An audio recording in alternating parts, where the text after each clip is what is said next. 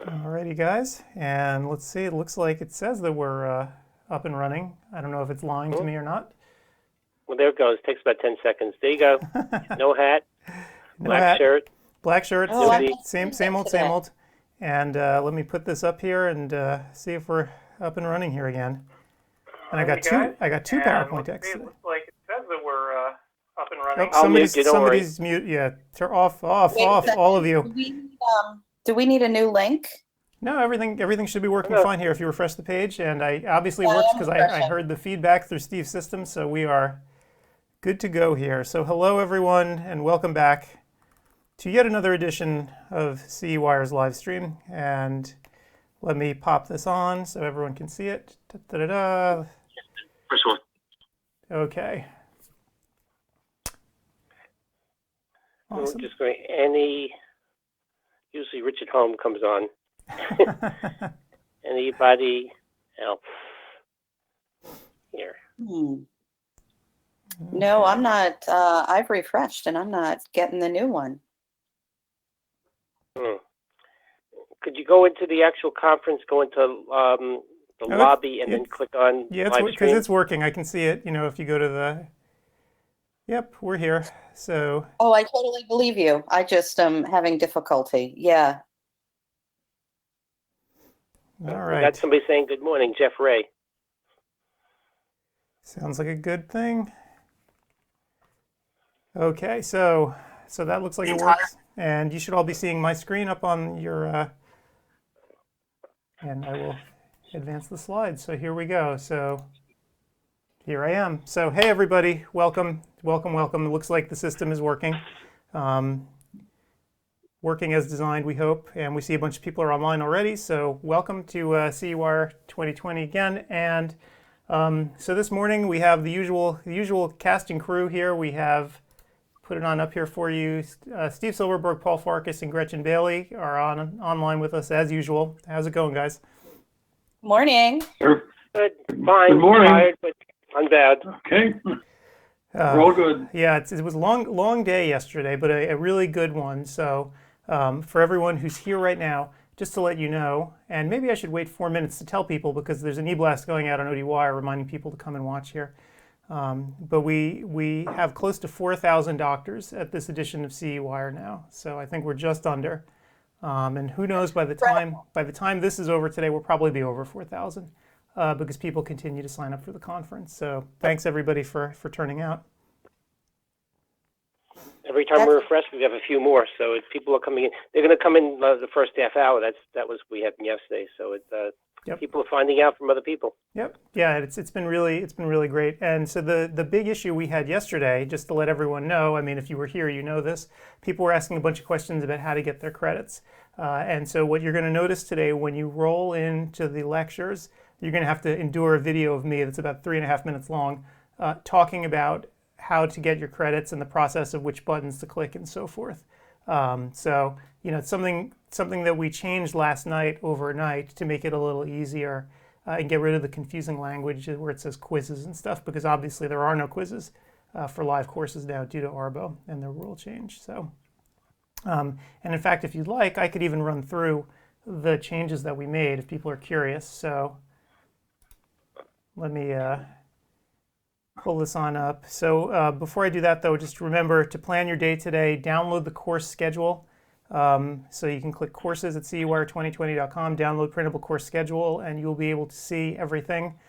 Remember that you can't be in two places at once because obviously you can't be in two places at once and you won't get credit. The system actually checks to make sure that you're in each class, and that's how it knows. So. And Ted, if you're a husband and wife or a group team, you have to log in separately and put your OE tracker number in separately, or else only the one person logged in will get the credits. Yep, exactly. And let me actually pull this one down, and I'll show everybody else the other slide deck that I have going here. This is what I made the movie out of. Whoops, let me see if I can get it up here, right here. This is what I made the movie out of that you're going to be forced to endure. So again, watch the entire lecture. Don't leave early, because the system keeps track of it. Click on the attendance check button above the course window while you're watching. So this is where the big change was. Right before it said quiz, Now, of course, quizzes are obsolete in this new age of Arbo where they're relaxing the rules. So click the attendance check button. And if you look on the screen right now, you should be able to see the thing that says attendance check. There's a big blue arrow and I'm pointing right at it. You click that button, and the important thing to know is that you click that button whenever you want. You don't have to wait until the end of the lecture, and in fact, you shouldn't wait to the end of the lecture. Do it, when you get in the room, and just fill in your tracker number and click the button that says, "Yeah, I was here." You can't lie about it, by the way. If you said, "Yeah, I was here," but then you decided to duck out of the class, the system will know that you weren't there and it won't issue the credit. So just say, "Yeah, you were there," and sit and watch. So it's very much like a sign-in sheet when you enter a room. Same idea. Adam, that was great work. I know that everyone will appreciate that just because people really want to make sure that they get their credits because these are counting as live credits and they're really helping people out. So I know it was extra work for you and the developers on the back end, but thank you on behalf of all the attendees, making it a little more easy for people to understand. Well done. Oh, thank you. We know for me, because good. I was going to say that it's an interesting thing. All of CEwire and ODwire, for that matter, when we make changes, it's based on user input. And yesterday we got a lot of input, for better or worse. Right. And so we were just fortunate that the programmers were able to make the changes really fast for us overnight and put it into a working system. Right? Usually when we do these things, it's in the off season, so we can mess with it and it doesn't really matter. But when we had, the system was obviously working. Last night I was up at 1 a.m. and would you believe there were still like 50 people logged in taking classes? They were taking them on demand. So, it was the challenge was actually plugging this into a working system, and it seems to work. So fingers crossed, but I wait for more feedback today for good, the good, bad, and the ugly. There's even 200 people taking it now on demand before the lectures begin. And thank you also for my 100 hairs to the left, because if I had a day like today, I'd have none. It was fun. I mean, it was crazy, but pretty good. So anyway, that's how you fill it out. Now, if you miss the button, this is the other question that people are getting to me, like, "Oh my gosh, I didn't actually fill out these buttons yesterday. I just watched everything." That's okay. You can still get your credits. Super easy to do. If you forgot to click on the attendance check button, you can come back later at any time to claim your credits. And this one's even easier. Go to the Help Center tab in the conference lobby. And you'll see there's an arrow pointing to it on my slide right now, the link at the top. Once you click on it, you'll see the list of all the, quote, quizzes for each lecture. Look for the ones that are prefaced by the word live. Find the one you want and click on it, and you'll get to the form where you just put in your Arbo ID number. You don't actually need to take a quiz. And that's the way we worked around this problem. So if you took classes yesterday and you missed filling out that form, you can always come back. And I'm talking about always come back, like in September. If you found that you forgot to actually click those buttons, you can come back and do it then, because the system remembers that you were here live, regardless of whether you filled out that form. Adam, we have a comment in chat from Jeff Weaver. Hi, Jeff. He said that we might want to remind folks as we approach the top of the hour to stop watching us and go to class. He said he missed 2 hours of class yesterday because we were so awesome. Ooh. But that's a good problem. Really? Whoa. Whoa. I'm glad one person thinks so. But yes, I agree completely. No one should actually be watching this. And what we found yesterday, which was really funny, was the volume of people watching was lower than at regular CEwire, and the reason was obvious, right? Everybody's here for their live credits, and people want to get in as many hours as possible. So please, yeah, if you're wasting time here with us, please leave and go into the lectures. And just so you know, Jeff Weaver was the original, administrator of the ABO when it was first formed in 2011. So he did yeoman work then. So, hi, Jeff. So we have Jeff also commented that he liked the movie of us visiting the Contact Lens Museum, and that's great to hear, Jeff, especially for contact lens geeks. It's a cool thing to see. So we appreciate the positive feedback. Thank you. Well, I feel badly about that museum visit now when I watch it, because I really feel like it was like from the before times. You know what I mean? That was like one of the last big things we did together before everything kind of fell apart. So, Steve, before you go to classes, I just thought about it. Can you reassure the people that are panicking because they can only take a maximum of 8 hours today for credit, that we have very firm plans now to go into the end of May for a repeat of this. So they'll be able to get another 16 hours at the end of May. So they shouldn't worry that they won't have enough state board credits, because the state boards are giving the entire amount. Many of them are 32 credits, right? Is that about the maximum? I've been doing that on social media, and I've been posting it on the various pages as people ask that stuff. So it's been out there, yes. Now it'll be more firm that we're going to be doing it. And our firm date is 29th to 31st of May, and so they can take 24 more credits. Is that okay to post? So I would say, Saturday, Sunday, right? Yeah, and I would say this, we haven't obviously asked all the speakers yet, but we're going to, if anyone's listening to this, if anybody's still left here, we're going to ask all the speakers to come back and do it live, and I'm going to guess that most of them will say yes. If they don't, though, I will, personally go out and reach out to some other speakers and try to, get different classes to fill in their place. Like, for instance, for this live conference, I think we had just about everyone come back. But still, we have how many more new classes? Like 3 or 4 new ones. So for the next show, Mike Brown, Ling, and there's a few others that Gretchen gave me. Yeah. The only thing is we have to go through the whole process of getting the stuff in, etc. So it would be a little bit of a rush, but we can do it. We can do it, and because it's just live COPE credits, it's a little bit easier just to get them through. So right, you don't need, yeah, because the testing mechanism doesn't matter. So we're going to do it. We'll have firm plans. Some of our speakers, I'm sure, will be. I don't know if they'll want to come back, but we'll twist their arms. I don't know what we can do to make them. How about money? Money always works. Yeah.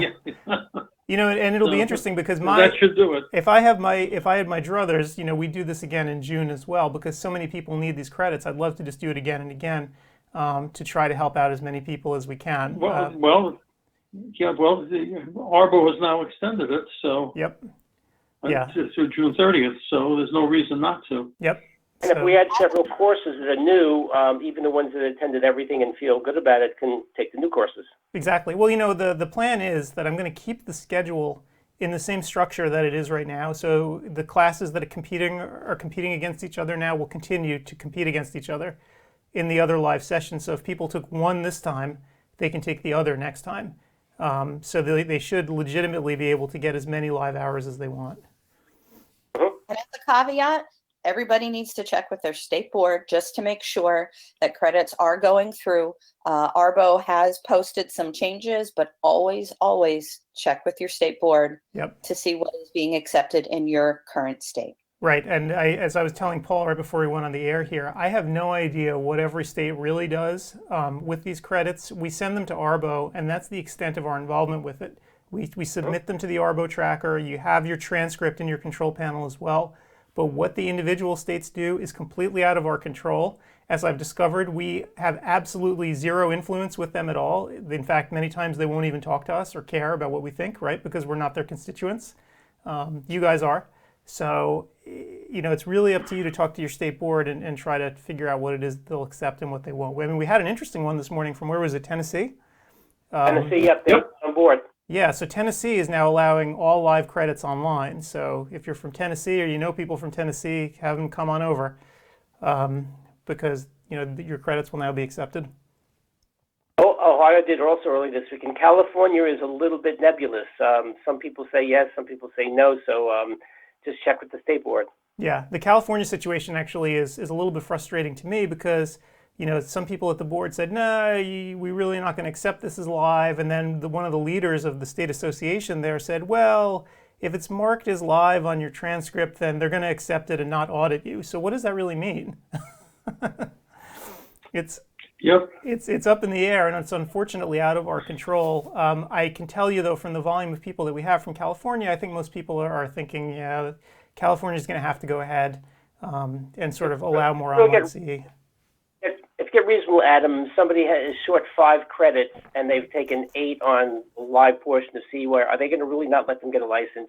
I mean, they might, maybe a little bit of wrist slap, check with us first, but I can't see them ever saying, no, this is not credits and you don't have enough credits to continue your licensure. It would be, they might at worst extend the time they have to do for the live lecture. I can't see the state boards being that mean. No, and California has actually been really good. You know, we're neighbors. Obviously, I'm here in Oregon, so we're neighbors to California. They've been quite aggressive and good in this pandemic about really trying to flatten their curve and keep people healthy. And that's meant that people in California have been, locked away for longer than just about anywhere else. And so I have a feeling that they're going to, loosen up at least a little bit in terms of the rules because they have been, so strict about keeping people away from each other. Yeah, Hey, and, we need to jump go in ahead, here. Richard. It is 5 minutes to the hour, and we have been asked to remind people to leave us and go to class. So we have 4 classes starting now. We've got OCT with Mark Friedberg. That's a 2-hour class. And then we've got our Rockin' Steve. And Steve, you're going to need to jet talking about epigenetics Yep, and I'm going there now. humanized DNA. We also have Sue Resnick talking about launching a specialty contact lens practice. And then I always mispronounce this poor guy's name, Charles Shidlovsky. Excellent. Shidlovsky.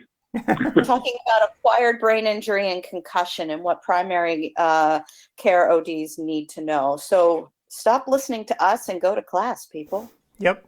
Yeah, I would strongly recommend that you Going stop now. listening. I'll say goodbye now. I'll see you in an hour, guys. All right, thanks. Okay. But for those Good luck on the. Yeah, so for those who are still here, right, because we have a couple minutes left, we're going to have the CEO of Conan Medical, Charles Stewart, Dr. Stewart, coming on to talk to us here momentarily. So that should be fun. Absolutely. Yeah, I see a whole bunch of people saying good morning and checking in.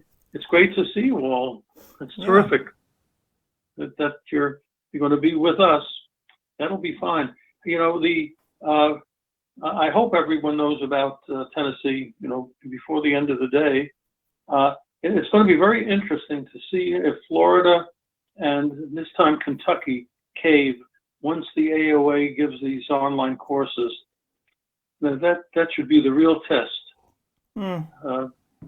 It'll come because once they've canceled, they've indicated that they're going to go online to give sort of competing against us. So it should be very interesting to see if Florida is going to cave to the will of the AOA. So, well, in theory, see what happens. In theory, the board should not be influenced by us or by the AOA or by anyone else, right? The whole idea of CE is that it's driven by public health, and but I know. Well, I almost put up a piece, and I thought better of it last night. There was a fellow from medicine.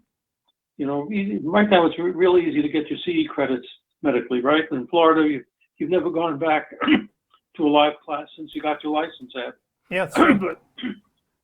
But this fellow was complaining that there should be not only, there should be national licensing for medicine. And his argument is that it becomes impossible if physicians want to jump from state to state.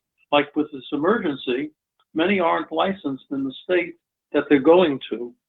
And his point is that there should be just the national board that you take it, and there shouldn't be a state board anymore, but a national board to have uniformity.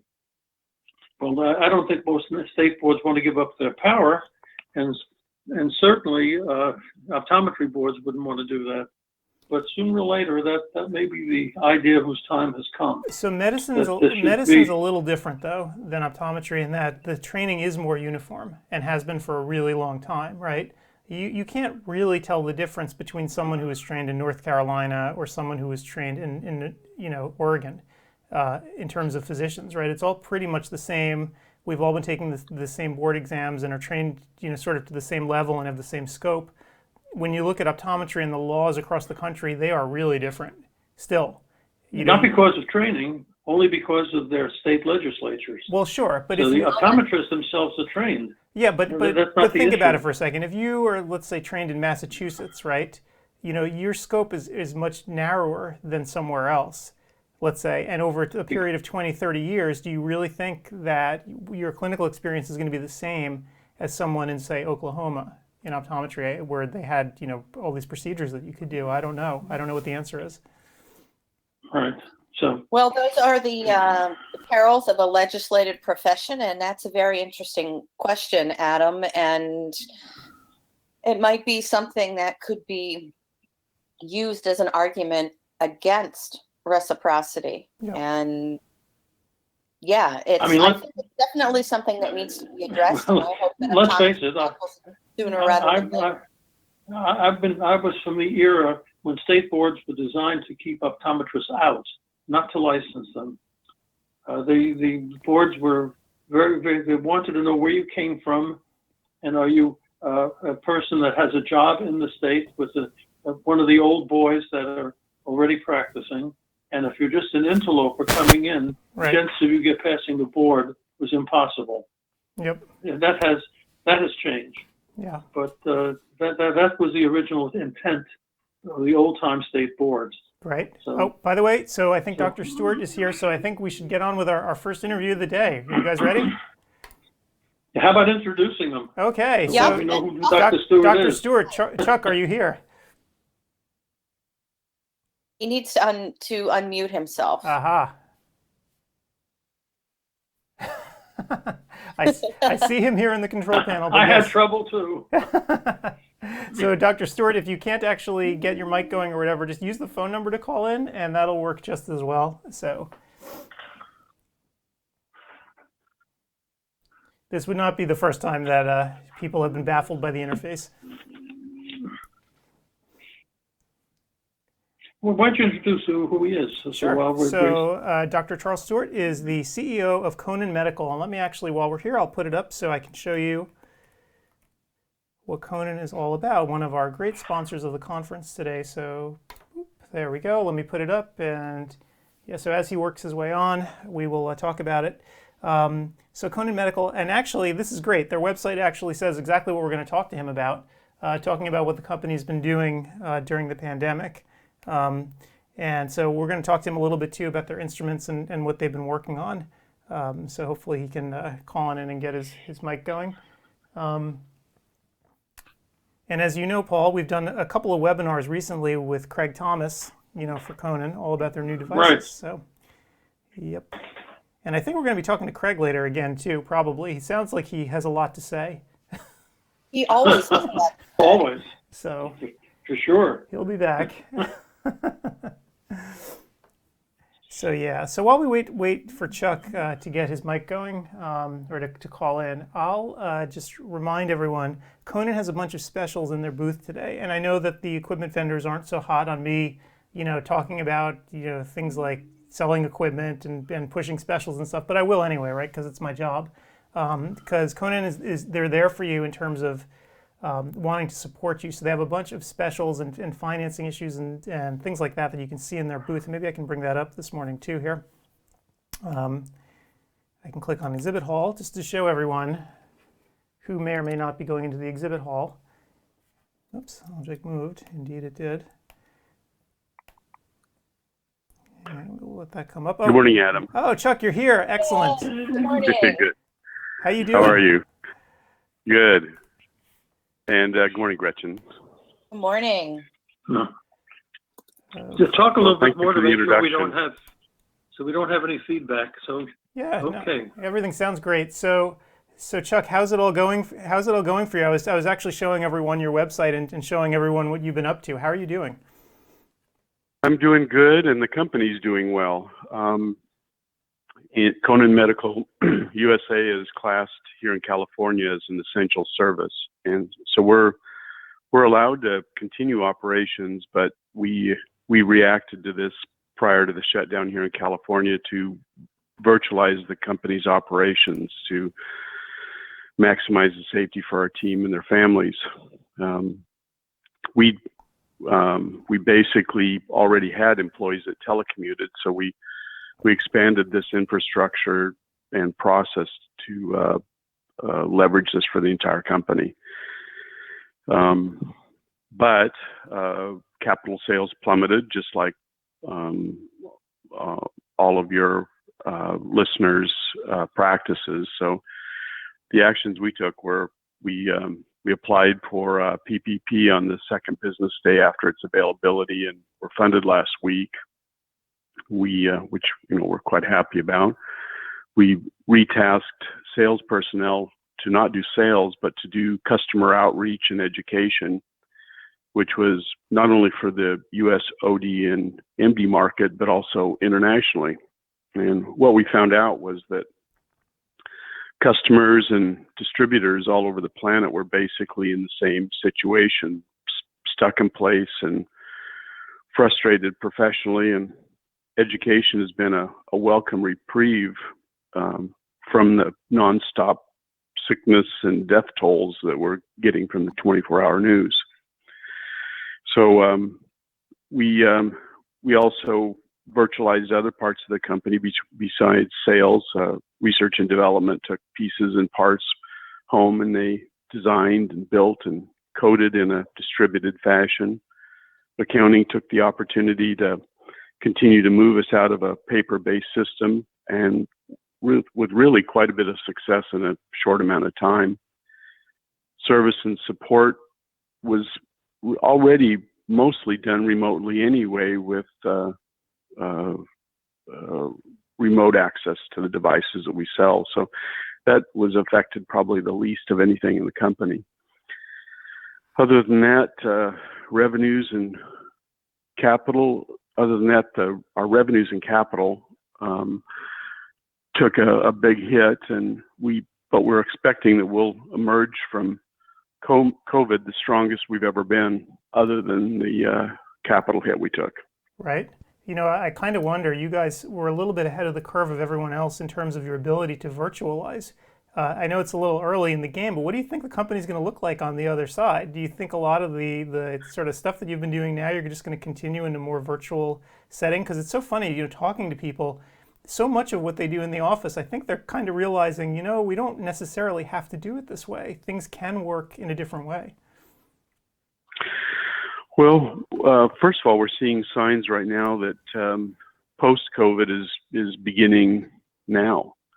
There are renewed stirrings of requests for product information, and sales are coming in dribs and drabs rather than just having stopped. So I'm quite bullish that we'll see a nice resurgence the second half of this year that should be really a relief to all of us, both professions and the vendors. So there'll be continued challenges, but if we're put back to work, I'm sure we can innovate through these. Operationally, our Irvine, California team is starting to transition back to the company premises. Our Dallas office is operational again as of this morning. And commercially, since the spring trade shows evaporated, we're offering our own trade show every day through midsummer, where our customers enjoy the best pricing of the year, except they can do it in their PJs. Yep.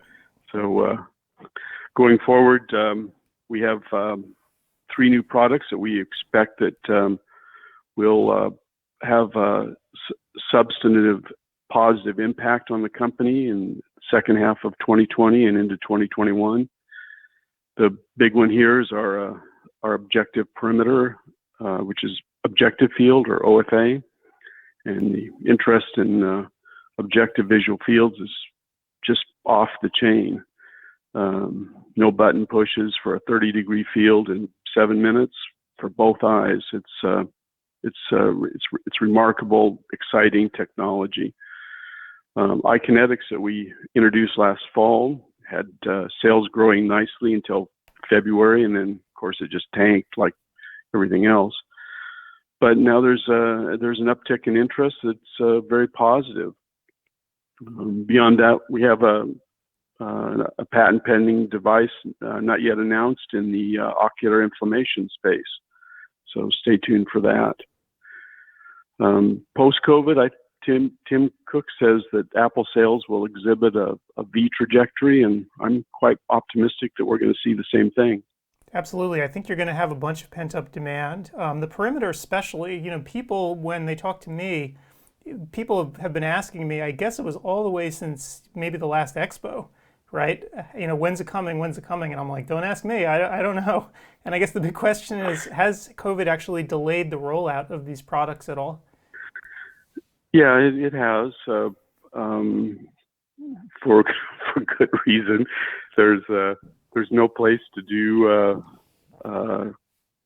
clinical validation, and efficiency is definitely affected. Even though we're still operational, it's harder to do things from home, and but we in spite of that, we've managed to build our first run of pre-production objective field devices, and we've got our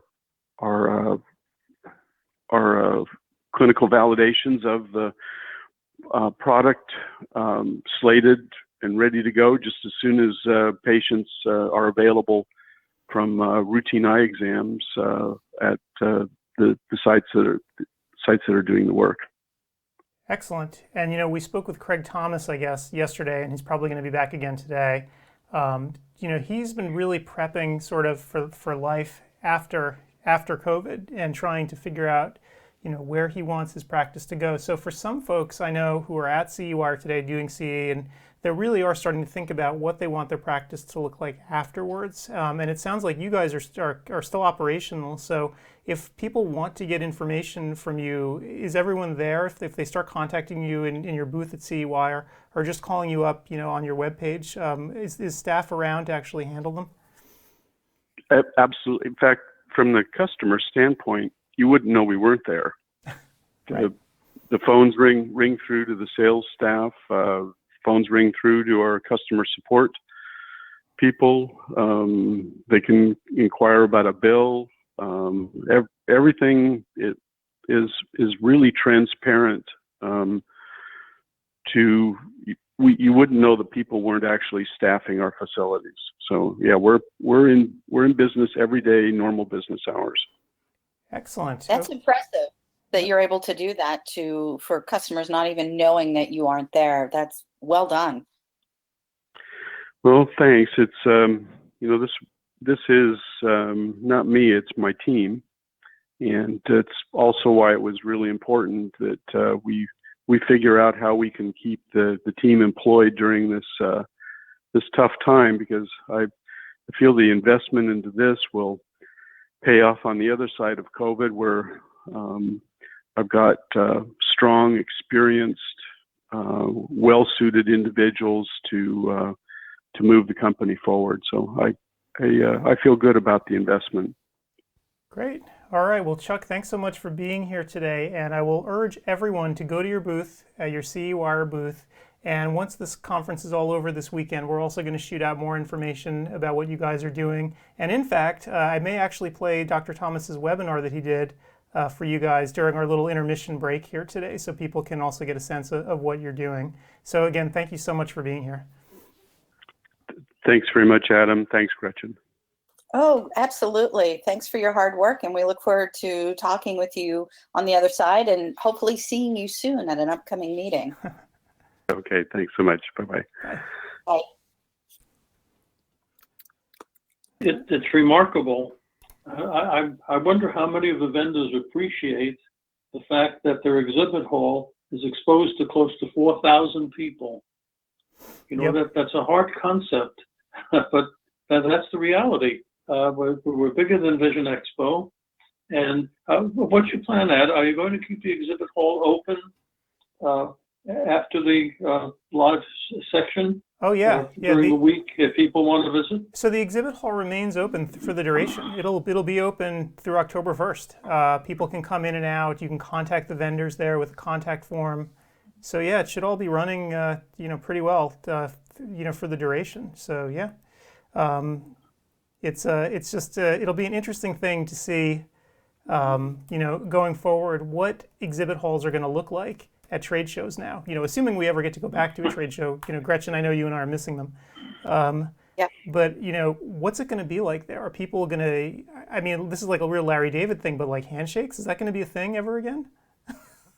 I think it will. Huh? I think it will because people like to go back to a sense of normalcy. I think we will have a little bit of a ramp up time. And of course, it all depends on what these trade shows look like this year. I think this year might be a little different. We don't know what remains on the docket because right now the two big meetings left are, at least for optometry, are Expo West and Academy. So first, will they happen? And if they happen, what will change? What will attendance look like? Because people may not want to get on a plane or go into a lecture room or an exhibit hall with a bunch of people, or they may not be able to spend the money after they've been on lockdown for a while with very little revenue coming in. Yep. So I think the true test of what things will look like is going to be next year when we see the first meeting of the year, big major meeting is typically CECO. Now I attend other stuff earlier in the year and we'll see what happens with that. And I think it just remains to be seen. I think we will see some small changes, but I think meetings will still take place. I think there still will be exhibit halls. I think there will be handshakes. And of course, hugs. Oh God. Hugs. Oh, those hugs with they were hitting your back 3 times, that stuff. Oh my God. Well, I'm a hug, and so I'm okay with that. I mean, I don't hit people on the back, but we are a very huggy profession, and that's one thing that I really like about it. And I hope that doesn't go away. Although, of course, I understand if some people don't want to hug. I absolutely get it. Right. So you're like Typhoid Bailey, right? When you go to these conferences, because you get in everybody's face, right? And you know everybody. So following you around, we can just sort of track you. You're like we can track the disease from Gretchen. That's a nice analogy. That's a good analogy there, Adam. Thank you. Great. Now no one will hug me. Yeah. I mean, for Paul, this is easy, right? He keeps away from everybody, so. Yeah, that's it. Yep. No problem. I was ahead of my time. Yeah. Hug, Paul. But anyway, here's Conan's booth. I put it up against so everyone can see it in the exhibit hall. And Conan, I think, was really well situated for this. If any company was situated for a pandemic like this, it was them, right? Because they're California-based, they're ahead of the tech curve. They understand how to work virtually to begin with. Their products are really amenable to this because you can log into all of them remotely, right? They're all tech-based. So yeah, they were in good shape for this. So kudos to them. Yep. It should be, you have another speaker coming up very shortly. In about 10 minutes, yeah. So we have Tony from Advancing Eye Care. So he was actually with EMS, and they were acquired by Advancing Eye Care. So remember, that's several companies smushed together now. It's EMS, Lombard, and Marco. And I think what he wants to talk to us about is what I want to talk to him about is what the company's up to, especially now. When they came together, I guess it was maybe about a year ago. Gretchen, you can correct my timeline since I'm losing time of everything, but I think the companies all merged about a year ago. And so I'm kind of curious as to how they're, all operating now. So I think that sounds about right. Yeah. It should be very interesting because Marco was such a family-oriented business. All the people that worked with at Marco, they were family. Yep. Now, when you're a bigger company, what happens? Yeah. So as far as I want to talk to Tony about it. Of course, his company was talk about family. EMS was obviously smaller, right? So you remember EMS, right, Dad? So they're the used equipment vendor. I think they're out of St. Louis. Right. And so this was Tony's baby. Essentially, he founded the company and then sold it. And so they're even smaller than Marco. And I'm kind of wondering what they're looking like as well. So yeah, it'll be interesting. Yep. Wow. And let me just take 1 second here. Sorry, one of our speakers is contacting me. So one of the hilarious parts about doing this is as we're talking to people, I get continuous streams of emails as well from people, or occasional phone calls. Like Craig Thomas has started calling me. When he knows, like, he has nothing to do. Well, I mean, I'm here. But I get emails from speakers, which is actually, so, the speakers actually take priority because I got to make sure they can get into the their lectures, right? So let me actually just email this particular speaker back. Right, absolutely. So, yeah, but if Craig is watching this, join the conversation. You can, well, he's you can coming, say something online. He's going to be back here at 9:30, I think. So, so he will come back. Right. Okay, so I just emailed that particular speaker. So one of the important challenges of doing this now also is the fact that we have to make sure the speakers are there for their lectures, right? Because these live credits, the sort of threshold that we have for getting people in is now much higher. We have to have the speakers there. It's not like the on-demand stuff where, who really cares? You could do it at 3 in the morning. The speakers absolutely must be able to get in. So it's always my priority when they email me to make sure that they can get in. Well, it's such a challenge when you have an audience of 1,000 people and people want to start asking questions. Oh, what do you do? I mean, that's a good problem to have, though. It is, and in fact, Steve did a great job yesterday trying to manage things. Kat, who handles a lot of the front-end support, was also fielding a million questions yesterday, and then I was, as you could see on the air, repelling questions, trying to get them to the right person to answer them, because I sort of feel like the best thing we can do, and our whole function and our whole reason for being here is to help support people who are taking the conference. That's why I made that video last night, overnight, so people could actually, not panic and not worry about not getting their credits. If you attended these lectures, you will get credits. Don't worry, that somehow it's going to disappear into the ether. I know it's hard because everything's computer-based. You think it's just all going to disappear and I just wasted 3 hours, but no. We have records of you taking all this stuff, and we'll make sure you get your credits. Yeah, and it's the younger people taking it are used to online stuff, but I'll bet you there are a whole bunch of practitioners over 60 that are taking the courses, and this is all new to them. But we'll hold your hand. Don't worry about it. When I get emails, from people with an AOL.com address, that's when I kind of know to really spring into action and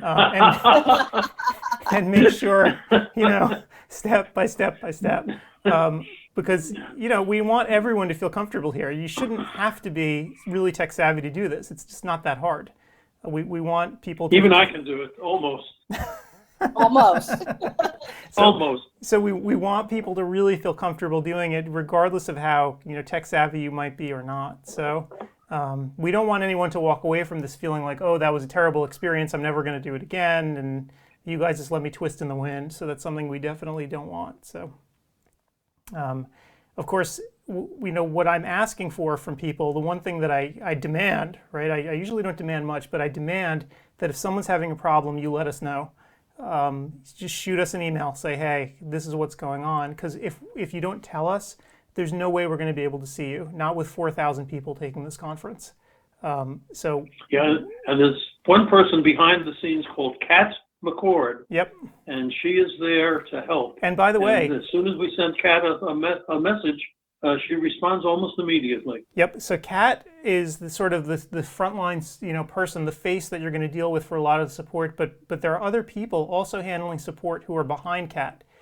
For instance, like last night when Kat and I were working, we had the tech people working behind us as well. To make these changes to the system. So there's an army of people that you don't see. Kat is probably going to be the person, if you really need help, who you're going to get in contact with first. She'll be on top of it, and she's very fast. Usually within a matter of a couple of minutes, she'll get back to you by email or by text chat.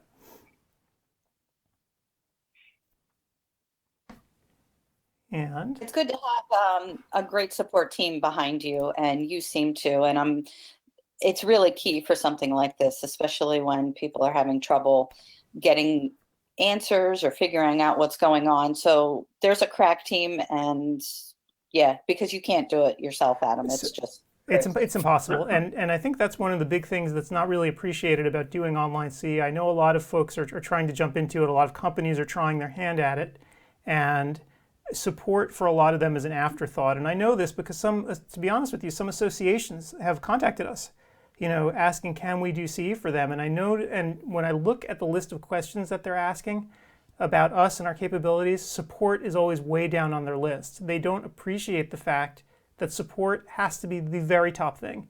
The technology that you're using is secondary. It's not important. I mean, it's important, obviously, it has to work at some base level, but support is everything.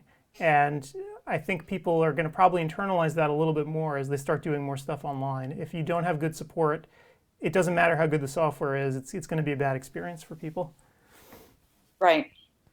Totally agree. I mean, part of why we do this live stream, right, even though very few people are watching at any one particular time, is because it keeps us engaged with what's going on in the conference, right? So there's a chat window down here where people pop in and out and they can let us know what's happening.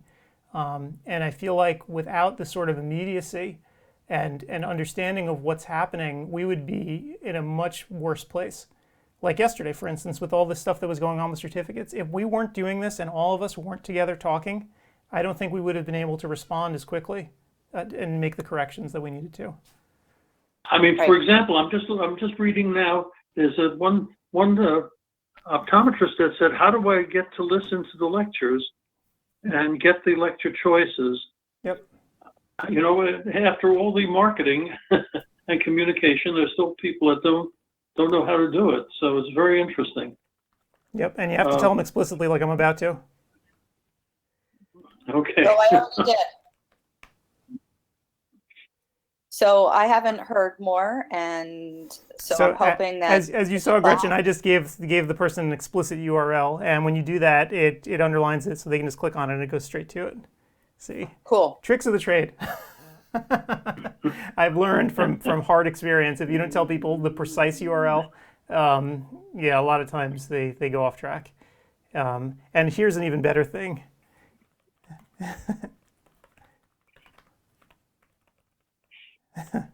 Here you go. if anyone is having trouble. So that support email address that you can use here, that will go to a variety of people simultaneously. And it's sort of like almost like a basketball game. Like you throw a pass inbounds, right? You suddenly have about 15 people who are going to be on top of the basketball, and like that's what we're doing here. So it's me, it's Kat, it's a variety of people. So if you're having real problems, just send an email to that address, and people are going to pounce on it and try to help you in real time. Excellent. I tried to actually put that in the video as well. I tried to in the video tell people that the text chatting, in the help center, there's a space where you can do chat, and during the live portion of the conference, that's even faster than using email, because again, that will go to everybody in a text chat window, not just Kat, but the other support people who work behind her as well. So. Hey, Ann, are you going to be talking about all these people that are advertising? How many advertisers? Wow. It's a million of them. So we have Tony coming up in a few minutes, but after that, if we have a little bit of time, we'll talk about it. So for the sponsors of the conference, you can see up on the screen right now that I have the list of the people in the exhibit hall, or the companies. I think the challenge that we have, particularly for this go-around, is that it's hard for people to take the time to go into the booths when they're so concerned about cramming in as many live hours as possible. So what I think I'm going to do once this is all over is send out e-blasts to everyone at the conference, reminding them that the booths are still there and will be operational through October, and just list what the discounts are and what each vendor is doing. Because I can tell, even from the live stream, I could tell that people don't want to be here listening to us in general if they have classes to take, and it's completely understandable. You know, what we're offering people, just to sort of talk about the economics of this, the live credits that we're offering are easily an order of magnitude cheaper than what anyone else is offering. If you went through and actually took all the classes, which you now can, how much is it per credit? $2, $3, something like that. So it's very valuable to people, and that's why they didn't want to listen to us right now. They want to take the classes. Yeah, and also all this is possible because the vendors have kicked in. Yep. They're paying for the booth, so yep. It also drops the price for the average optometrist. And I'm looking at the names of some of the vendors, which I don't recognize. Maybe I live a sheltered life, but many of them have combined forces, so they've changed their name. So you may not be aware of what they're selling at any given time. Right. So for instance, Marco, you see the Marco logo there, but really they're part of Advancing Eye Care right now. And that's what we're going to talk to Tony about here in a minute. We're going to try to figure out, the branding and what's happening with them, and if the companies are coming closer together, and he can give us a little update. So You can see another one right there, actually, Luno Technology, right? So that's made up of a bunch of names that people might be familiar with, but now they're all under this umbrella. Yeah. Boy, a lot of, how many of, it's 3 times. We have over 20 vendors. Wow. Yep.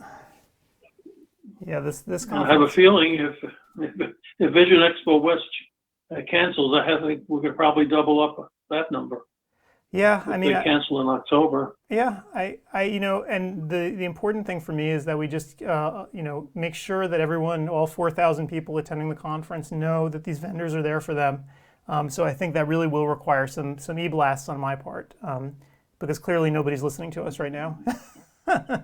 They're all busy, and that's fine. You know, what's funny too is this live stream, it's going to be streaming on ODwire later today, right? Once we're finished with it, it creates an archive of it, and it's going to be up on the site. So people will watch this eventually, and you know, if we have the wherewithal, or Gretchen, as I've told you, I've donated this to you as well.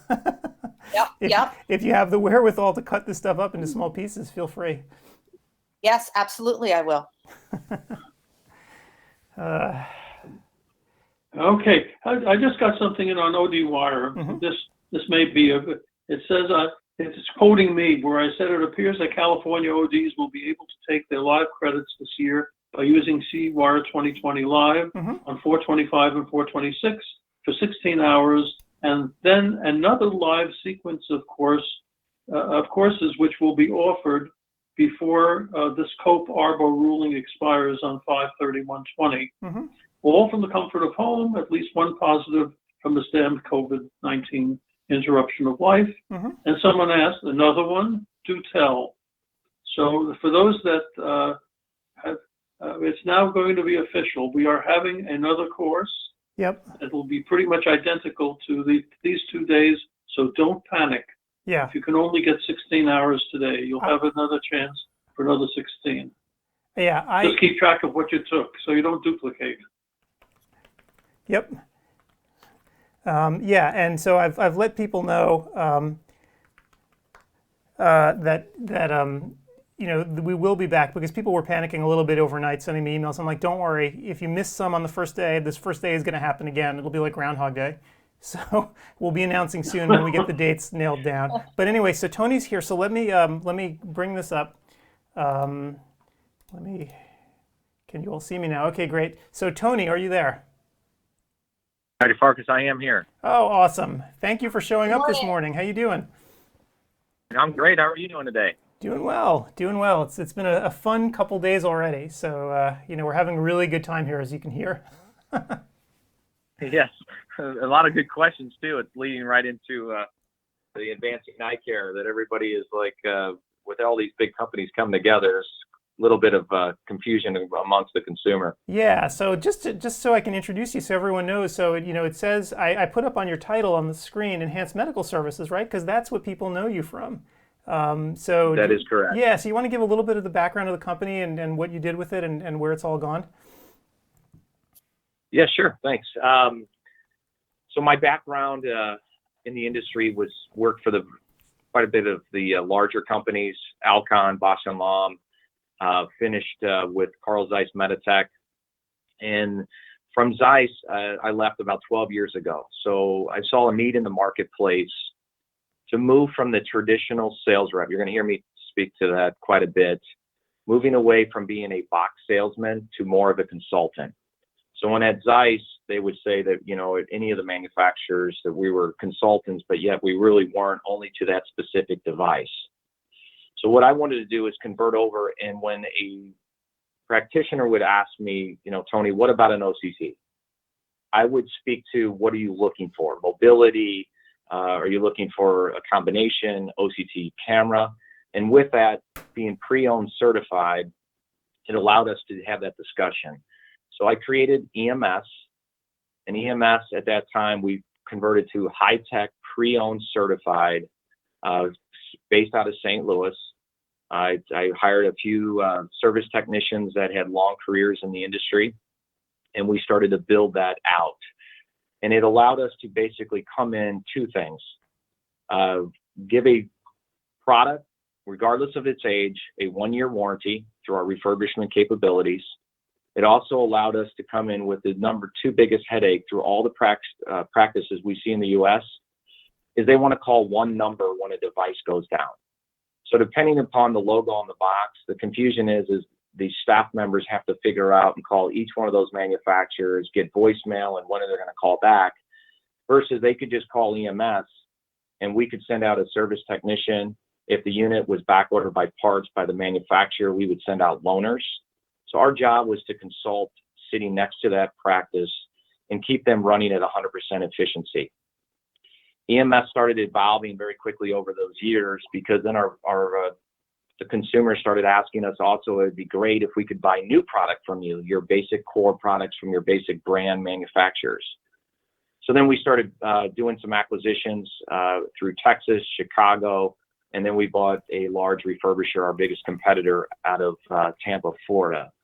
And then about a year and a half ago, Advancing Eye Care came calling because they needed a pre-owned division. They also were very attractive with our services, and we were just as attractive to partnering with them. And the big reason is EMS is a Midwest-based business. The farther west we went, the farther east we went, our services would start to tail off because we just didn't have the boots on the ground. But now with Advancing Eye Care, with Lombard Instruments, OII, we now have 65 service technicians across the 50 states. And now we can kind of blanket our umbrella policies over and really offers the deepest, widest services that no other company in all of eye care can provide. And that's what we're very excited. We just got to get the word out there. It's just a whole lot of companies have come together under this Advancing Eye Care in the last 18 months. So we're just now starting to build that out. Gotcha. And in fact, up on the screen right now, I put up the EMS page, and you can see in the upper left-hand corner, it has the logo EMS, and then it says a division of Lombard. So I think the big questions that people have is how are all the companies coming together? What does this look like? Because it seems like the separate brands are still kind of there, but now you have this big umbrella called Advancing Eye Care. Yeah, so it's great. So it's confusing. There's no question. So here's what took place. So we wanted to keep the personal touch. So Lombard Instruments, created by the Lombard families, it's 2 generations old. You have the Marco, it's two decades, it's 2 family generations old as well. OII, same. EMS, it's over a decade. S4 Optics is our Canadian manufacturer, and they're also 2 family decades old as well. So the personal touch is coming together, and how do we pull it to where it is? So keeping it with the Lombard, here's how they pulled it together. Lombard is the largest distributor in the U.S. of new product. You have S4 Optics, which is known as Innova. Innova in Canada is the largest distributor there of new product. And then we wanted a premium brand that's exclusive, and that is our Marco Nidec product. And then we needed a pre-owned certified to give a higher trade-in values for existing equipment to drive the customer to the new advanced technology. So the price point would be into that budget, and that's where EMS came in to fill, plus our services all combined. So we now have like 12 strategic regional offices that allow us to have loaners the same day, build out our services, build out our distribution, and just really partnering with the eye care industry. Yep, and you can see up on the screen right now, I've put all some of the different brands up here. And you mentioned Innova as well.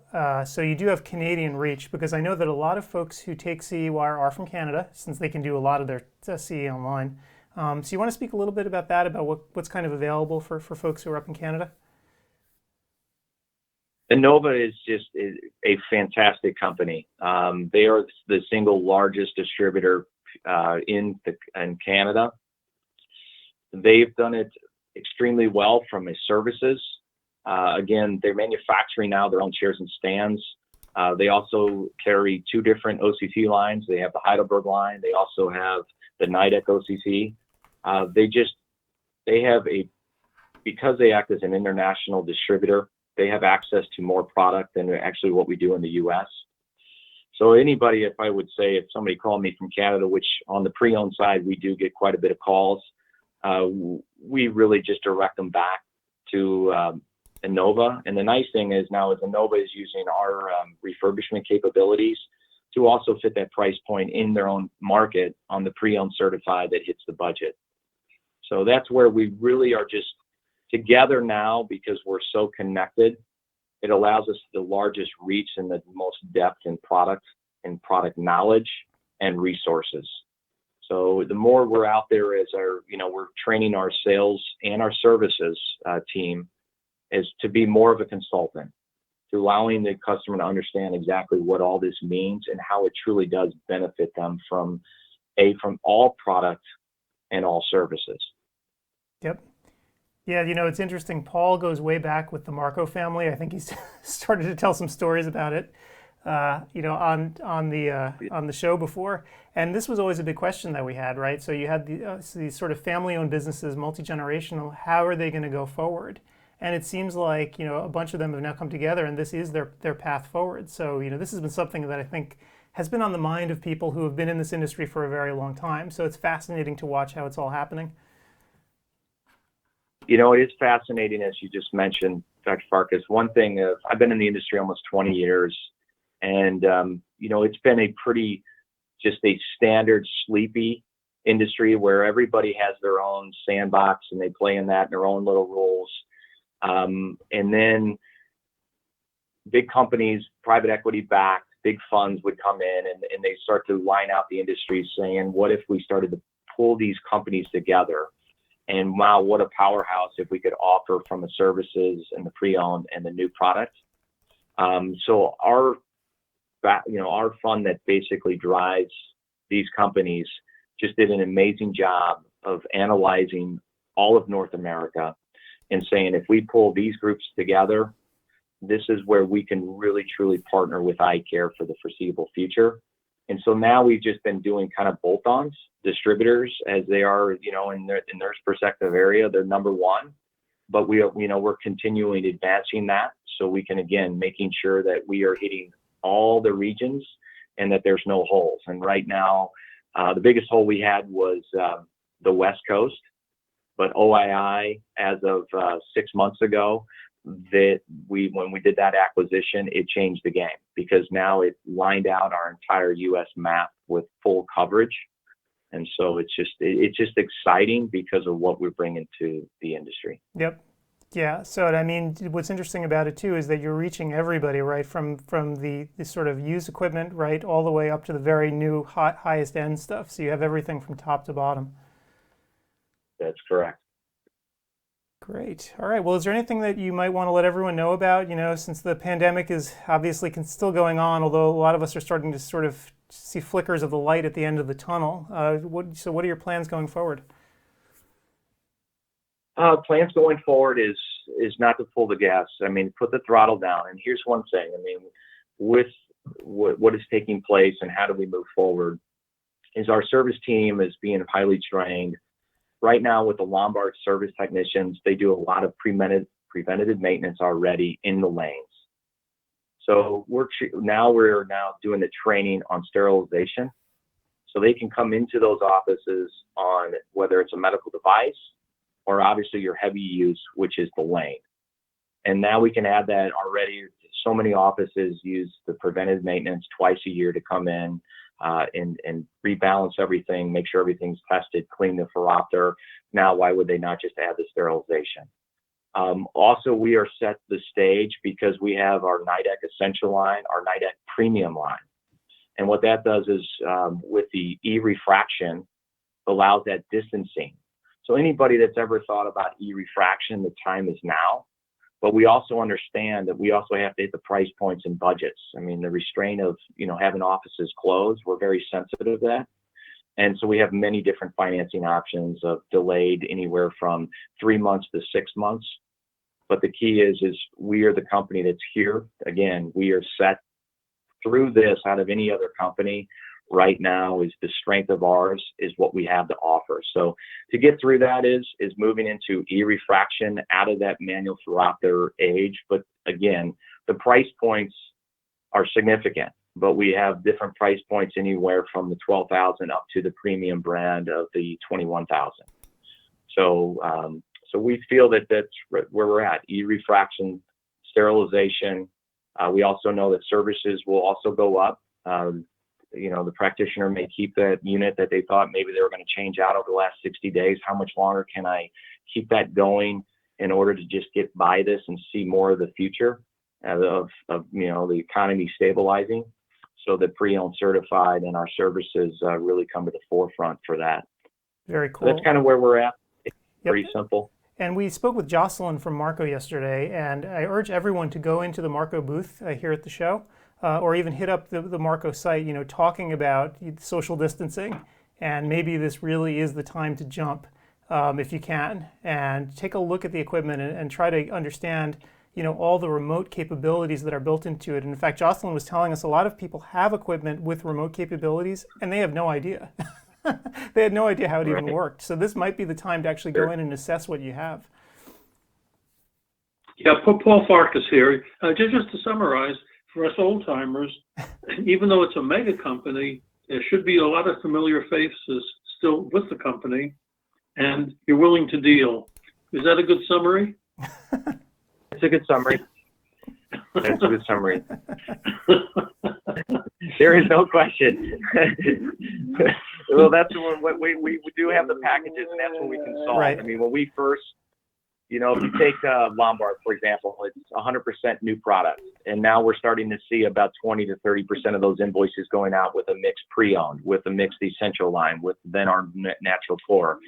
So yes, that's a great summary, and we are definitely here to consult to fit to everybody's budget, because we have the largest pre-owned offering in North America, the largest new. So again, it's just more of that consultative approach, and I think the pricing, and we have referrals all over North America that would consist to say that because we have the best offerings at the best pricing, because we built that what the practitioner needed per order request, versus just basically saying, oh, here's your 5 products that we carry, and here's our, that distributor's giving you that price, we can go a little bit better. No, we just basically mix in and make sure that it's the best offering there is. Yep. You know what's hilarious about this? And Dad, you mentioned it yesterday. Dad, when you started, you had a used chair from a beauty parlor, you said, and that was the extent of your Yes, that was it. instrumentation. When we started, it was a beauty parlor. Listen, I had a $5,000 budget for equipment. That's it. Yeah, you created your No own bank pre-owned loans. company back then. You didn't even realize it. Oh my gosh. And it's just hilarious, thinking about that and then looking at these pages that I have up on the screen right now and just looking at all the equipment and just how things have changed so profoundly in a half century. It's remarkable. Yep. Wow. Tony, sure. do you have any beauty parlor chairs in your inventory? Listen, we even sold it and kept the cash afterwards. So There you go. there you go. I love it.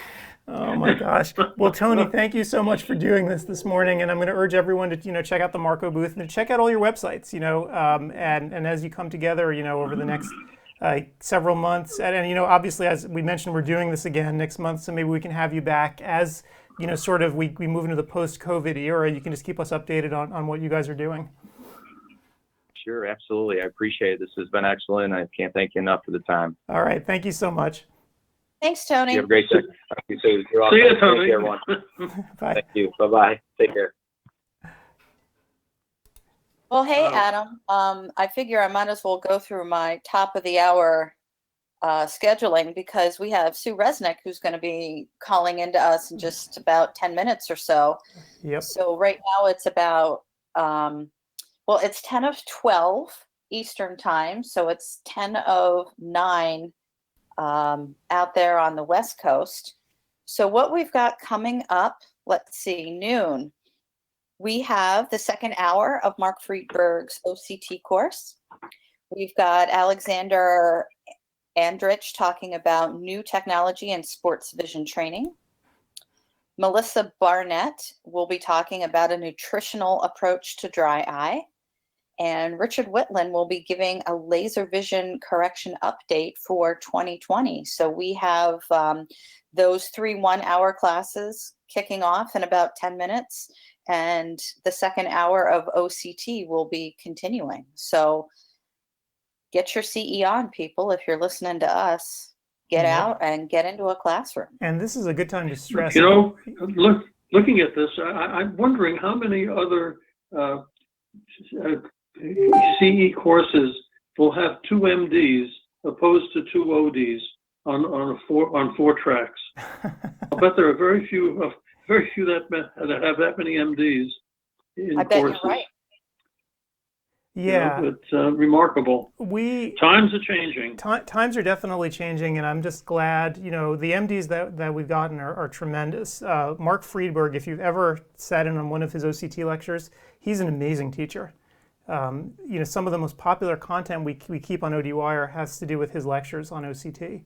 But what's great about being able to redo these live shows again, assuming that our speakers will come back, is that if you want to take those 2 hours of OCT, then the next time around you can come back and listen to Steve or Sue or Charles, and you're not going to miss anything. So yeah, that's why we got to keep doing it over and over and over again. Well, it's not that boring. Easy for me to say, right? Well, you know, what's interesting from here is that there's always new challenges, right?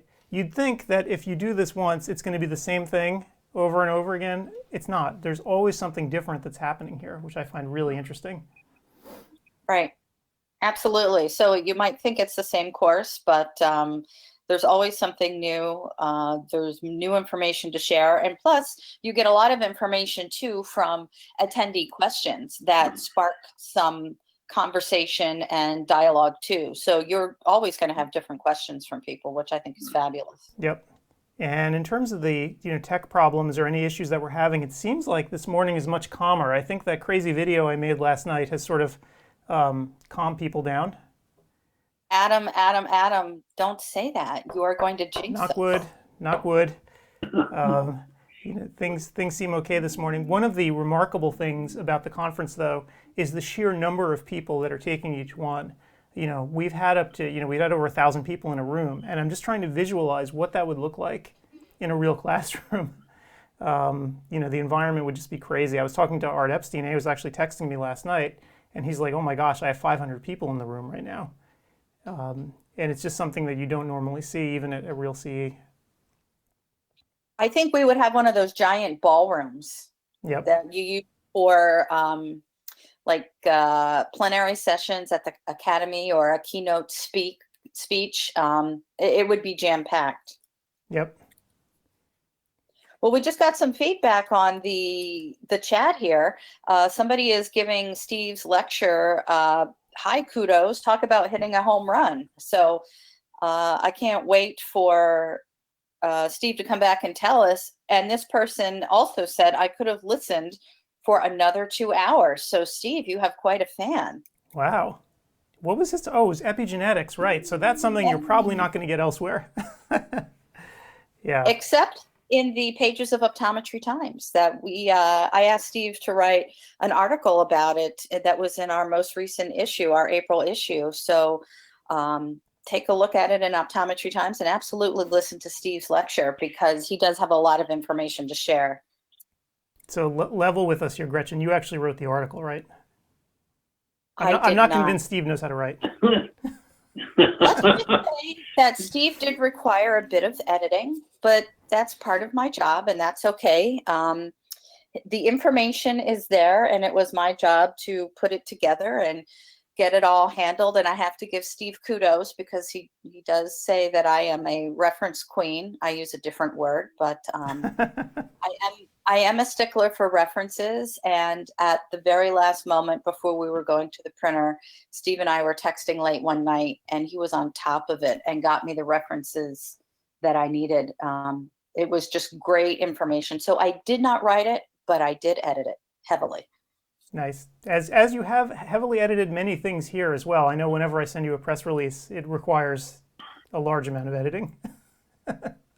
Yeah, You but know, that's okay. I mean, that's not your job. That's not your skill set. I mean, I can't do the tech work that you do. So we all have our skill sets. Yeah, you know, I remember when optometric management first came out, when Irv Bennett still owned it. All he asked us to do was dictate something on a dictaphone, and they would have professional writers to do the articles. And it was for the first time that in optometry where the articles were readable, because most of the time it was terrible writers, but you're trying to do scientific stuff, and it was almost impossible to read. Once you got a professional medical writer to do it, it was terrific. And of course, Optometry Times has taken up the mantle. The journal is very readable, which is Well, nice. thank you, Paul. That's really our goal, Yeah. is to make it readable and easily consumable. And you know what? It seems like you were ahead of the curve way back then with Irv Bennett, because Ernie Bowling, who came on as chief optometric editor, I appointed him not long after I got here, almost 8 years ago. And his trick that he shared with me, and I now share with many other authors, is use your smartphone and talk your articles out. And so the voice to text capture, you can then export it to yourself and put it in an email in a Word document, and then you can edit it, because usually the hardest thing is to get words on a page. So if you get your content down, then you can edit it. And just about everything that Ernie has written for Optometry Times, he has written on his drive to and from his practice, talking into his cell phone. And if you read some of the past editorials, you can actually hear his voice. At least I do. When I read his work, I can hear his voice in my head, which sounds weird, but I mean it as a compliment, because it really is his style and his voice, and it's just simply editing after that. So for anybody who wants to jump into writing and is daunted by a blank Word document, just start talking to it.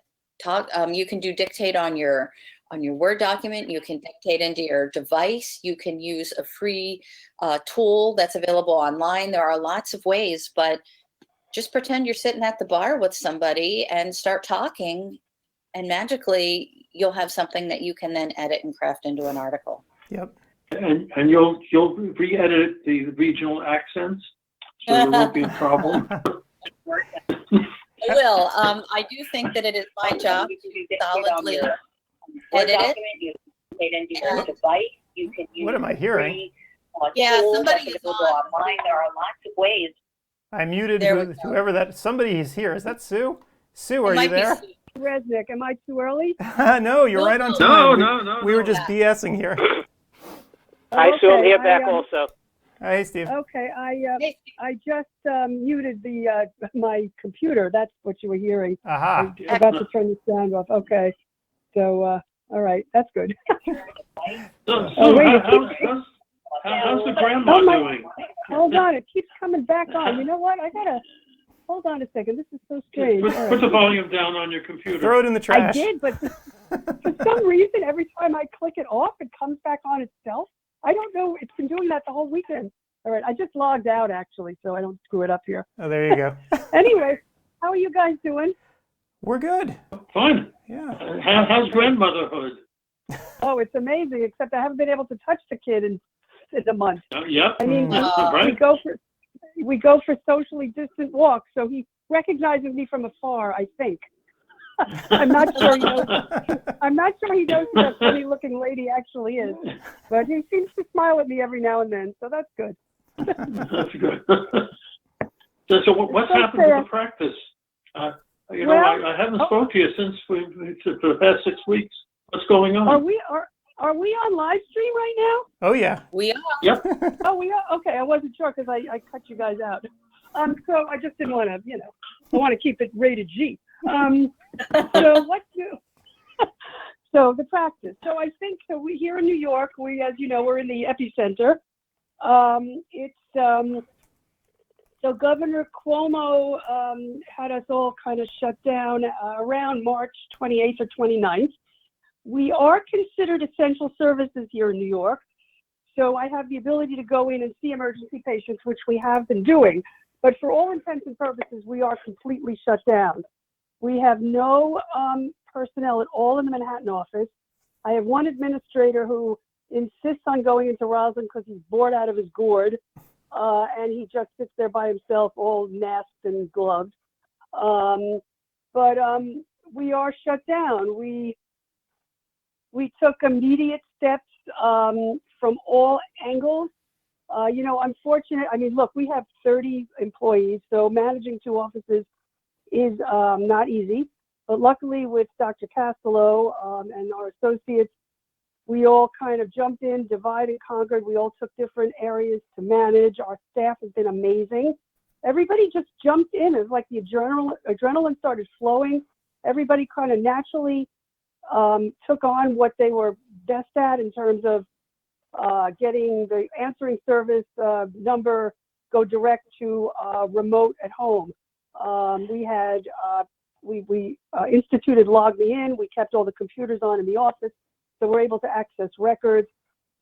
So from a functional perspective, we're doing fine. We furloughed 90% of our staff. I think I cried all day, but the good news is they're happier than they should be. And the reason, and now my fear is that, I mean, they're going to come back if they have to, but everybody who furloughed knows that some staff members are getting paid more sitting home, so to speak, than they were in the office. But we are trying to work with everybody so everybody's incentivized to come back, which they are. They understand that that special $600 bonus a week would end at the end of July anyway. And so we have a plan that we are very lucky in that our bookkeeper is just, I mean, amazing. I think we were the first ones to get our PPP application in. And I'm not sure how I thought of this. Sometimes I just have an epiphany, whether it's legal or not. Sometimes I have an epiphany. And I said to her, Heather, apply to as many banks as you can. I kind of felt like it was applying to colleges. I wanted to have my first choice, but I wanted to have my backup. And so luckily we did, because even though, Paul, as you know, we have the same Chase account since you started it 50 years ago, 60 years ago, or whatever.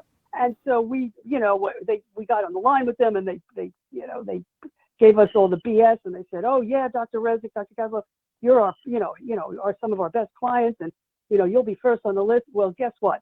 There was nobody first on their list. I'm not sure who was first on the list, but Chase was I don't want to say the word, a blank show. And so it didn't matter who you were. They were just, because they're such a large organization, they were very slow to turn on the dime. So we, fortunately, because I had said to Heather, apply to 2 other banks, we applied to one of our regional banks, and where we have an account and a loan with them, so they can, we're a big fish in a small pond there, and we got the PPP loan right away. So we were very, very lucky.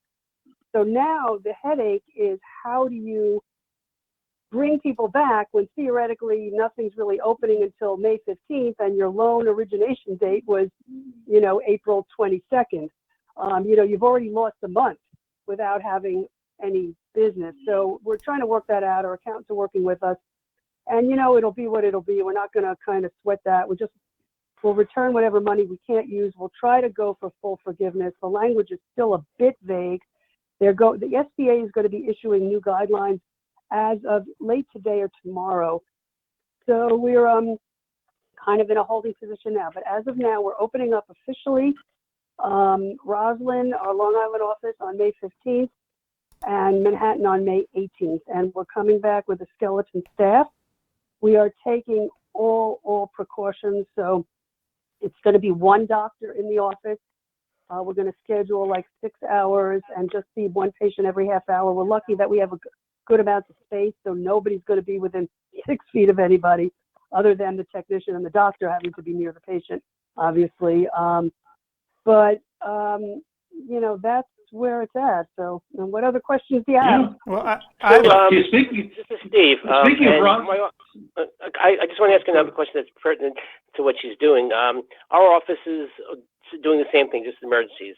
But we are filling contact lens orders, even if they're expired a little bit, and the staff is doing it via the phone and a portal, and we're mailing them to them. They don't come in, etc. Are you doing the same thing because you're such a big contact lens practice? Oh, yeah, we've been doing that from the get-go. As a matter of fact, Steve, I don't know if you had the opportunity, but a week ago Friday, I did a long webinar with the Gas Permeable Lens Institute with Ed Bennett and Jeff Sonsino. That is archived, and so all of the strategies that we're doing, we spoke to very specifically on that webinar. But to answer your question, yeah, that was the first order of business. Is we sent out a blast email, literally the day we closed, telling patients, call us for orders. Nobody will be denied. Everybody's getting a waiver of expiration dates, and we didn't care. We just like, well, yeah, I mean, not that we didn't care. We did have a protocol. So, for instance, for patients who hadn't been seen in 18 months or longer, we let them know we're going to get them a 6-month supply. For patients who had been in patients that had been in within the year, we did offer them a 1-year supply. We also offered duplicate eyeglasses. If they wanted to duplicate their glasses, we said they have to pick out the same frame, the same color, a different color. And we would only, if we had all of their data on file, we could ship them a spare pair of glasses. What else do we do? But yeah, the contact lens orders are 90% of our income right now. So relative to the orders we would get on a normal day, we're getting about 25%, which is not terrible. It's money dribbling in, but you know what? Every little bit helps at this point. And some of the days are pretty good. Some of the days actually match our lab bills, our lab ledgers that we get on a normal day in the office. So our material revenues are, knock on wood, pretty good. It's just that obviously we're not getting the service revenues, which is 70% of the business. So you're covering salaries, rent, utilities with the loans, and so therefore that helps for the other things, whether it might be leases, other aspects of your office. Yeah. Yeah, we have so we have 2 offices. We have rents in both offices.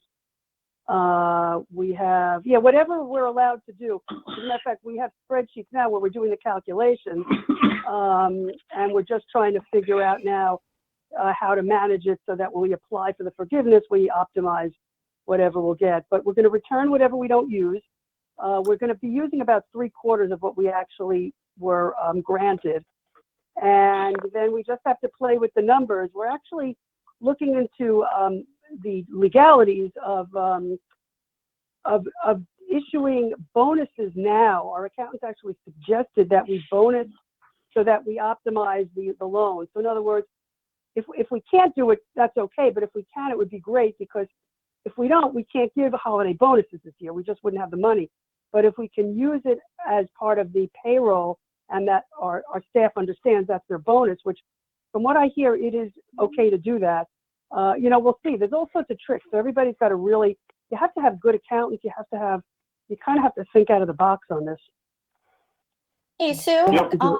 Yeah, I go ahead. want to jump in with a question. You were talking about how you are waiving contact lens expirations for right now. And I don't mean to be a picky pants and borrow trouble. I do know, though, that a lot of practitioners are battling patients, I don't want to say battle, but patients don't really understand or don't want to understand about the need to come back in for an exam. And of course, I think what you're doing is the right thing, but you think that this is going to cause that waiving it now, you're going to see more problems down the road with patients saying, well, during the pandemic, you were okay with it. What's different now? Right. Why do I need an exam? Blah, blah, blah. Yeah. So here's the thing with that. Yeah, I mean, everybody's patient population is different, so I can't speak to that. But in our patients' mind, they clearly understand these are exceptional times, and we're taking exceptional and extraordinary measures to help them. What we are doing, though, is we are keeping careful records of the patients that we gave this, I'll use the word forgiveness to. And so they are going to be the first to be recalled. And we are going to clearly but nicely be firm and say, look, I hate to use the term, but I'll use the term quid pro quo, meaning we offered you this service. But now we have to insist that you come in. But they'll understand that they're not going to get more lenses from us if they don't come in. So we're still in control. We're very fortunate in that our patients are so, I don't want to use the word hypochondriacal, but they're so tuned into their eye health. And you have to understand, my practice is a specialty medical practice as well. So a lot of these patients have keratoconus, and, you know, they're never perfect. I mean, we pretend they are, but, you know, so they're very concerned about progression of their disease or their dry eye or their vision. So they're like chomping at the bit to come in now. If I open today, they would be there. So I'm lucky that I have a patient population who I don't want to say needs me more than I need them. That's not true, but needs me so that I don't have to worry about playing good cop, bad cop. They understand the importance of being checked, and they also understand that this is an exceptional exception that we made in terms of offering this. I have to say, it benefited us in some way in that a lot of my patients, because they were so well fit by Dr. Farkas, some of them, you know, they're still wearing the same pair of lenses he fit them with because, you know, he was God and nobody could duplicate those. So I'm finally able to, I have some patients still like MMA, but so a lot of these patients have refused to get spare pair lenses for the last 20 years, and I cringe every time they come in and they're like, no, I've never lost a lens. But I finally used this when we did send out an email. We said, gee, it might be nice if you've never owned a spare pair to order a spare pair. So I actually tried to use this to capitalize on reluctance to have spare pair lenses for some of my, those patients. But for the most part, yeah, there are going to be some. But these are the patients who would have done the same thing to us prior to COVID.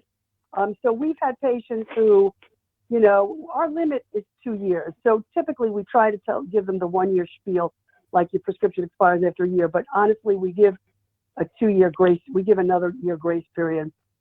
So at the 2 year level, they're cut off no matter what. So we're just going to go look at when we last saw them, how many lenses we gave them, and figure out, do they have any more grace or not, Gretchen? So I hope that answers your question.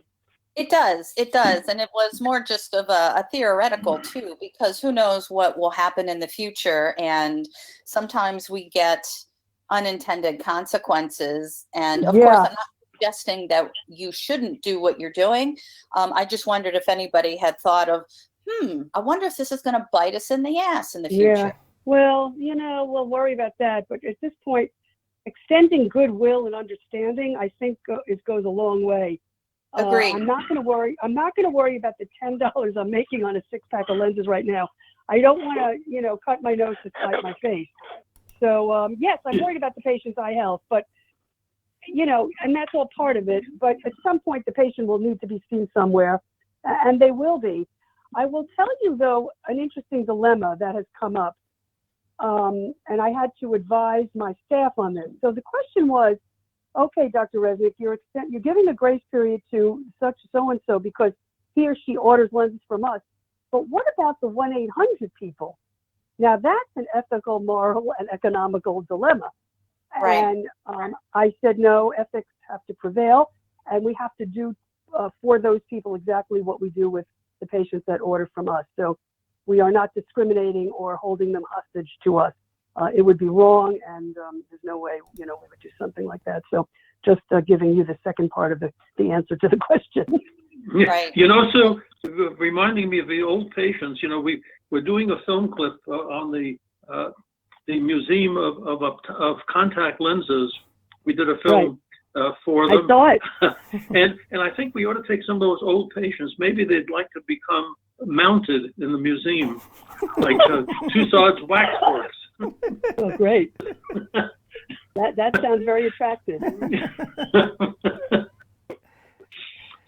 Oh my gosh. So, you know, beyond the office issues though, Sue, I have a question for you. How are you actually feeling? I mean, you guys are at ground zero of all this. When you walk around, I mean, I guess you haven't been back in Manhattan or anything. Like, I would want to wear a spacesuit just being down there. Yeah, So for the first couple of, so Jordan and Kevin are going to have to deal with that one. I'm going to see patients exclusively in Roslyn for the first couple of weeks. And then, yeah, I mean, we're going to take the same precautions everyone else is. And look, you know, you can't let fear paralyze you. You do what you can at every step of the way to break the transmissibility of infection, and you know what all of those are. And then you hope for the best. Yeah, I mean, it's going to be a concern forever. I mean, there's all these germs that are going around. So I think that we're gonna do what we have to do, but we can't. It's interesting. Our patients aren't afraid, so we can't show that we're afraid. Right.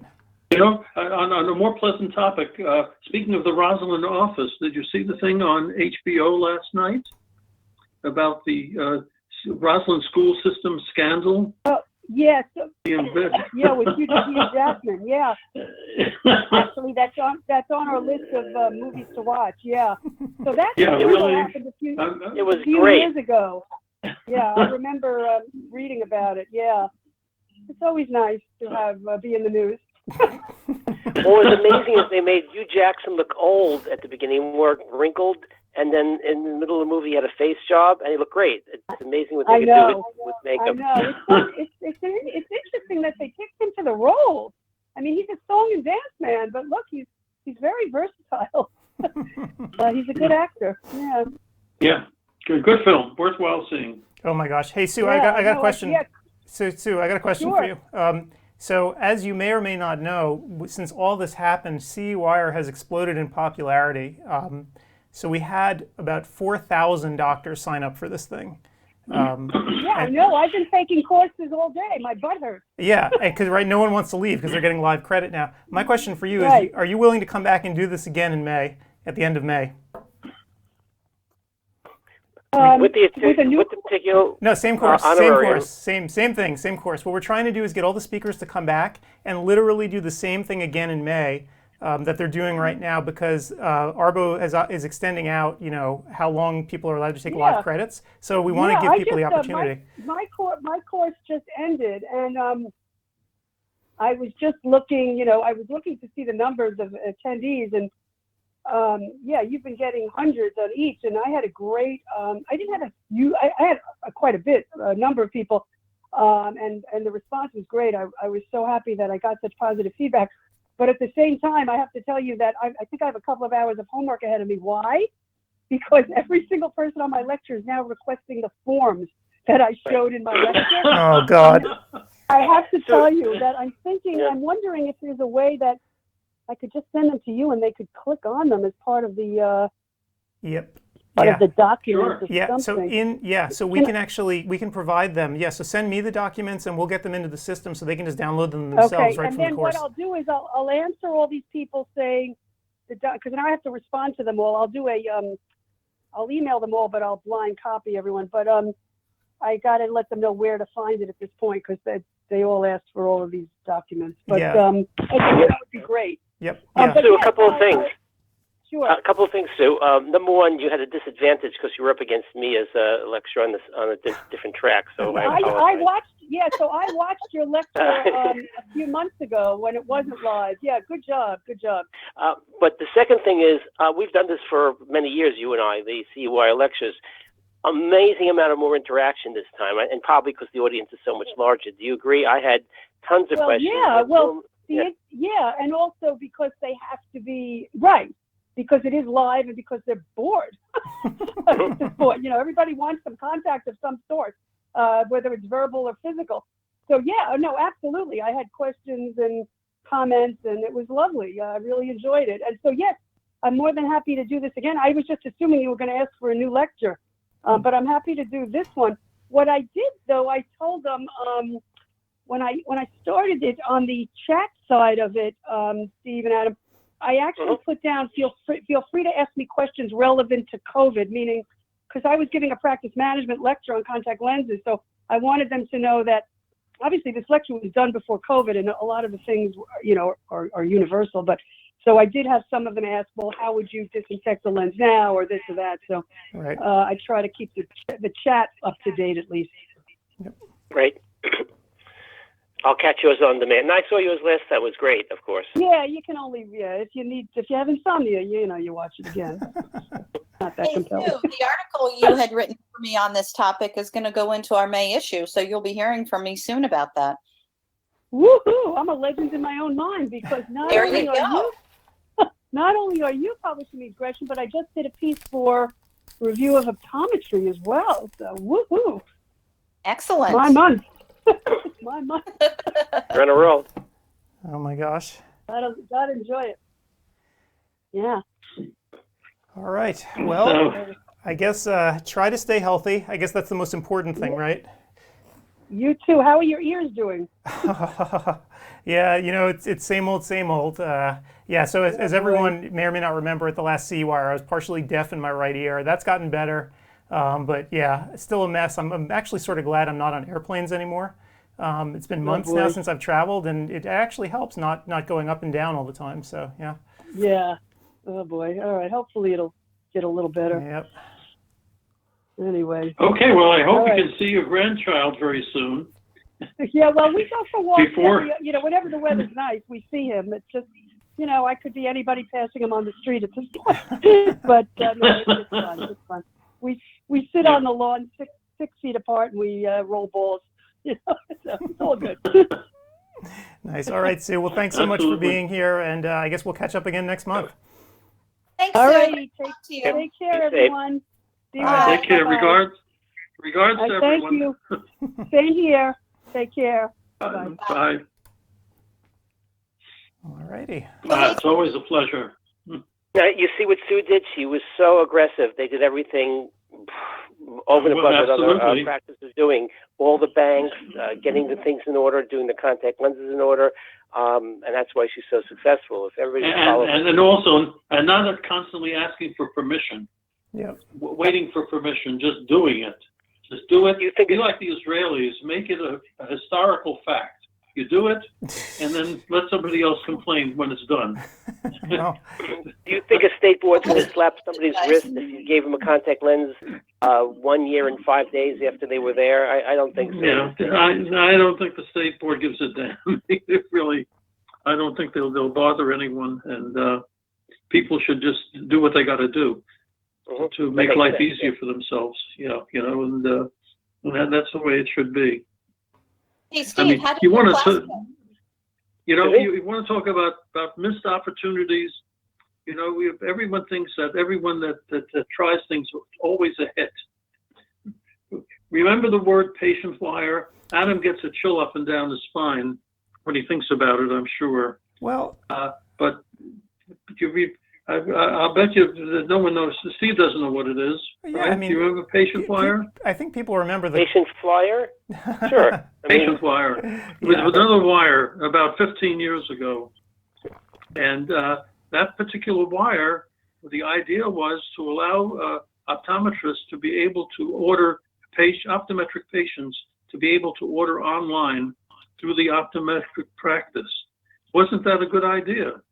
To allow your patients to have ordered online. well, Adam, you can tell them the rest. yeah. I mean, Anytime, and it would. Go ahead, Ad. no, I mean it was unfortunately probably a little bit too far ahead of its time. What it was designed to do was allow the offices to use whatever distributor they wanted, right? So you wouldn't be limited to using ABB's thing or OGP's thing, right? You could still keep your same suppliers. And unfortunately, it probably was a little bit too far ahead because, as we've seen other companies, now you'd be snapped up by some of the larger players like J&J bought one that the software functionally does the same thing. But yeah, it was hard to make a go of it back then. But, you learn, I guess, from your mistakes, right? And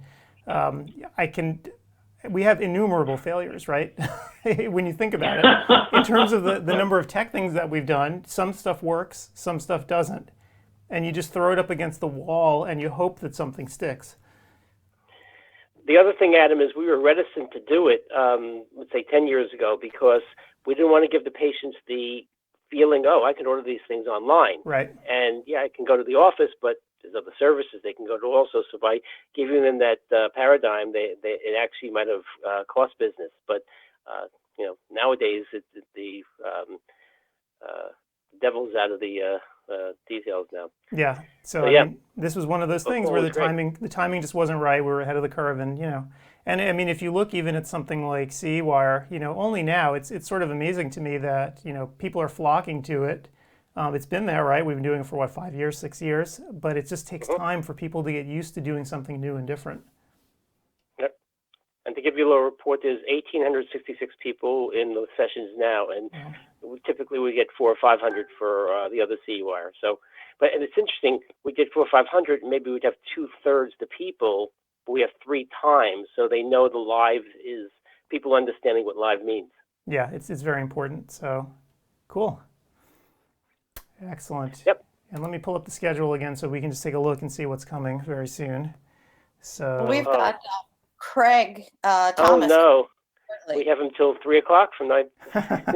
So yeah, maybe he'll call in, maybe he won't. It's always hard to know. I guess we'll hear him if he just busts into the room and starts talking. So Want me to email him? yeah, if you want to. I mean, and then we have after that later on, we're going to be talking to Ben Turley from Zeiss. So he's in charge of their OCT units, so we can hear what's going on with them. And Dan Rosten from iCare Pro. I want to talk to him actually because he's got a new service, a couple of new services to help folks with telemedicine and so forth. So, and of course, iCare Pro, they handle all the website stuff and the social media, which is probably as important as it's ever been for practices to communicate right now what's going on. So that should be fun. And then who else? Later in the day, Carrie Gelb should be stopping by to talk about the movie. So for those really? Okay. For those who are unaware, we have a movie premiere coming up. Let me show this to folks here. See if I can get the page up. There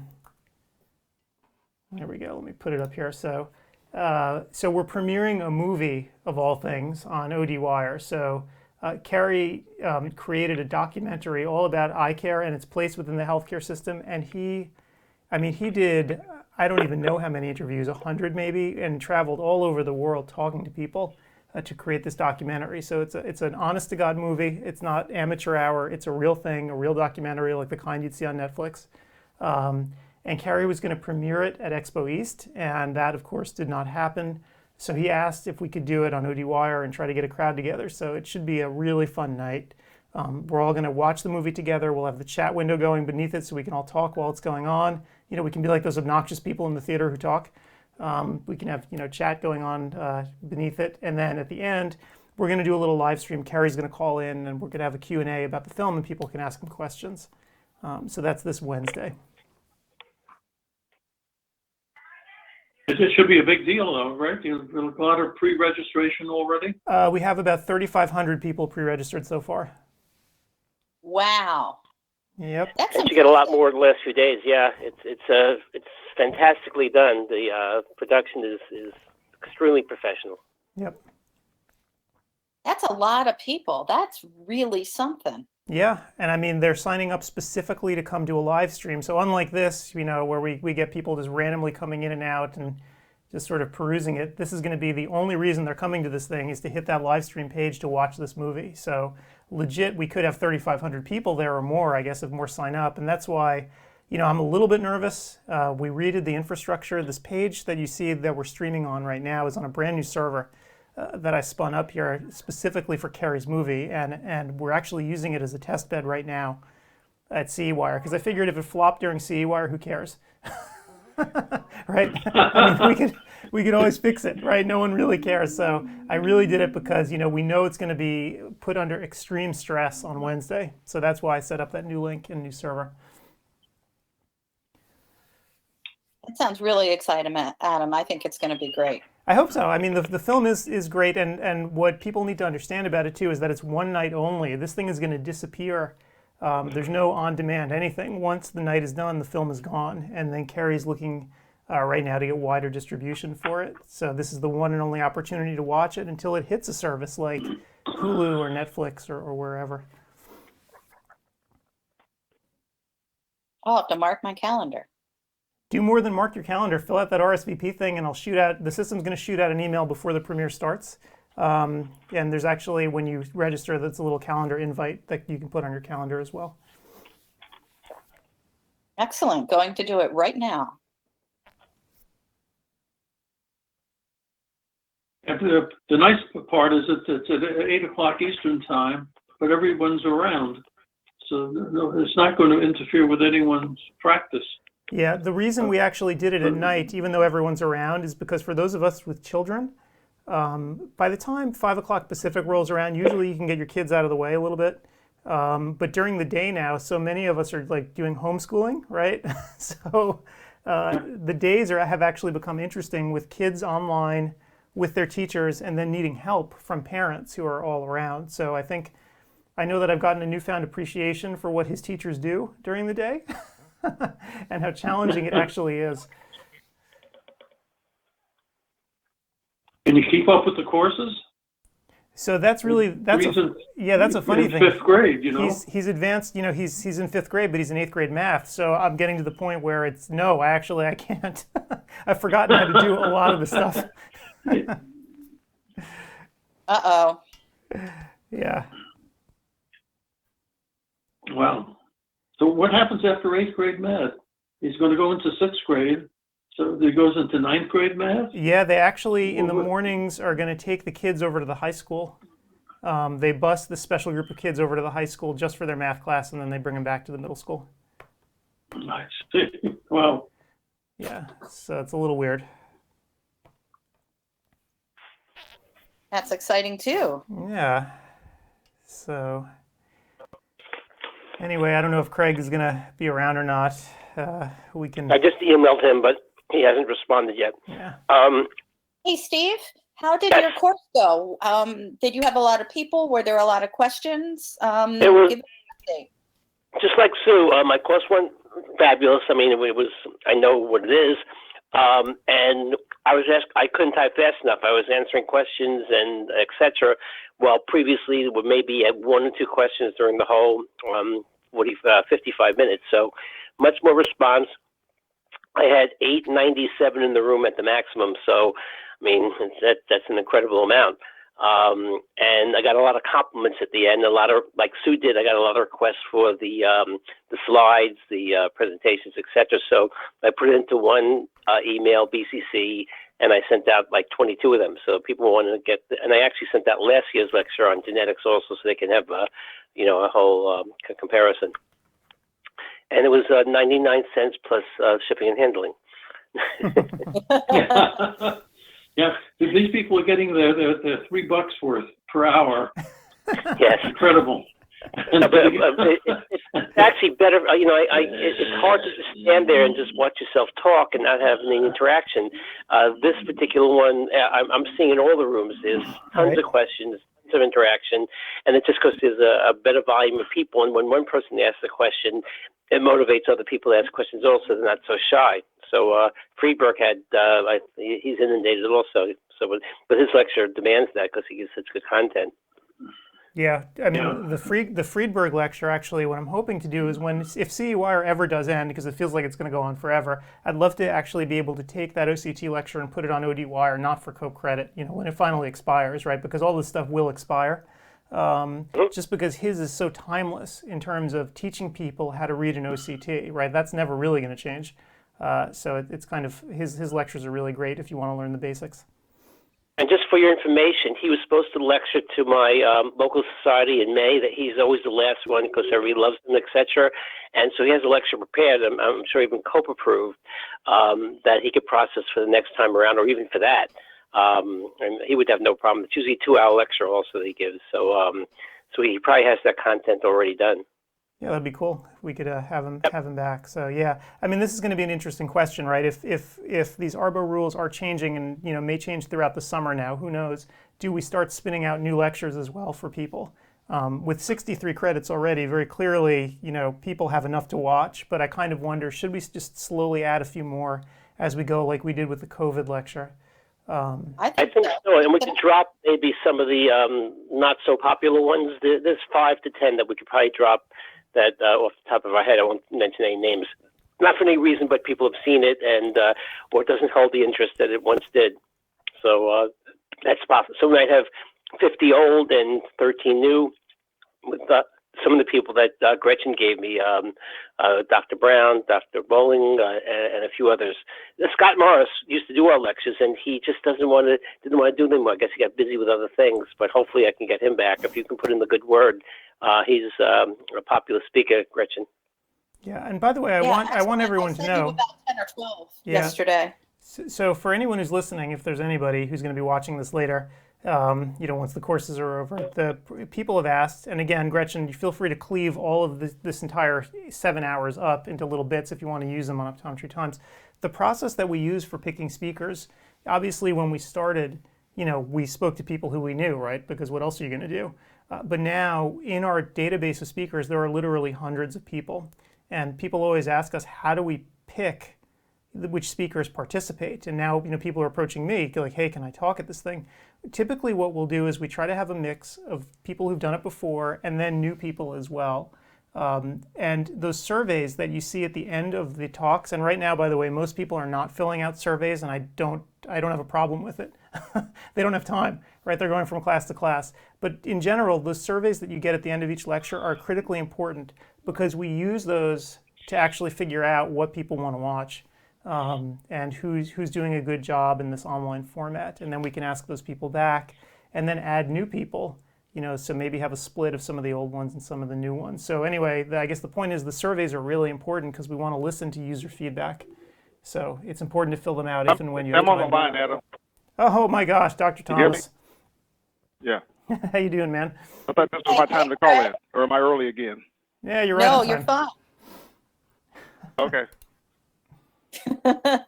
Oh my goodness. So how's it going? Well, just know, Craig, that we have somebody else calling in about 20 minutes. Just letting you know. Whatever. I'm here to help. So what's cooking today? Oh, are we on the air? Oh yeah. We be live, my good sir. We be live. Oh, you're live. Oh, okay. I heard that last about 5 minutes of conversation. I've got my new lecture that I wanted to put on. Adam knows about it. So I've got 2 hours. You can slide in next week or the week after if we get it COPE approved for internet. And I did it here in Texas.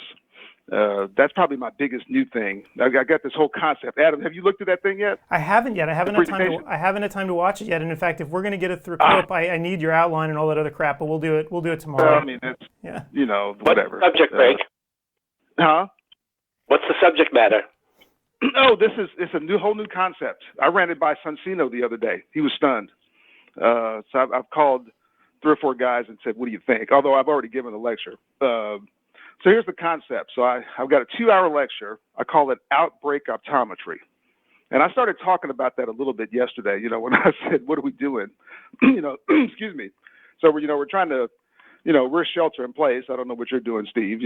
So I'm seeing 3 or 4 people a day and losing money every day. So, trying to just get through that. Hopefully we get to that in a few weeks. And so my concept is, what are we going to do when we come back? The question, how are we going to practice, how are we going to survive, how are we going to thrive, how are you going to still be successful? Because I think it's certainly possible. So I had this concept came to me. These guys up here in North Texas, we're pretty heavily populated, a lot of local societies around here. And I've spoken at all of them through the years. I spoke to a big one here. I mean, there's like 150 people at a meeting. Just 2 months ago, did a meibomian gland dysfunction lecture. And they called me up about 3 weeks ago and says, hey, Craig, can you do another lecture for us? I said, well, yeah, I guess. I said, what do you want? He says, well, we can't have any meetings right now. Everything's on Zoom. You want to do a webinar kind of meeting like you do on ODwire? I go, well, yeah, sure, okay. So if that's what you want. And so I said, I agreed to it. And I didn't really know what I was going to talk about because I just talked to these guys, 6 weeks earlier. I had a big 2-hour lecture up there with them 2 months ago. So I didn't want to repeat anything or be redundant. So I want to talk about something new. And I want to talk about something pertinent, kind of current. One of the organizers, kind of comically, is a regular ODwire lurker. And he had seen my lecture. He's seen all my lectures, all my webinars on ODwire.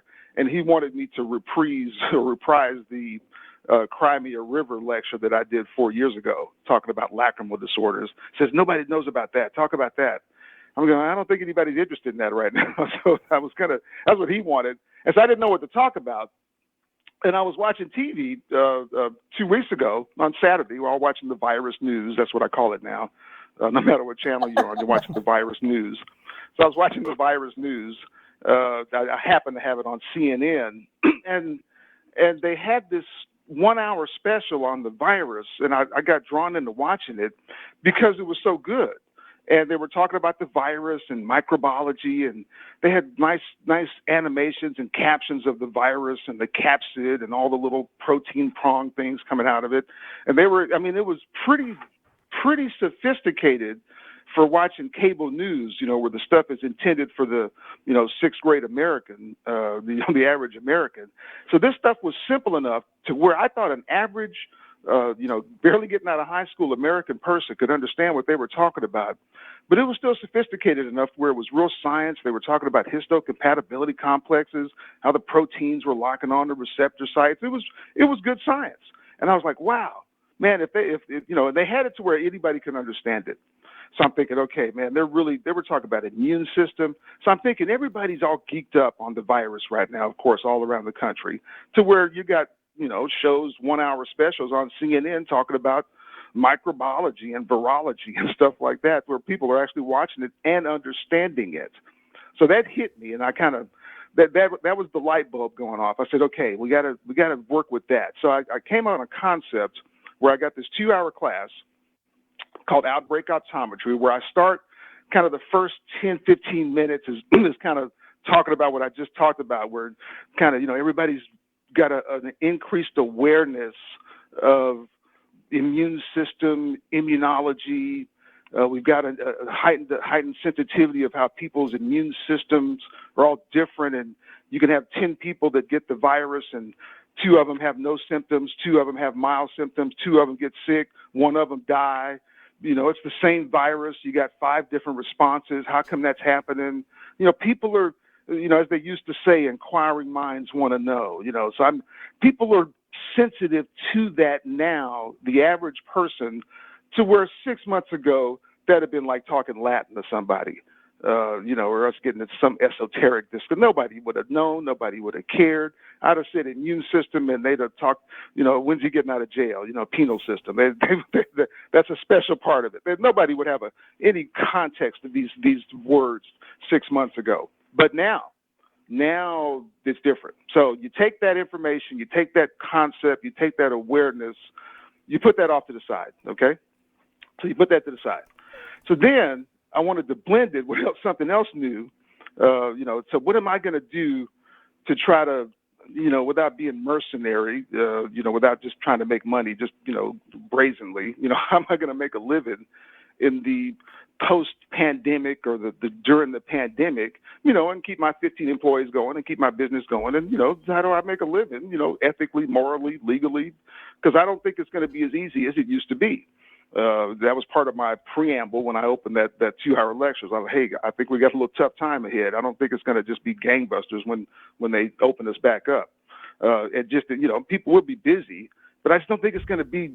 I'm scary a little bit. I hope I'm wrong. Maybe I'm wrong. Maybe everybody will come in and spend $800 on a pair of glasses, but I don't know. I'd rather prepare for that to not happen.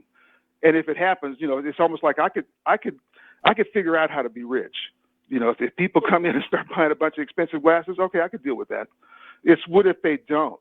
Okay, that I'm trying to give me a plan B, and a plan C if that don't work.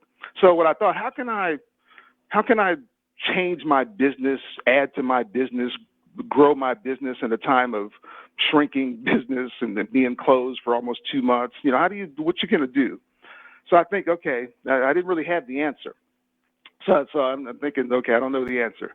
So you put that off to the side. Last month, I got lucky enough. I traveled. I've said it 1,000 times on ODwire. Hey, you got to get out. Okay, I've been to so many offices. I love it. I just part of my I like traveling and visiting guys and ladies. So I was visiting an optometrist 800 miles away from here.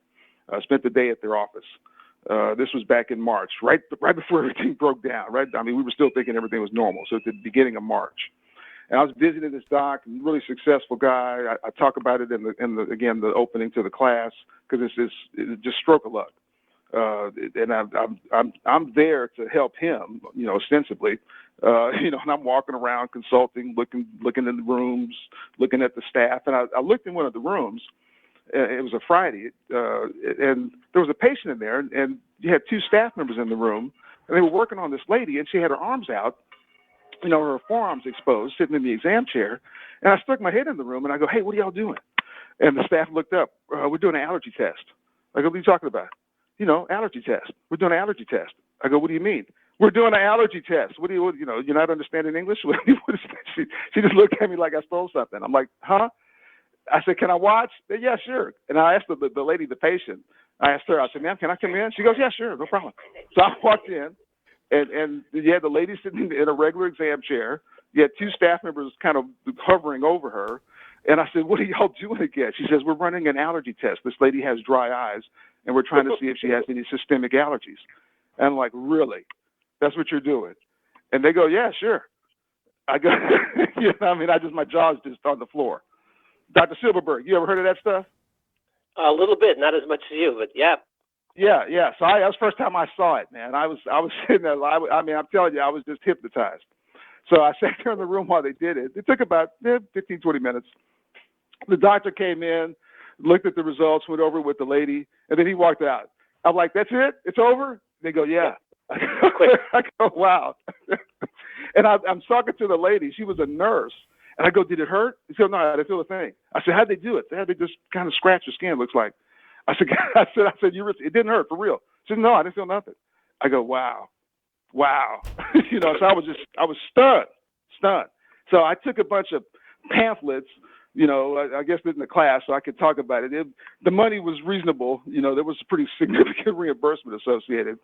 And I said, "So what do you do with the results?" He says, "Well, if the test is positive for a lot of environmental allergies, then we could recommend, either aggressive over-the-counter therapy with Zyrtec and that kind of stuff, or you could go with sublingual immunotherapy, which is an option that wasn't available to us before."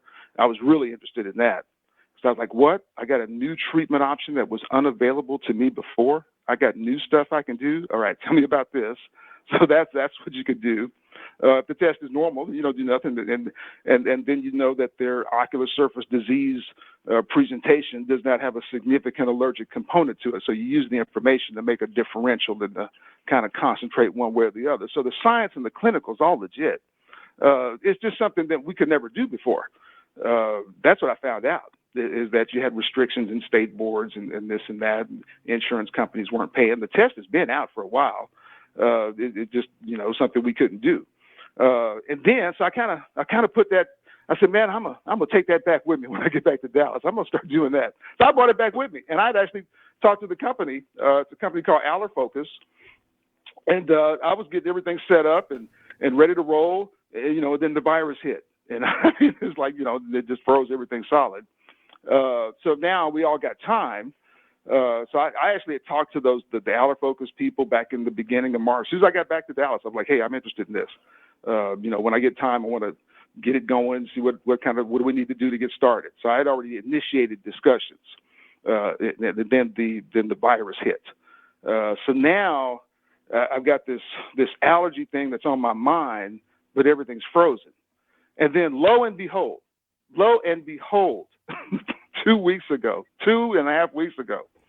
now that we all have time to sit around and read, and I've been reading and studying, almost simultaneously, when I agreed to do this presentation out of the blue, I'm reading this brand new issue of Modern Optometry, one of these new journals that's come out the past couple of years. I'm glad to see we got some variety. It's a pretty good journal. It was this particular issue, this March issue, and the one that I just read, the April, was very good. Nice twist on our stuff. It's different. So anyway, in this particular issue of Modern Optometry last month, the March issue, there was an article written by an optometrist talking about allergy skin testing. And I'm like, wow, what's the chance of me seeing an article in an optometric journal talking about optometrists doing allergy skin testing to help in the differential diagnosis of ocular surface disease? Here it is, February. I don't even know what the stuff is. March, I see it for the first time in real life. Within a week of getting back to Dallas, I read an article about it for the first time in real life. And I'm like, wow, this is it's almost like a sign. So I said, I'm going to do this. I'm going to do this stuff. So I called the Aller Focus people. I ordered a kit. I got it last week. And I said, y'all busy? She said, not really. I said, well, send me one of these kits. So I bought one. It's like a turnkey thing. It's pretty easy, pretty smooth. I've already done 2 tests. So here's how I finished it up. I know I'm rambling. It's a lot of information. There's a lot of stuff going on.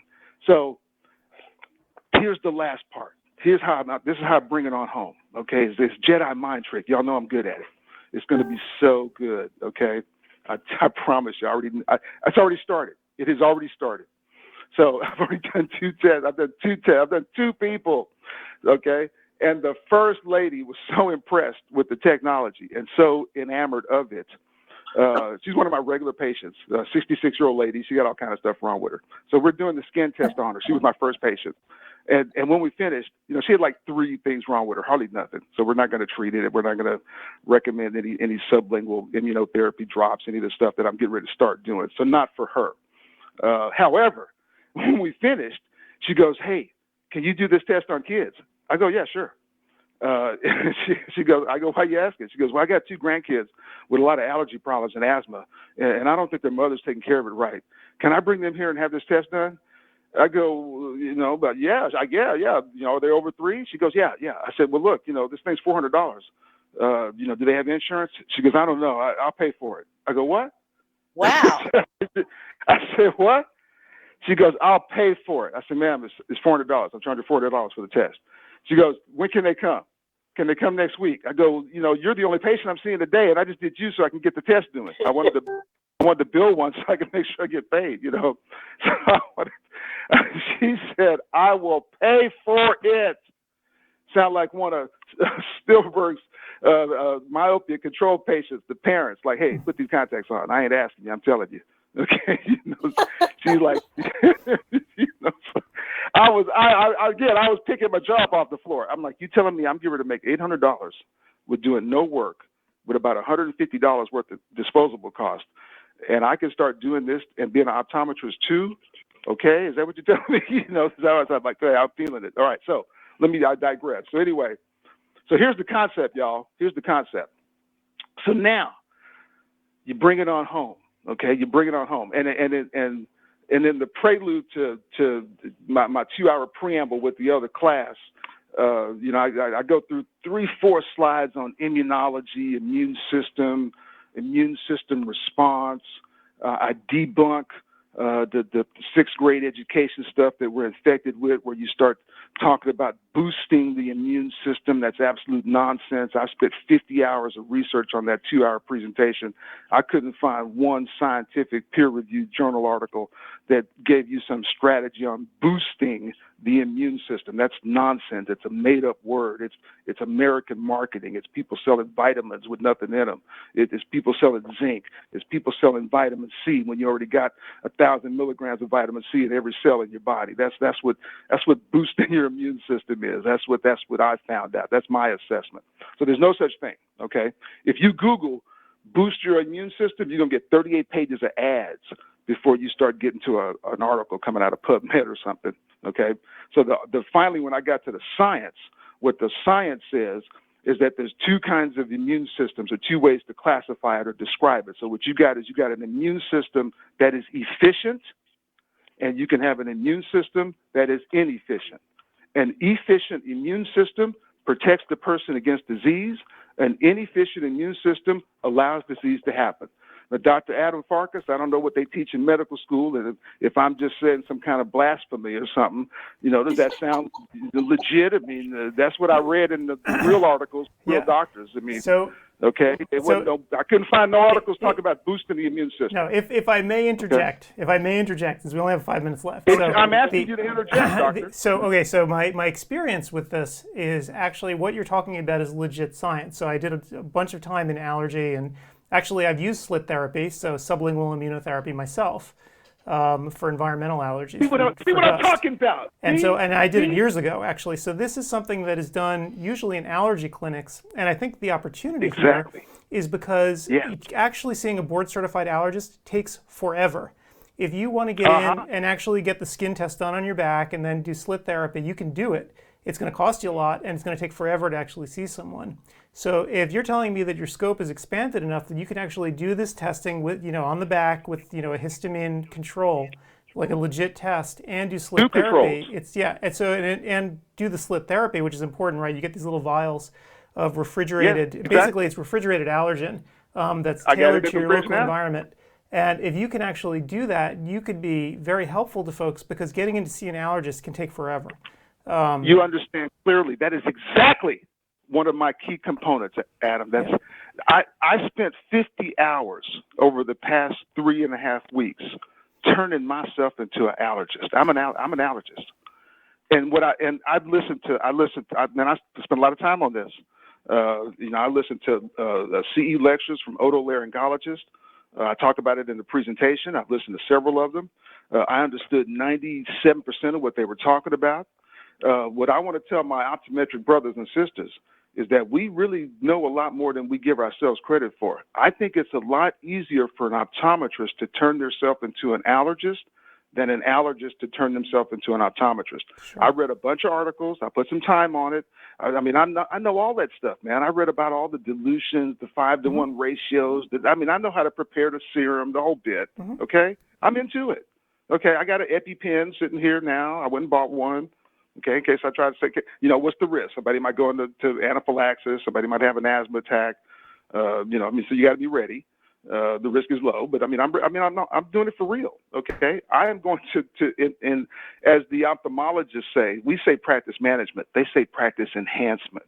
I'm getting ready to enhance my practice because I think I'm gonna need to. Okay, and here's how I close it up. So now I talk about the immune system. You talk about the immune response. You educate the patient about the allergy is an abnormal immune response. It's one of the immune response disorders. I've got some slides in there talking about immune response disorders. So you kind of link it all together. And then, so you've got somebody in your office complaining of ocular surface disease. So that's going to be every second, third patient, especially patients that you've been working on for a while. Maybe they're refractory to treatment, difficult treatment, multiple treatment options. It's a hard one. We've got lots of patients like that. We all got lots of patients with allergies. So it's a pretty low hanging fruit. So you got that patient, and you say, look, Ms. Jones, I've got some new technology here, and I could get some information about the functioning of your immune system, and we can see how efficient or inefficient it is. We can get some kind of idea about the status and function and efficiency of your immune system with these allergy tests. It's a general test. It's not specific, but it's more information than we had, and the more information we have, the better. That's a positive. So what I'd like to do, especially in this age of this COVID virus going around, we've seen how 10 people can get the disease and you got 5 different outcomes. Everybody's immune system's different. Let's get some kind of idea of how your immune system functions. Let's get this allergy test results. And then once we get more information, if we need to, let's plot a strategy that will help make your immune system more efficient, help you deal with these allergies that are messing with your eyes, and hopefully, maybe, possibly, in a bigger sense, if you get exposed to the virus or any other pathogen, your body would have a better chance at keeping you alive if your immune system's more efficient. And then I finish the presentation with these strategies that we can do to make them, to help make the patient's immune system more efficient. And what the science says is it's 5 things. It's the good diet, it's the proper sleep, it's the proper hydration, it's the elimination of stress, okay, and it's exercise. It's 5 things. It ain't 7, it ain't 10. It's 5 things. All the boost your immune system nonsense concentrates on that subsection of nutrition, in the diet with supplements and stuff. And some people, I saw there were some people that understand it, and some people are going into the stress reduction, relaxation mode, to try to improve immune system efficiency. I'm going to do that with my MyBo spa room stuff. See, I'm going to do it in here, okay? So I'm going to calm them down in here. It's going to be part of my whole program. So I'm going to finish it up where we're going to get some information about your immune system, so you can, in a big sense, kind of be getting ready to protect yourself against the virus that's going to be here for the next 6 to 12 months. So I'm going to get a whole part of my practice, and I'm going to focus now on wellness and on immune system efficiency. And the last slide, the very last slide, and this is the biggest deal. This is a big deal. So let's say you do the test. Let's not even talk about the money, even though you make $300 or $400 when you do a 30-minute test. I mean, so you got to make a living. But let's say you do the test, okay? Let's say the person has systemic allergies, environmental allergies that have been identified with the test. Let's say you tell the patient, hey, I think I can make you feel better. It may take them a couple of 2-3 months because that's what the science says. It's not going to be 1 week. But if this stuff's really bothering you, the science says that if you take these drops under your tongue, in 2-3 months, you'll start feeling better. If you want evidence of it, if all the articles I found over in Europe, 40 to 45% of the people that have allergy treatment, sublingual immunotherapy is the treatment of choice. It's first option in Europe. Okay, here it's like, the 10%. I wonder why. Yeah. Okay, Adam already explained why. Okay, we already know why. It ain't effectiveness. Okay, it's, there's gold in them there syringes. Okay, Yeah, I mean, so this is them so Craig, doing shots is like you're bringing up a good point here. So slit therapy in general, the liquid kind especially, isn't really FDA approved, but has been used in Europe for a very long time. So when it is FDA approved. It got approved in 2014. So for I think the tablet type, right? So the solid type. The liquid type's not yet, but they've been doing it in Europe forever. Yeah. And frankly, allergists here in America, some do it. I actually took slit therapy 10 years ago because it does work. And, but it's the same drug, whether it's in tablet form or liquid form. Right. So I'm not sure. It's the same allergen. Yeah. So I'm not sure why they haven't approved the liquid kind, but it does. Slit therapy does work. Because of the money, man. Because the guys that make the pills don't want the guys that make the liquid to get any money. And so they're lobbying the government not to allow it. Right. Okay. What else makes sense? Because it's the same drug, and there's only 2 companies that make these antigens, these allergens. Yep. Right. Yeah. I mean, it ain't like there's 35 companies doing it. I looked this stuff up, man. There's 2 companies doing this stuff. Yep. So Craig, we're going to have to let you go here actually because I think we have an interview coming up.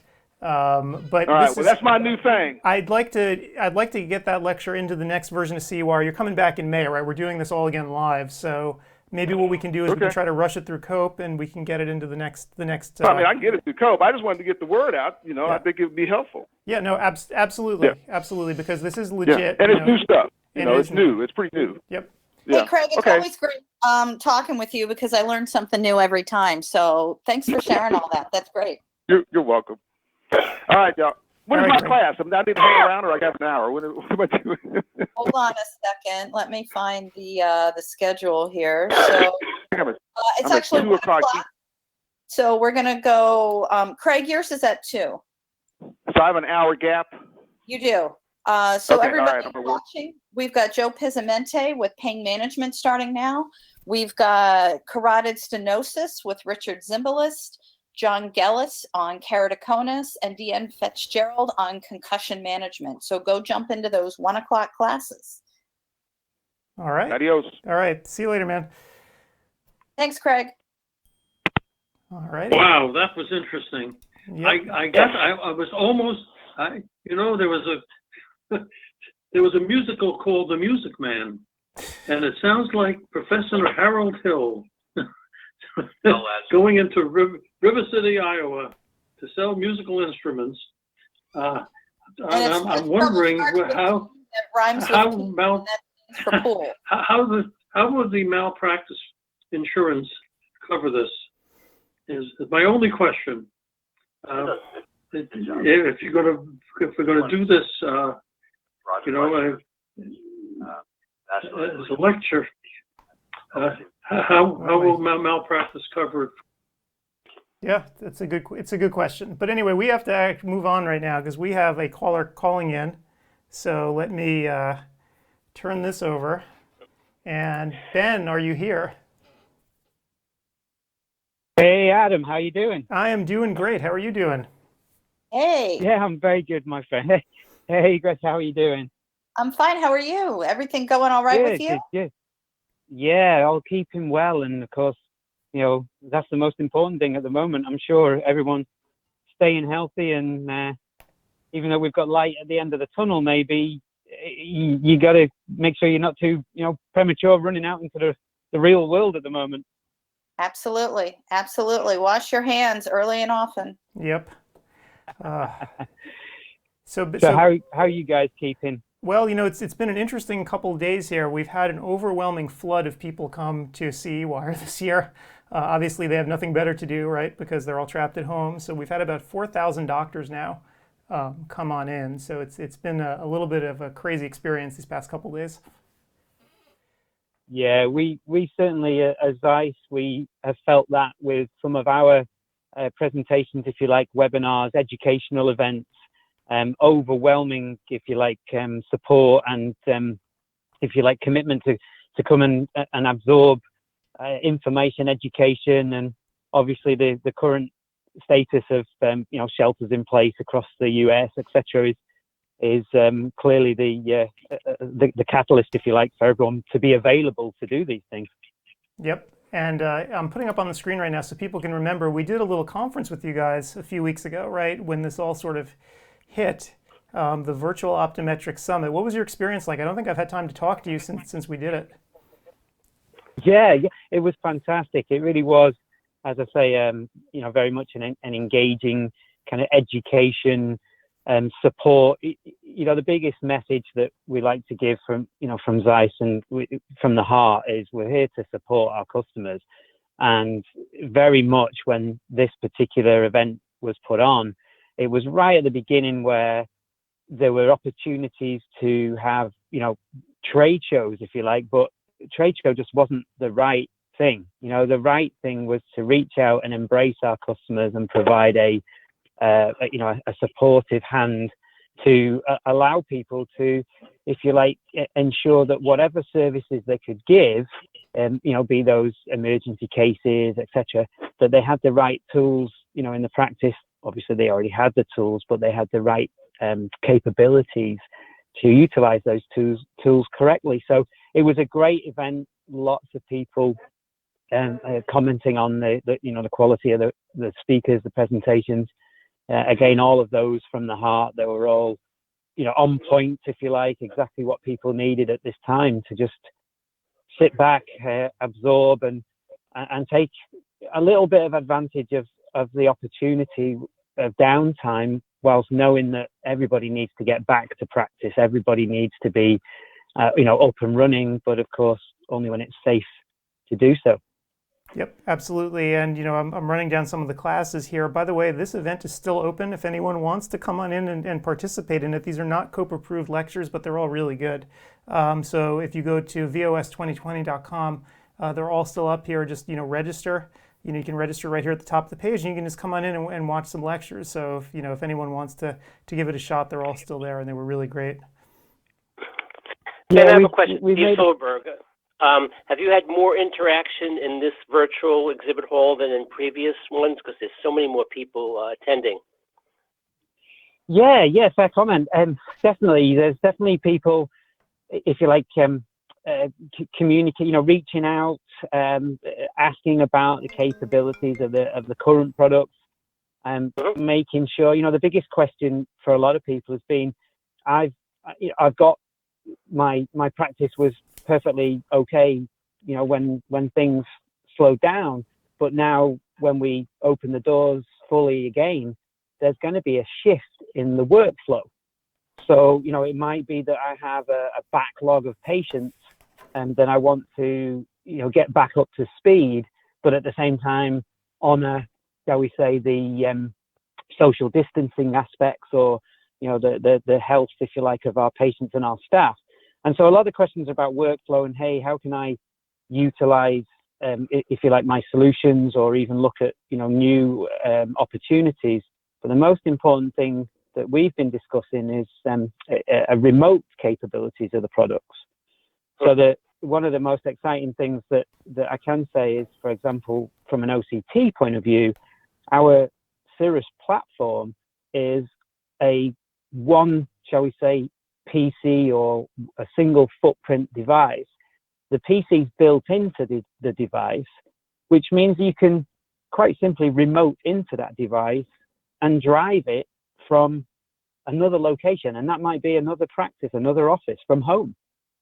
Now, of course, your patient isn't going to just go and let themselves into your practice and pop their chin on the rest to have that scan, but there are opportunities of reduced, shall we say, staff in the practice, and we can even have iPad, FaceTime kind of communications from a telemedicine point of view. So a lot of the conversations have been about how can I utilize my current solutions, and we have a website at Zeiss, our Med Support Now, obviously Zeiss.com is a go-to, if you like, that'll tell you all about how you can utilize the remote capabilities of the devices. And remote might just be on the other side of the room, a simple cable. Social distancing, yeah. Yeah, a simple cable can take you, 6 feet or more, whatever you want to be, away from the device, and allow the operator to sit on the opposite side of a room, or, as we just discussed, a different room entirely. And that's unique to the Zeiss platform being an inbuilt PC. Quite simply, you don't need to touch the device at all. The patient simply needs to put their chin on the rest and look at the fixation target. The operator drives it from a distance, as we say, socially. Right, and in fact, socially acceptable. Up on the screen right now, people can see we're looking at a Cirrus 6000, so showing sort of the integrated PC that's built into it. Is that remote capability, is that for the entire Cirrus platform or just for the newest device? Yeah, no, for the entire. So you've got a Cirrus device. You're a part of the Zeiss family. You have a Cirrus device going back through 5000, etc. And you can effectively remote into that solution with the correct, platforms, etc. Built in. You can physically remote in and take advantage of these opportunities of the products that you've already gotten. And that's again the key message from ourselves, here at Zeiss, is to support our customers exactly as they're reaching out to us as per this event and the conversations we're having. Right, and your devices are all networked, so as you mentioned, in terms of support, are you guys able to remote into people's OCTs and help troubleshoot even though we're all kind of trapped at home? Yeah, very much so. The clinical application teams have been doing that. Our support desks have been doing that. Even our sales managers, who of course have fantastic relationships with their customers, and so there are opportunities to dial in and to talk through devices if, for example, an owner or a technician was in the practice. It may be a skeleton staff. It may not even be open, but they're able to do that in a seamless manner.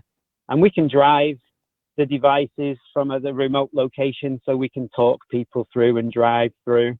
And you mentioned the 6000 product. Well, earlier I said about our concerns, if you like, from customers about workflow. The patients are going to come back to the practice. We want to get them in and out of the door as quickly as possible, simply to minimize their exposure to, an environment outside of their own home. So for that reason, the 6000, as you mentioned, is fantastic in a 100,000 A scans per second capture speed. Those are 0.4 of a second to capture a whole data cube. Never mind a high resolution single line B scan, an actual dense data cube in 0.4 of a second. So your patient is in, it's going to take them longer to get their bum in the chair, to physically capture the data and move on. And then your comment about the remote capabilities, well, of course, through our forum platforms and the Glaucoma Workplace, all of those allow you effectively to manage your data and your, shall we say, diagnostic capabilities in your own time, not necessarily with the patient, in the room or in the chair. One can do this remotely very, very simply. Right. And I have to ask the question, we're talking about today, you might have just heard Craig Thomas going on and on about sort of what's going to happen afterwards, right? After the virus sort of recedes and people start to get back to work. So people are starting to think about it as well. And I know that you guys have a booth here, obviously, at CEwire. Do you want to just talk about maybe what you guys are doing, promotionally, if people are still interested in buying equipment, because it will happen, right? We do have to start planning for what's next. Can you maybe want to speak a little bit about what you guys have going on? Yeah, very much so. It is exactly as you said. It's about getting back up to speed, and there is light at the end of the tunnel. We can see that from a global perspective. I see all of our markets at Zeiss, who there are various markets that are, or areas, shall we say, that are getting back up to speed, and we're seeing, of course, the reactions there and how we can best support the customer. So, in many ways, jumping into new products at this time is not at the front of many people's minds, but it is because it's about if you like, stepping ourselves up for a new norm. Certainly getting through the backflow, workflow is the key. And so yes, we have various different solutions within the booth. Of course, we have various different financing opportunities for everybody, to make sure that right now, when one's looking to get back into that normal, but we all know that's going to be a slightly different normal, one needs to be able to finance these solutions in a realistic manner. So yes, if anybody is in that buying mode, if you like, of course we're here to embrace. But we'll always say, from Zeiss's point of view here, we're very much here to support and guide and handhold for those solutions that are already in place. Our customer base is vast, and we're trying to look after those customers and embrace them as best we can. Absolutely, and I'd like to remind everyone, we were talking to Austin yesterday about the slit lamp breath shields, and so I'm putting it up on the screen right now with the URL so everyone can see. If you need a shield for your slit lamp, I know you guys have given away like 20,000 of these things already. So we have a form right here, so you can go and fill it out so you can get one, because obviously this is something that everyone needs. Yeah, and they're universal. Austin obviously alluded to this, and they're universal. They're not just necessarily for the Zeiss solutions. These can be fitted to any a slit lamp. But at the same time, jumping back to OCT and our other, if you like, diagnostic equipment, through the Med Support Now page at Zeiss, you'll actually find many ways that you can protect, if you like, your patient from the throughput of patients. One might want, for example, disposable headrest covers, disposable chin rest covers. You might wish to, for example, on the Cirrus, which is unique to the Cirrus, there is actually an inbuilt filter that one can access very simply and clean and replace. And as I say, that's unique to the Cirrus product, that you can physically take out a foam filter, clean it, and place it back in the device. So any air that's blowing through the room, through the device, etc., that that is contaminant free, if you like. And all of those items, if you like, are illustrated through our Med Support Now page. Yep, and I actually have it up on the screen right now, so if people want to go to that URL that's right here, you can go to Med Support Now, or you can even just search Zeiss Med Support Now on Google. It'll take you right to it, so you can see everything that's going on here. Well, cool. Thank you for getting us back up to speed on what's going on with you guys. I'm glad to hear that you're still hanging in there, you're in the fight, and you're really able to help out, even though when it feels like we haven't left our houses in months. I know Zeiss, a lot of the U.S. staff is based in California, and we're up here in Oregon, and I feel like I haven't seen sunlight in I don't even know how long. Yeah, I suppose there's one advantage of being in California. One can look out the window and see that it's a beautiful day out there. We'll all get there soon. Yeah, all right. Well, thank you so much for being here. And, we're going to be rerunning this conference again next month. We're going to keep doing it live as long as we can, and hopefully we can speak with you then. I look forward to it, Adam. Always a pleasure. All the best. And right. Paul, Gretchen, all the very best. Take care. Thanks, Ben. Thanks very much, Ben. I hope you have a wonderful day, and thanks for your help in joining us. Always a pleasure. Take care. Bye-bye. Bye. Bye-bye.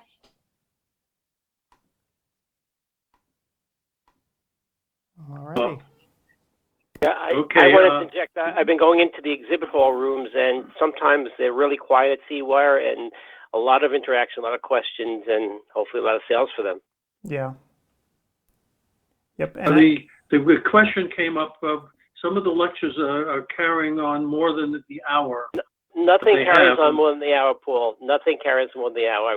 In every lecture, they usually end between 50 and 55 minutes, and I don't know what they're talking about. They're on the same program as I am. One yesterday. So basically, yeah. So if they sign up when they start the presentation, they should have no worries. So if it's more than the hour because of their questions, they can move. They can leave and still get credit. Of course. Correct. They can walk out. The lecture will end. The lecture will end at its allotted time because there's another one in the same room that starts up right afterwards. So let me show you this so you can get a sense of how all this works. So those, we call them virtual rooms, but they literally are like rooms, right? So when one person finishes, the next one starts. So for instance, if you're in room, let's say 4, when Crystal's lecture ended here, it will end because the next one has to start. So it doesn't matter when you walked into the room, these things are going to be running on a schedule. I have no idea what they're talking, unless he's taking something on demand late or something like that. But we're talking about 3 or 4 people now, not yesterday where we had hundreds with questions about how to do the continuing education. So really, it's a non-event problem. We deal with it one person at a time and just explain. It's not a big deal. Yep. But nobody's lecture goes over.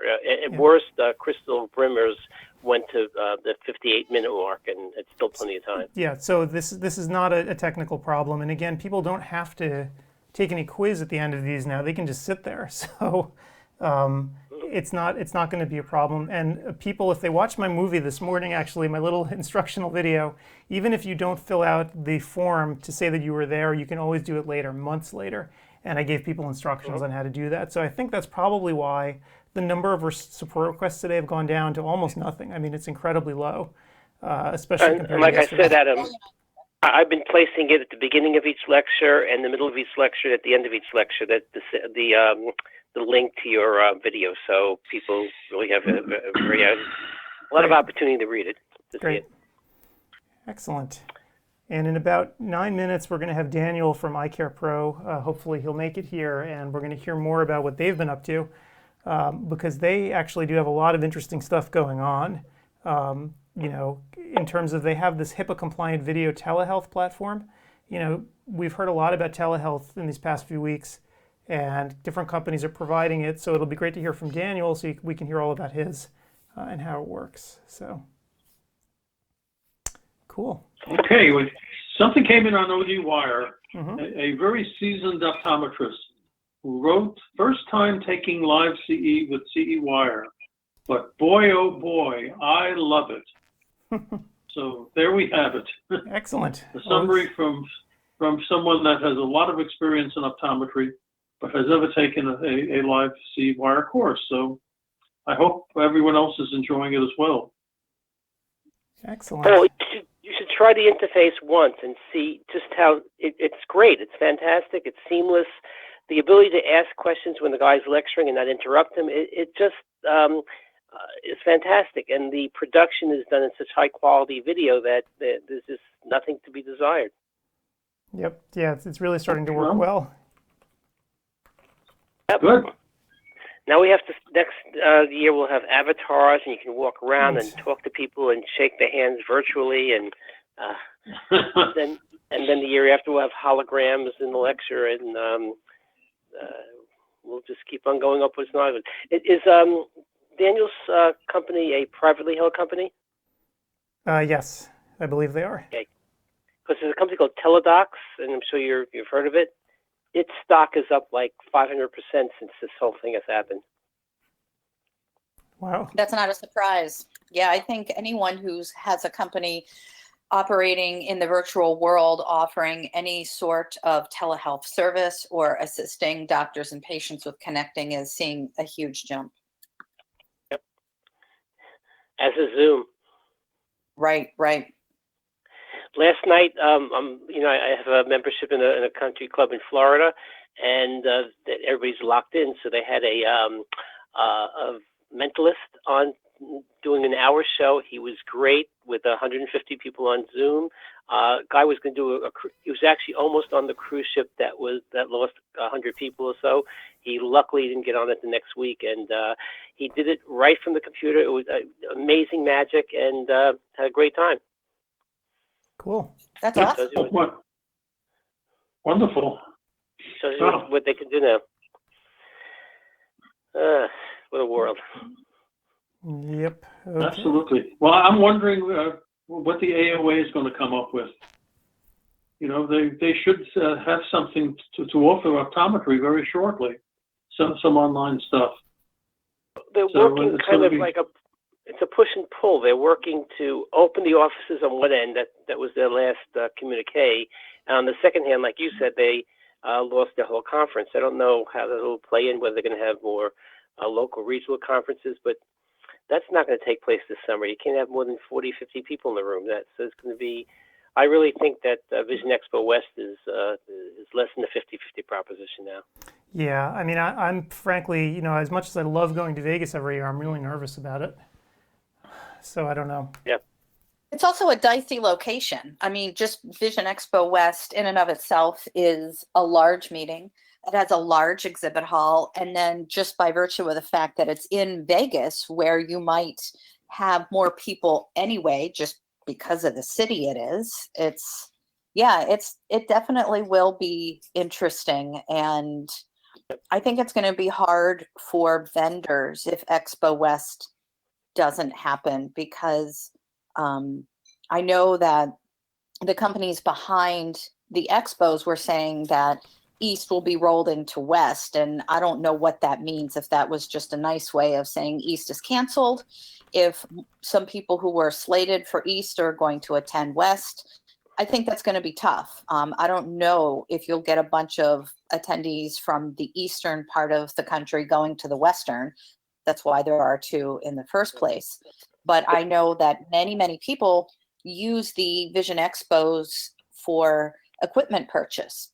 I mean, I jokingly call it the equipment petting zoo, because if you're in the market for a slit lamp or an OCT or a new perimeter, you can sit there and test drive all of them to see which one meets your needs and hear about the features and benefits of each, because you can play with them. And it's not the same. The attendees may seal the deal, the purchase right there on the exhibit floor, because many companies do offer specials for a show, but sometimes people are simply doing their research and playing with all the different instrumentation, and then coming back to their practices, getting advice from other doctors, and then finally making the final purchase decision. So I think it's going to be tough if Expo West doesn't happen, because a lot of equipment manufacturers use those shows to drive sales. So yep. The only thing I would say, Gretchen, more in the coming weeks. Gretchen, it might change. I've been buying things in the last 6 weeks online that I never thought I would buy online. And so maybe the new shift will be that they will go to a company's website, kick the tires as best they can, go to 3 or 4 companies, take delivery with the notion that if they're not happy within 30 days, they could return it, something like that, and have support in that manner. So it might change the way people buy all equipment, not just optometric equipment. I really think that's going to happen. Depends on how badly you need it, though. If it's something that you need right away, sure, I think you're right. There are a lot of people who are buying things online, things that they wouldn't normally buy. But if a doctor needs to put off a purchase, especially a high ticket item like a piece of equipment, a lot of doctors aren't bringing in any revenue right now. So they may wait anyway. And of course, I am simply speculating. This is just off the top of my head. I have no data to back this up. It's simply my gut and my experience in the field. But I'm sure you have some people who will continue to buy and will do it online if need be, and you will have some who are just going to wait and see, because some practices, unfortunately, may not be opening back up, and that will be a very sad thing. Yeah. On the other hand, you might have finance practices like Sue Resnick's, who might be bottom feeders and get things. These companies might have to discount them very deeply. So you might get an OCT, a field tester, an angiographer for half price what you could have gotten it last month. So people might take advantage of that. But those are few and far between practices, especially after they open up. We go. And I'm laughing. And the thing is, the big pain, which we don't talk on ODwire or CEwire, is ophthalmology. The American Academy of Ophthalmology also generally meets in about October. Right. And what's going to happen there? And that is a major meeting. Right. As far as numbers. There's also been a cancellation of a bunch of ophthalmology meetings already. Ascris, Arvo were canceled. So I think it will just remain to be seen what's going to happen. And I think it will be hard for ophthalmology if their academy is canceled, because that's just such a monster of a meeting. Yep. And I think Daniel is on the phone with us. Oh, well, Daniel, are you there? I'm just waiting patiently on the sidelines. Oh, you're just listening to all this great banter. So yes, thank you for being here. We're just blabbing. I was a minute early, so I thought I would just, wait nicely. How are you doing? Don't worry. Oh my gosh. So Daniel, where are you actually right now, Daniel? I'm in Jerusalem right now. I thought this might be a better place to be with the family if we're going to get locked out of travel. So I elected to stay here and not head into the States for any meeting that I wasn't going to make it to and then wasn't going to make it back from. So smart man. Wow. Yeah. I hear Israel's opening up a little bit. Is that correct? Yeah, the caseload here, keep in mind the country has about 30 times less the population than the United States. So the caseload here on a daily basis is about 200 new cases. So you multiply it by 30, 40, that would get you about 6,000 to 8,000, relatively speaking, in the US. So it's relatively low. And it's been a good 6 weeks now of social distancing and masks. And there's talk now of reopening up parts of the economy. So there's actually special ed schools that have restarted, and the economy is going to start up again slowly. Everybody is calling it an experiment, if you will, because the lag time is about a week until you find out if it was a good call or not by the time, by the time the infection spread. How do the ultra-Orthodox handle it? If you're referring to how do families with 10 kids in close quarters handle it, as far as praying and having minions and all that business. Yeah. Well, from a family life perspective, family life, there's small living quarters with a lot of people. Like my kids have friends that literally have 10 siblings, and there's 1 or 2 bedrooms. So how are they handling it? I guess it's a bit challenging from that perspective. And I think with any religion, from a prayer perspective, religions are used to praying in groups. And so now that's not allowed anymore, pretty much anywhere. So everybody's having to make do. But I'll tell you something fascinating here. I live in the old city of Jerusalem, surrounded by walls, but we have rooftops. So it's funny, at the right prayer times, it's happening all over. A head pops up on a roof, another roof, another roof, another roof, and you look around and you're surrounded by, a good 15, 20 people, each on a different roof, very far apart. So it's kosher. Is the mother of invention. It is kosher. And then it's at the same time you hear the Muslim call to prayer, and then literally a block away, the church bells are ringing for, the Christian prayer. So it's really, we're all in it together. The Armenians are right nearby. You pick the religion, it's right nearby. It's amazing. Quite an interesting place to live. But what's most fascinating is we're used to tens of thousands of tourists a day in a small, 1 square mile area, and there's nobody here. I walk out onto the street and it's like, wow, I can actually just walk down my street. Yeah. Awesome. Well, I'm glad to hear that you're surviving well and you're healthy, and and you guys have actually been providing useful tools. I've been following you guys over these past couple of weeks. You've been, sort of aggressive promoting out there, which is great, trying to help people. I have up on the screen right now. Let me pop it up here for people. This thing called Get Set Pro, and I see it's got your branding on it, so we all know it's you guys. Do you want to just talk a little bit about it and what's going on with it? Well, we thought that the best thing to do would be really to try to help practices get whatever revenue is possible during this time. Any revenue counts. I mean, you've had many a guest, I'm sure, that has talked about the different means of getting revenue, be it selling contact lenses to a patient for, three odd months.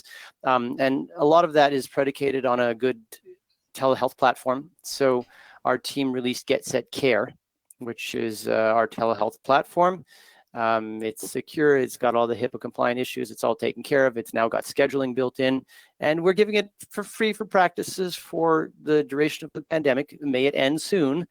And that's just in an effort to get everybody getting whatever revenue they can. So that's available to anybody in the industry that wants to download and use it. You're more than welcome to. Great. That's fabulous. Yes, you can check it out here because telehealth has become a real thing. I've been speaking to so many people who are taking a lot of emergency care now just via their telehealth platforms. And it's kind of funny. It's like trial by fire, right?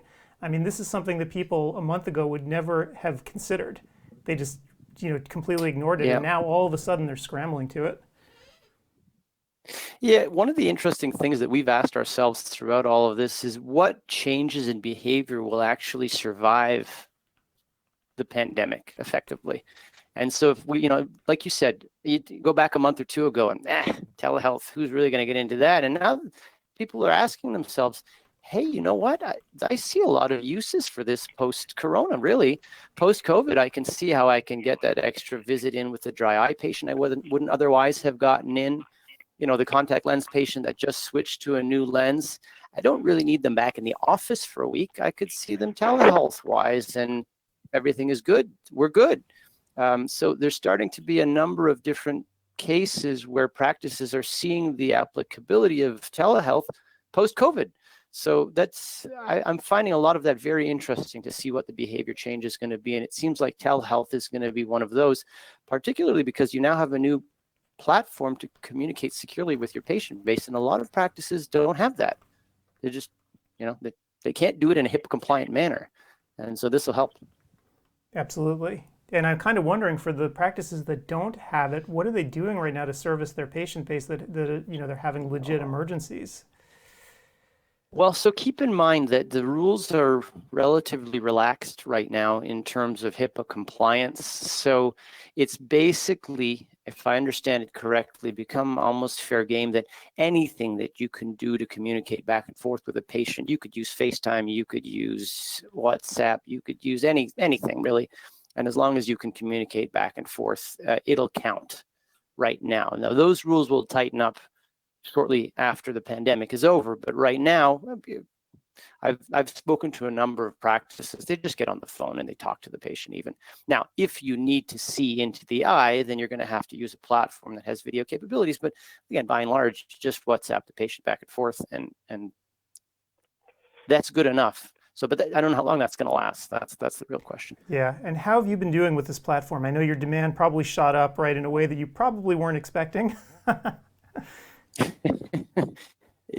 Well, so we do a lot of inbound marketing. So our form of marketing is we get the message out there. We have a relatively large list, and we do our best to help people. And when we released this email, literally every few minutes another conversion form came in. Somebody else said, I'd like it. So I think within the span of a day, we had well over 100 practices that wanted it. Wow. And then a number of partners. So the demand was relatively high.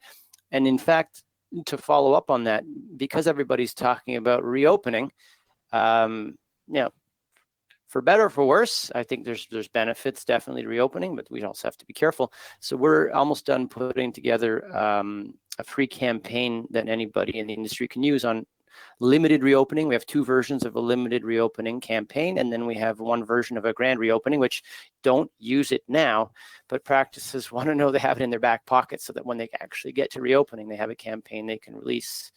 So we're going to be sharing that at some point this week, and probably Adam will get 200-300 downloads of that particular one. Practices love it. And we put all the assets together, everything you'll need for Facebook, for your website, to email your patient base, everything that you need. We put it together in a free download for you. So that's fantastic. That'll be coming this week. Yeah, if you want to send us the URL when that's finally live, we'd be happy to get the word out, because you're right, people are going to need it. And the funny thing is, I kind of wonder if people know when their grand reopening is going to be. Even when the government says, this is all okay, get on out there again. are people going to be gun shy about actually saying, yes, this is our grand reopening, or are they just going to take it slow? Yeah.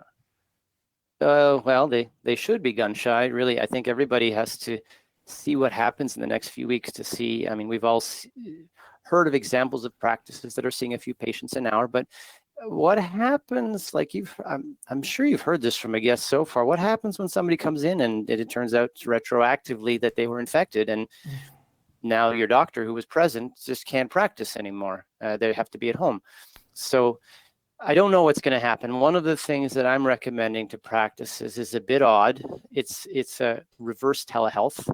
Have the doctor and other key staff that are irreplaceable stay home, and have the patient can come in, can go through the full round of testing, and then when it comes time to step into the exam room, have the staff telehealth in the doctor.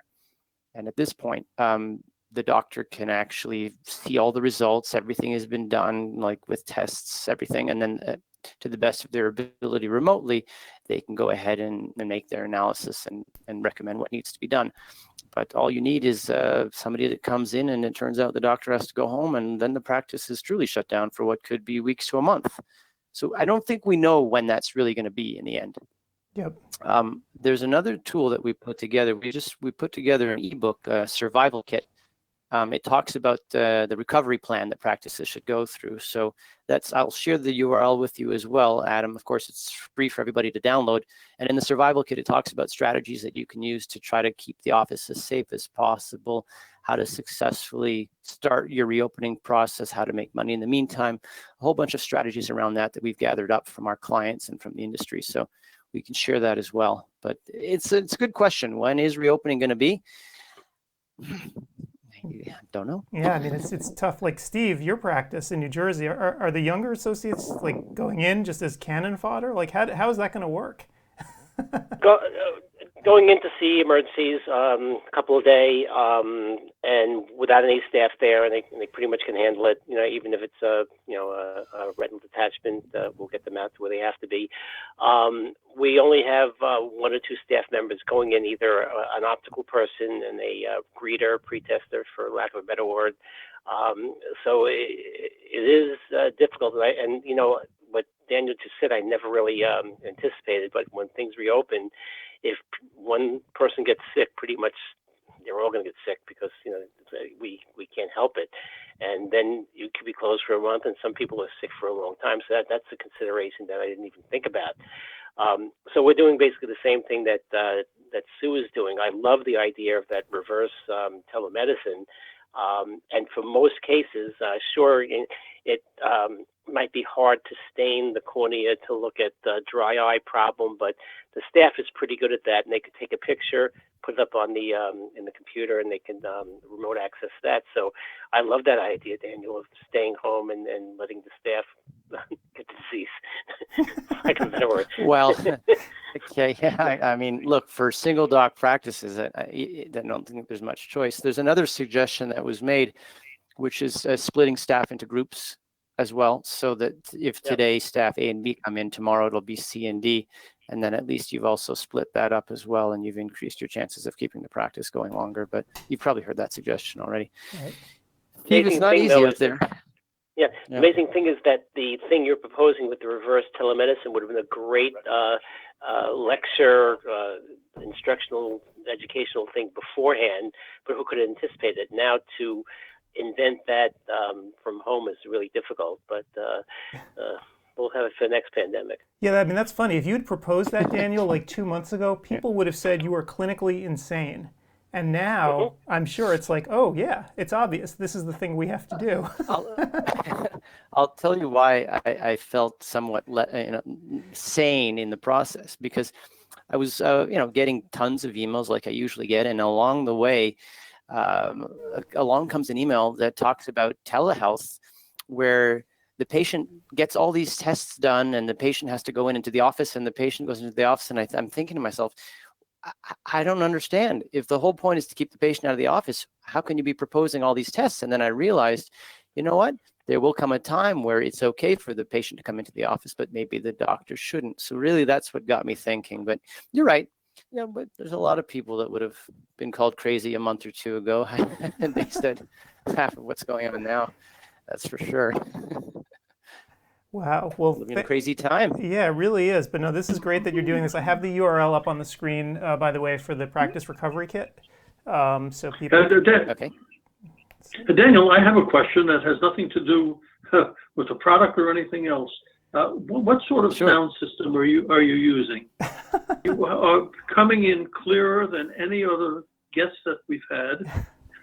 You're halfway across the world, and yet you sound like you're in the same room. What are you using? Well, I didn't phone in, that's for starters. I used my computer audio and headset. And I guess I'll tell you, since I do all my business remotely, I made it a point way up front to get as good a headset as possible with a good microphone. I have a soundproof door, you should know, here to my office. So there are a bunch of kids outside, but with a soundproof door, it helps. Paul, I don't know what to tell you. Just quality equipment and having done this before. It's working. Yeah. Yes. Daniel, I have a question about economics. Obviously, practices are stressed now, and you charge monthly fees, etc. Are you getting calls to defer, etc.? Yeah, indeed, we are. Yeah, we had to go through an exercise that I think everybody's had to go through, which is as this was settling in. We're both a recurring cost and a recurring revenue business. So we kind of had to look at it and say, well, what's going to happen? I mean, we're about to finish off March and start April. What's revenue going to be like? How much staff can we afford to keep? And so we sat as a strategic team and really planned out the whole thing and assumed that we would lose 50% of our revenue. And it turns out, Steve, that wasn't the case. What we did is we overestimated what would happen. And here's what it turns out to be the case. There were a lot of practices that were financially distressed, and we assumed that the financial distress meant they're going to call us and say, Daniel, cancel everything. And that's where we went wrong. It turns out that practices still wanted our support during this time. They just couldn't afford the full support. So instead, we had a lot of downgrades, a lot of versions thereof. So less revenue lost per practice, because I don't think practices wanted to be alone in this. They wanted to have somebody that was there to help them with the Facebook, with the website, with the marketing, with the email, etc. And so that's where we made our misjudgment. But I mean, it's for the better in the end. So we still have kept almost all practices at some version of work with us. But yeah, there's been a considerable loss in revenue. But it was very nice to see that people really they still want the help, and we're there for them. So we kept our full staff on board. We asked everybody in the company to take a pay cut, and people were like, sure, as long as I still have my job, I'll take a pay cut. No problem. Amazing. So we did that. But then where I lost out is the payment protection program. We didn't apply round one because our bank's form wasn't working. So here we are applying round two, and now the rumors are, well, there's not going to be really any money for round two because all the money that's round two is to pay the people that didn't get it in round one. That's what I've heard. So whoever applied early, it's good for them, but we'll see what happens in round two. I think with SARS, there were 3 rounds of funding, if I'm not mistaken, from the government. So we'll see what happens in this case. Great.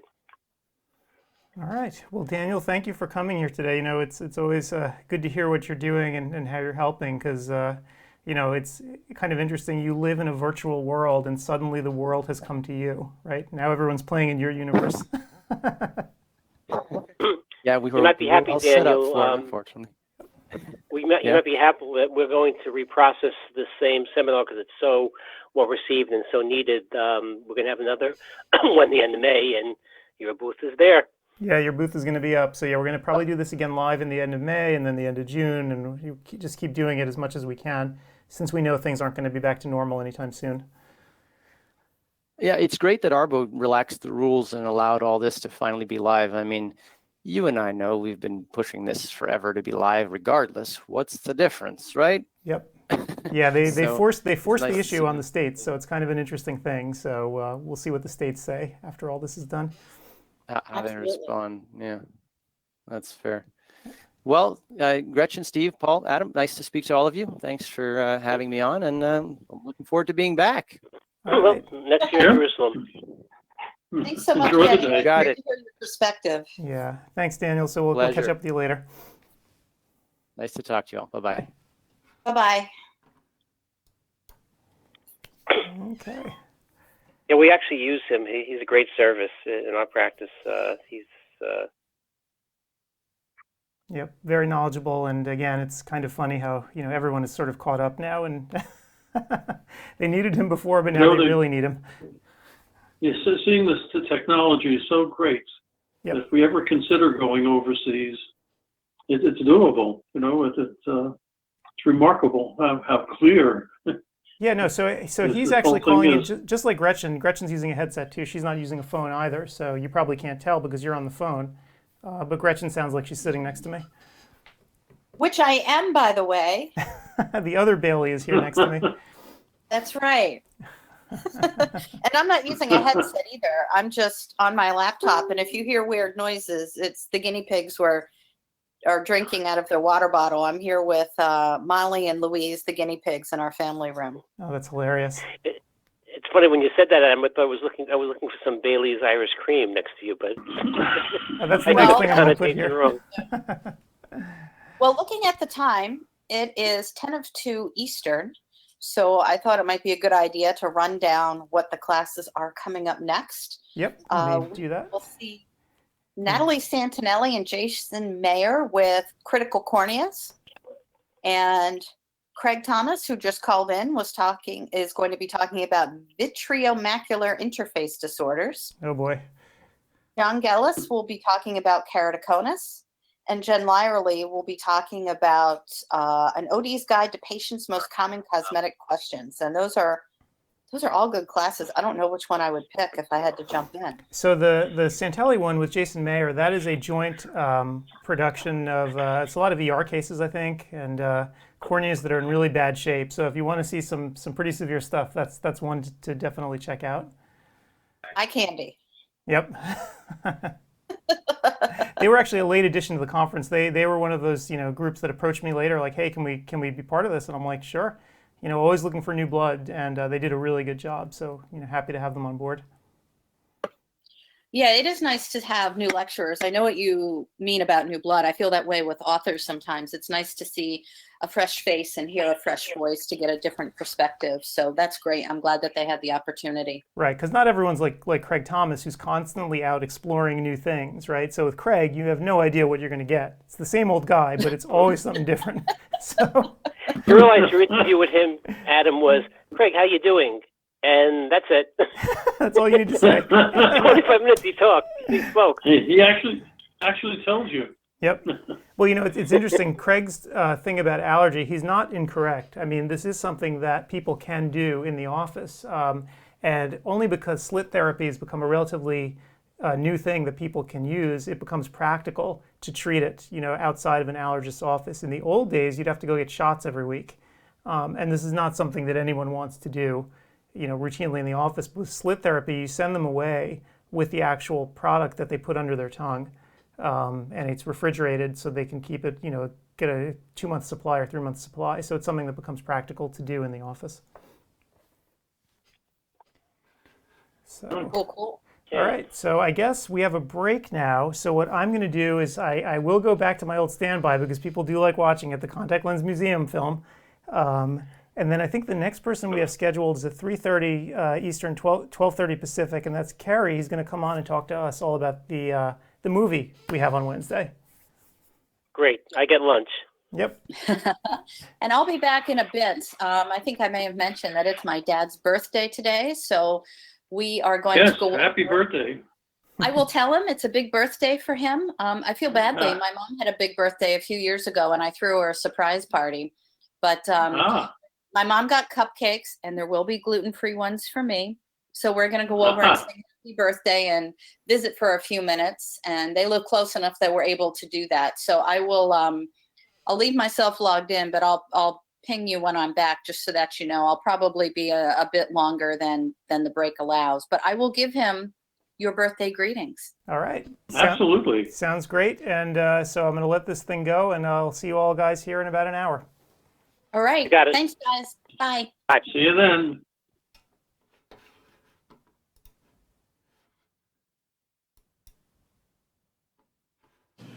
Pat, would you tell us how you came about this idea? What prompted you and Craig to start a collection? Well, like most collections, you start collecting things one at a time, and then one day you wake up and you find you've got a museum sitting in your home, in closets, garages, and we found ourselves in that situation, and then decided that we were just going to open up a contact lens museum. How long did it take you to curate the collection in here? A long time, and that's an ongoing endeavor. Trying to do something of this magnitude while you're working full time and everything else, got full curriculum, and back there it's been very busy, but as you can see, it's just such a joy. It just brings so many smiles to so many faces when you bring older practitioners through here, because another relic in. It's so true. Why don't you embalm me? I have to get a few more years. Yeah, that's right. We'll put you in the chair. There you go. That won't be creepy at all. No, it won't be creepy at all. But no, you're so right. It's just so many memories then come back to all of us that were touched by contact lenses. It's when you think about how contact lenses have changed so many people's lives and changed their lives. All those keratoconus patients, and irregular cornea patients. It's humbling, to be a part of having this history. So we felt that, Adam was one of the younger patients. Where did you get your lenses? You were 9 years old? 9 years old, yeah. So yeah. Probably one of the younger contact lens wearers. Yeah, they're in so many millions of people's lives have been changed so much with these. Now, if practitioners have anything lying around their basements or garages or the back room of their practices, would you be interested in hearing from them? Yes, we'd be very interested. That's where we pick up a lot of these relics. Every practitioner, literally everyone out there, has one or two items that have been given to them by an elderly patient, or they took over a practice that had been established back in the 30s or 40s.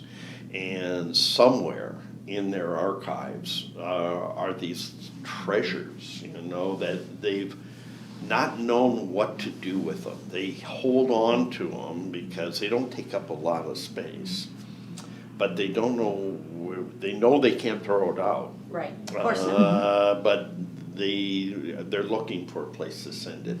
This is the place. This is the place to send it. So there, it can be archived, taken care of properly. Craig and I have spent, hours and hours learning about curating an optical museum like this.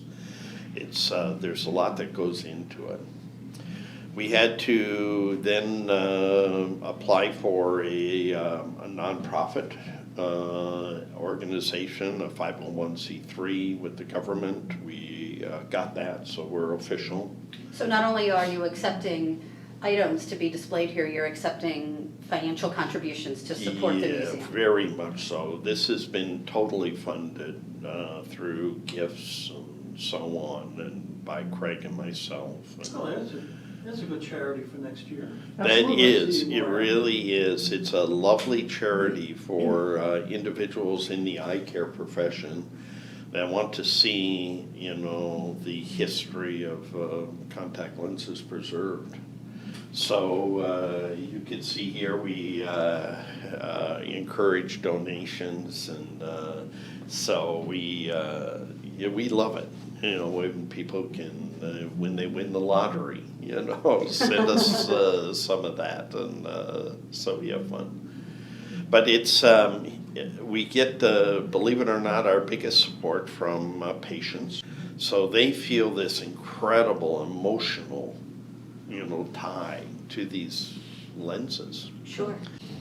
Now, this is actually just part of the collection. A lot of it still is in storage right now. We need a bigger facility. When we opened this up in July, we opened it up with the knowledge that we've already outgrown it. It's a good problem to have. Good problem to have. And so we're just going to keep raising, funds as best we can, and hope to move into a bigger facility as time goes on.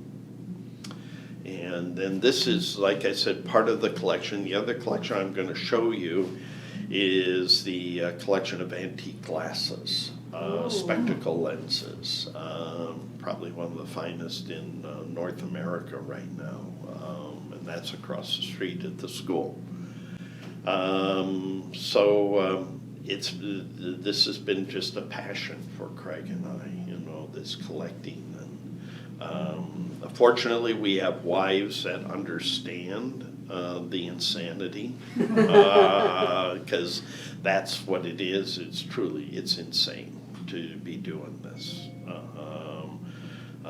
But Craig and I have been blessed so much, like you have, like we all have, by the eye care industry. That very much so. Yeah, that it's just been a humbling experience to be a part of it.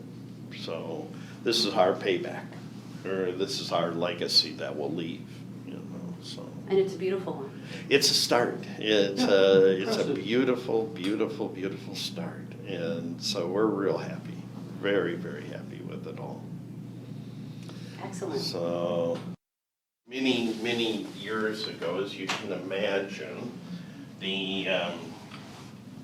it's really myself and Craig Norman who kind of put this all together. The story begins over here. I'll sort of walk you through. This is kind of the evolution of contact lenses. All of these lenses here are made of glass. And so these were the earliest contact lenses in Germany and Zeiss. So they were the three making glass scleral lenses at the time. When did Oberg come in? Oberg came in the 1940s. How do you know that name? I used to live with him. Oh my. I was just reading a book this morning, his textbook from 1945 on contact lenses. It's really one of the earliest. Yep. And that is, what a coincidence. Oh, yeah. So Are these companies related? It's no, Muller Sohn and Muller Welt? No, they were different families. Okay. Yeah, they had no relation. And so these, like I said, it's the largest collection of glass contact lenses in the world. So it's they're hard to find, very rare, wonderful to feel because they're incredibly heavy. Can I touch one? Yeah, as a matter of fact, you can touch the one that is yours. Craig and I wanted you to have this. This is a glass Really? scleral lens. Wow. And it's all the contributions you've made to the industry. You deserve that. Oh, you are so kind. Thank you. Yeah, Look at this thing. It's kind of neat to have. You can see kind of how rough the optics were. Very rough. And, but, they got better with time. That's a real early one. Would you like What to see? year? This would have been probably early 1900s. Wow. So between 1900 and 1910. But you could feel how smooth the glass The workmanship was. was wonderful. But, yeah, it's, that's definitely one we wanted you to have. That's very nice. Yeah, thank you. Yeah. This would be a real challenge to apply and to remove. Yeah, it really is because of the size. These were about 22 to 24 millimeters in diameter, so they were pretty big.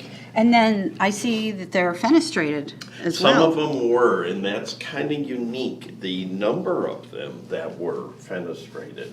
You can imagine drilling a hole in glass can be a little bit challenging. And, A lot of breakage. Yeah, but I'm always surprised when I'm going through the lenses, the number of them that have actually been fenestrated.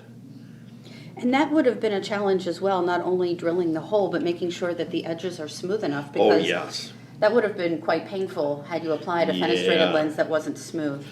But then you look at these Zeiss lenses, the optics are absolutely perfect and they're incredibly thin.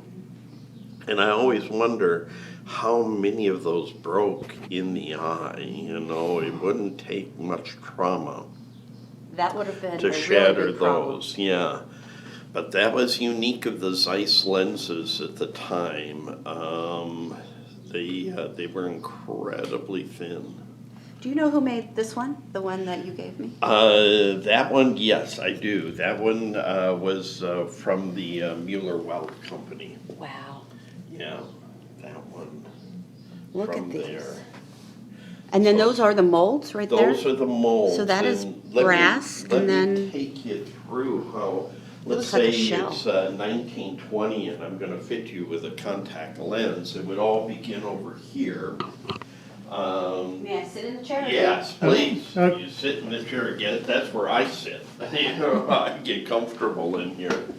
And now the molding process began by just simply mixing this compound. It's called moldite.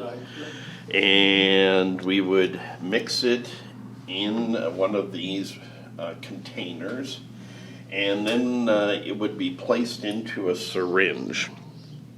And this mold then would be placed onto the eye, and the moldite compound injected through here, and then it would take a perfect mold of the anterior segment. So the molding compound would harden in about 90 seconds. So you had to be real efficient with your time. You had to load this, inject it, and be pretty efficient.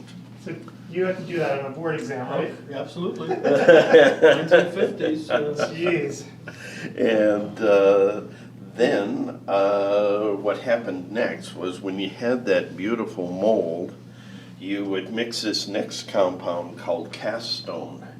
And that cast stone then was just like a concrete, but incredibly fine, powdery concrete.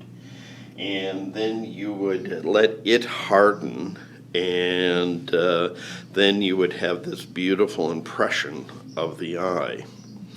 Now, back in the day, before World War II, a second mold would have to be made of brass. And the reason for that is that when the lens was actually turned into a contact lens, it was made of glass, and the glass would just simply, the heat of the glass would destroy the moldite, so it had to be turned into a brass mold.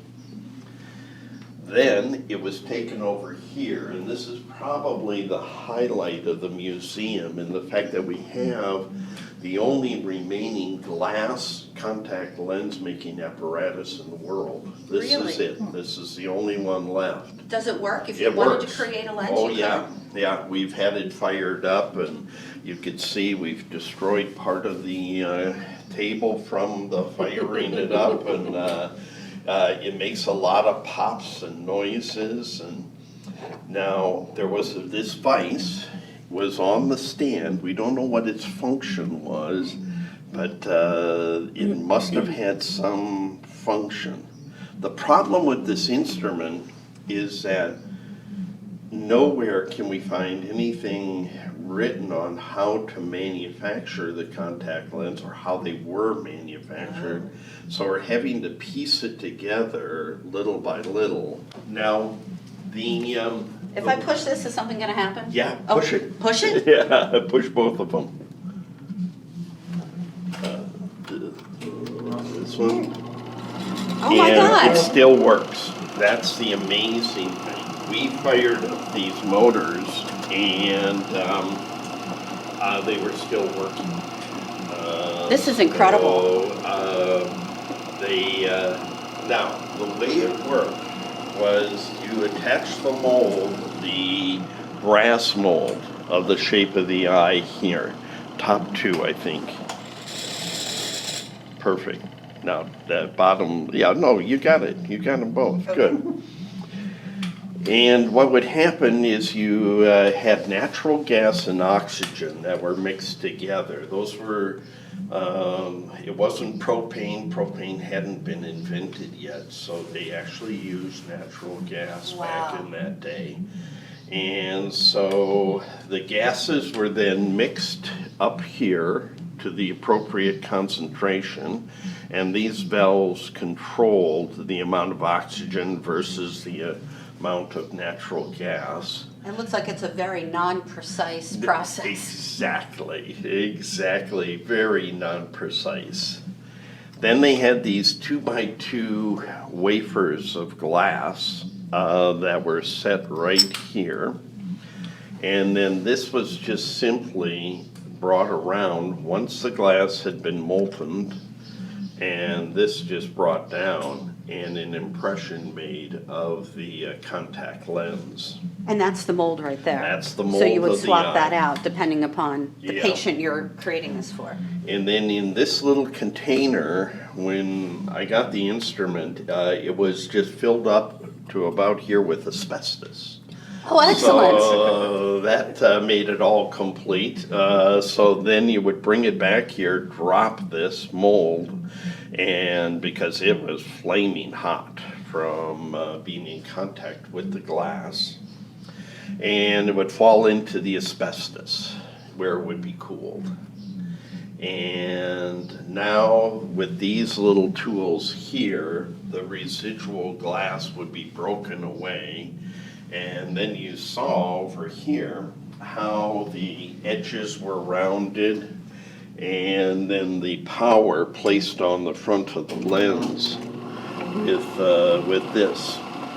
Now, the only thing we can think of here is that this was actually operated by hand to oscillate the application of the power on the front side of the lens. That's all we can actually kind of surmise. We don't know how else it was driven. And but everything came with the unit. It was intact. And it's actually from, of all places, Perth, Australia. Don Ezekiel. Yeah, Don Ezekiel. And if anybody would have something like this, it would be him. It'd be him. And you'll see as you go through the museum, many of the pieces are from Don's collection, and that was probably the largest in the world.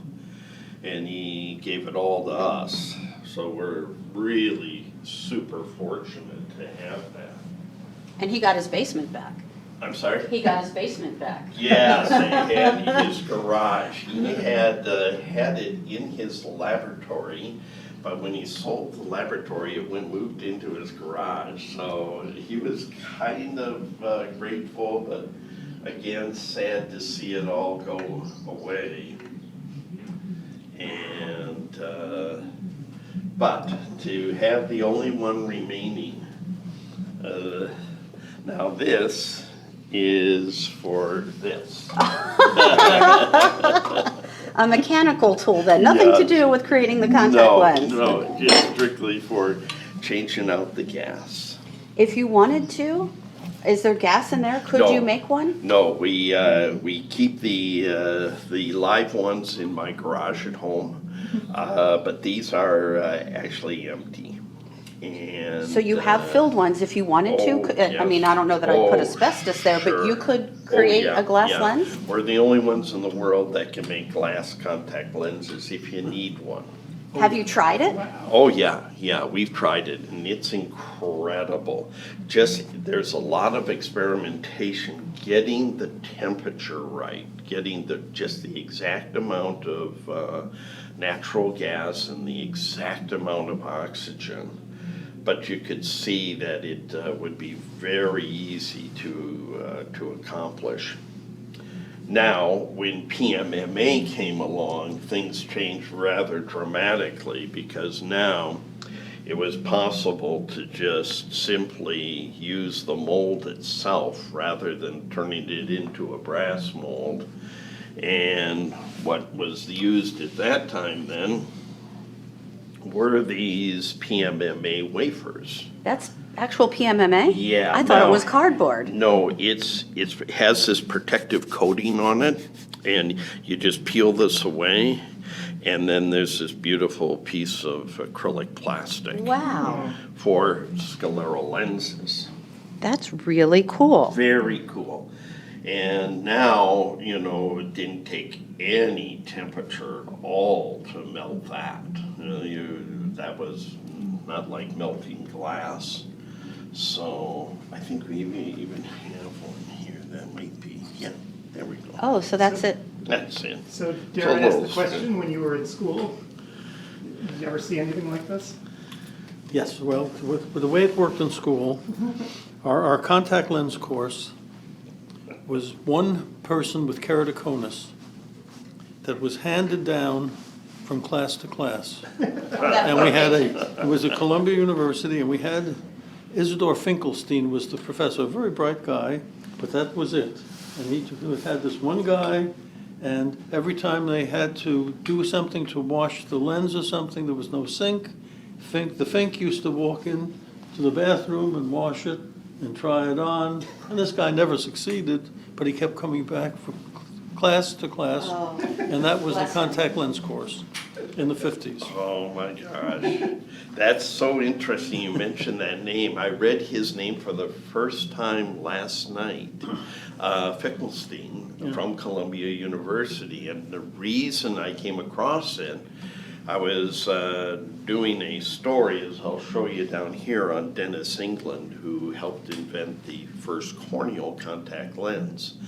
But I came across an article written by Hank Knoll from Bosch & Lomb on this gentleman from Columbia University. And it was the first time I had seen his name, and so it was really so that was the kind of neat. That was the contact lens course. Oh my period. End of story, cool. and then whatever you learned happened afterwards. Yeah. It happened afterwards. But the academy required, in order to become a diplomate, you had to be able to fit a scleral lens and using moldite. And what happened, is basically we smuggled in some anesthetic, because there's no way you can put that shit in your eye. Yeah, no kidding. And say, stay still now. Because you can imagine if the patient's eye was moving during the molding process, you have a pretty bad mold. Yeah, I mean, so. What year did you earn your diploma? In 1965, I think. And so that was 67, being required at that time? Yeah, it was a very large class. The word was, you better get it now because it's going to get much tougher to do. But that particular part was separating the men from the boys, because you had to learn not only to do it, but then to adjust it. And I was always very unhandy. I figured I'd cut my hand off with the burrs that they used. Oh my, so, wonderful. So we have glass lenses. Glass lenses, and then... in fact, we, oh boy. Boris and I suffered. Oh my.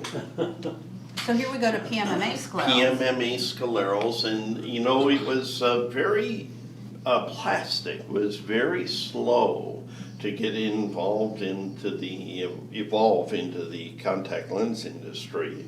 It was only after World War II that plastic really did replace glass. World War II.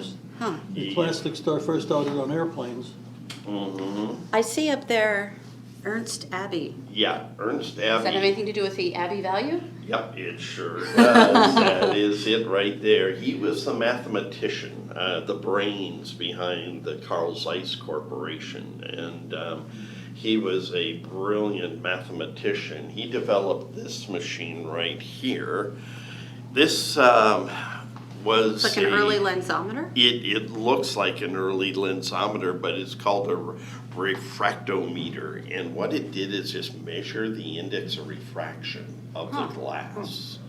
And because when they were manufacturing glass at the time, they could never control the index of refraction of it. So each piece had a different index, and so what they had to do is read the index of refraction, and then they knew what radius to put on the front to create the power. There was a lot of math involved. There back was then. a ton of math involved back in those days. And, but he was the one who really kind of was at the forefront of that. Now I see back here there are corneal lenses as well as scleral lenses. Yeah, it's just like CDs and VHSs. You know, there's that time in space where the two cross over, and this was really it. In the 1950s, it was unsure which of the two modalities was going to really take over. Was it going to stay scleral or was it going to go corneal? And so you see a number of these fun sets that have actually both in them. Now here's the Theo Olbrich sets out of New York. The one in the back was the original Theo Olbrich scleral lens set, and then the one in the front is one of the later sets.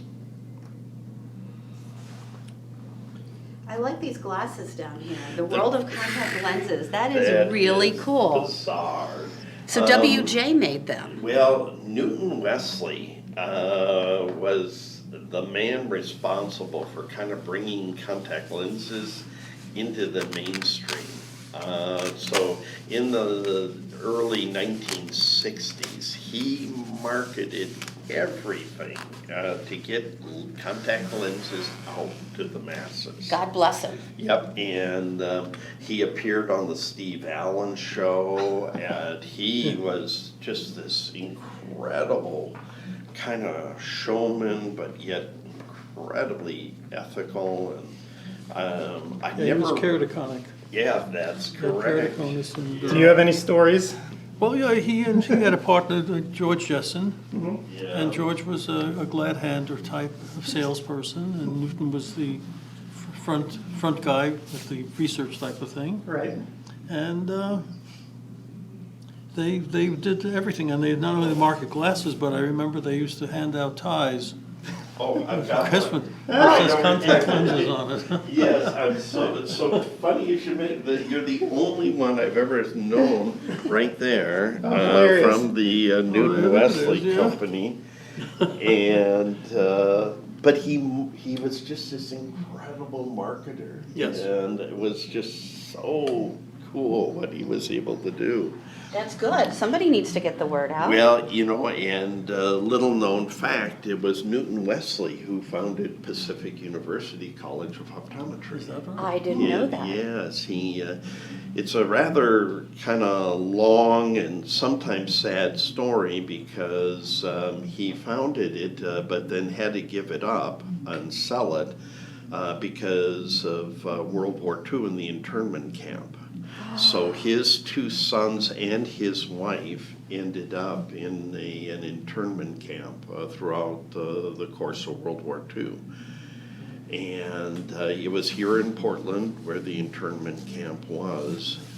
And Roy Wesley, his son, is still alive, and he is on our board of directors of the museum because he's this incredible historian of that era.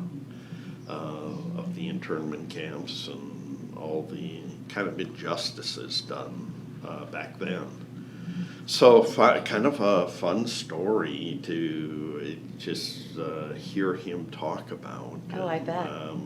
About his life growing up as a child in the camp. Right. So, and then over here, we have a couple other items. One is the Micon. This was the first commercially available contact lens solution that went into the back of a scleral contact lens.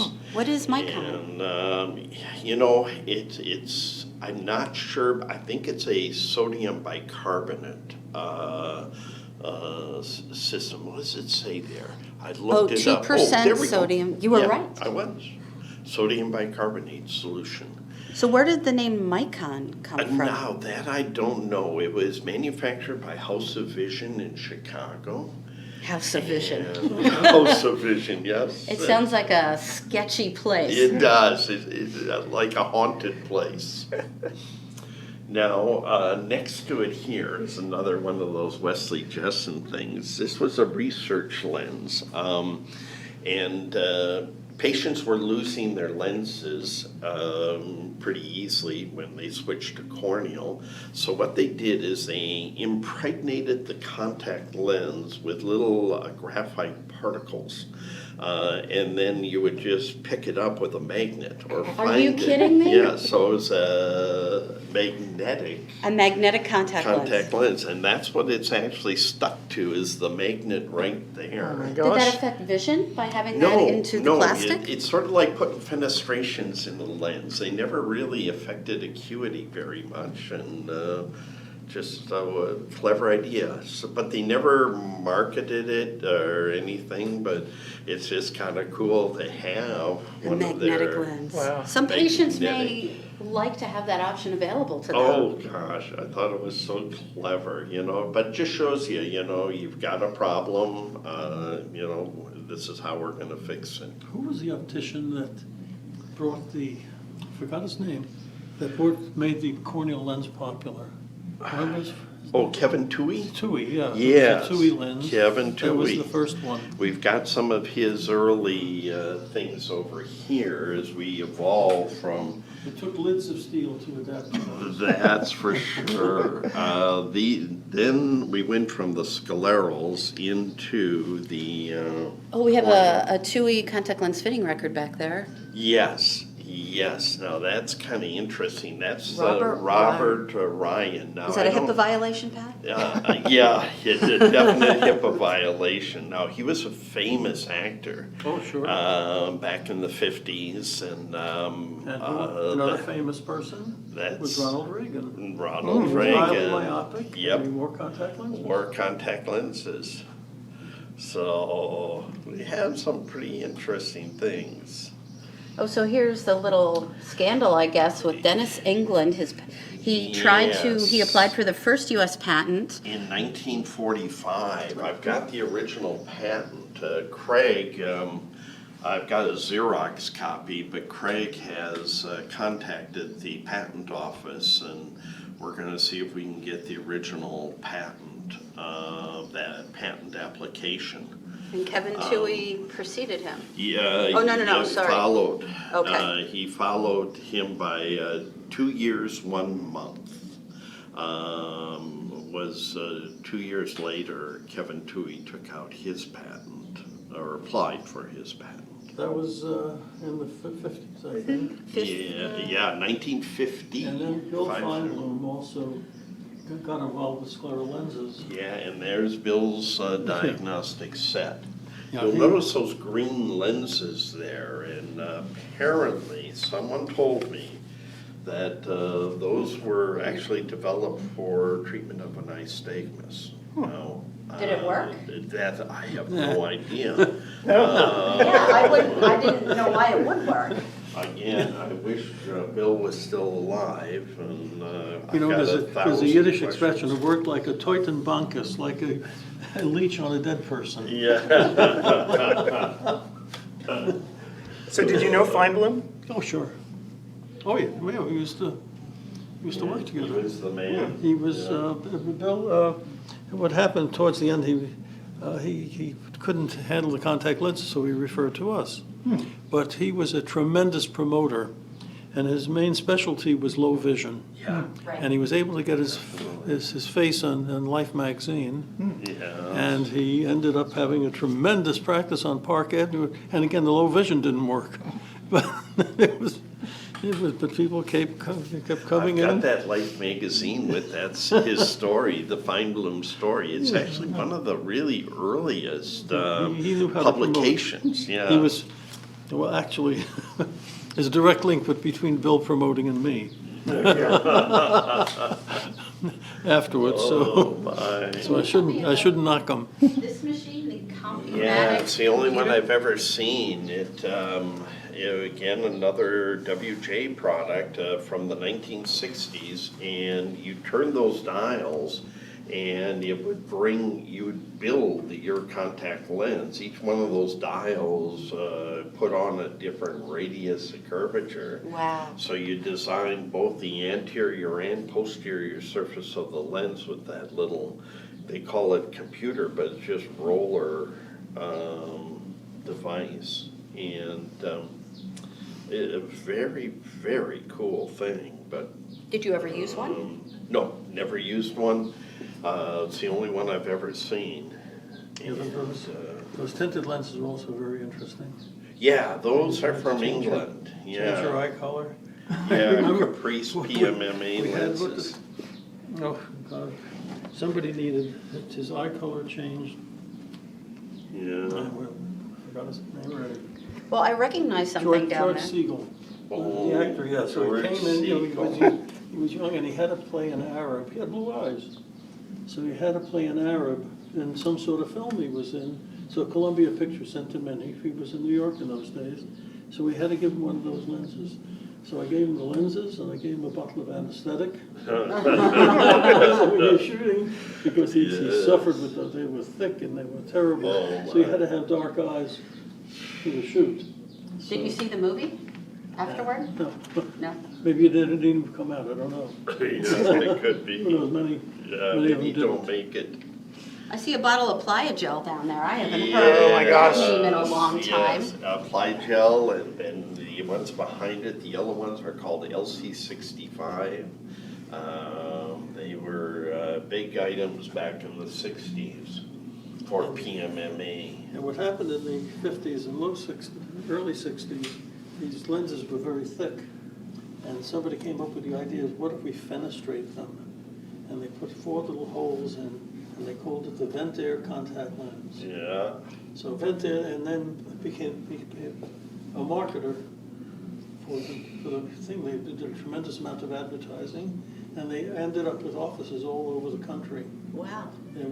Ventair was one of them. There was one other company from Chicago that also. Yeah, there was a Spirovent. Spirovent had one. And. You just happen to have some of it right here. Yes, yes. Here's an original TUI brochure. And, let's see, I don't know if I have my Ventair out there.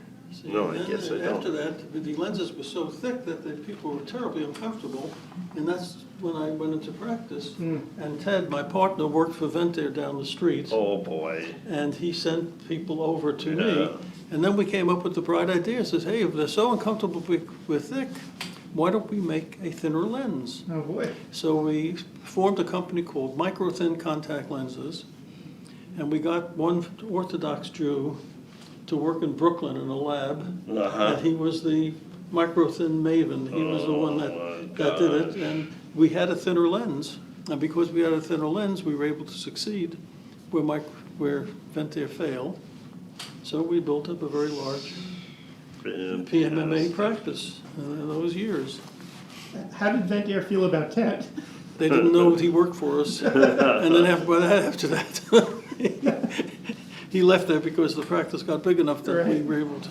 Now, over in this cabinet is the early evolution of soft lenses.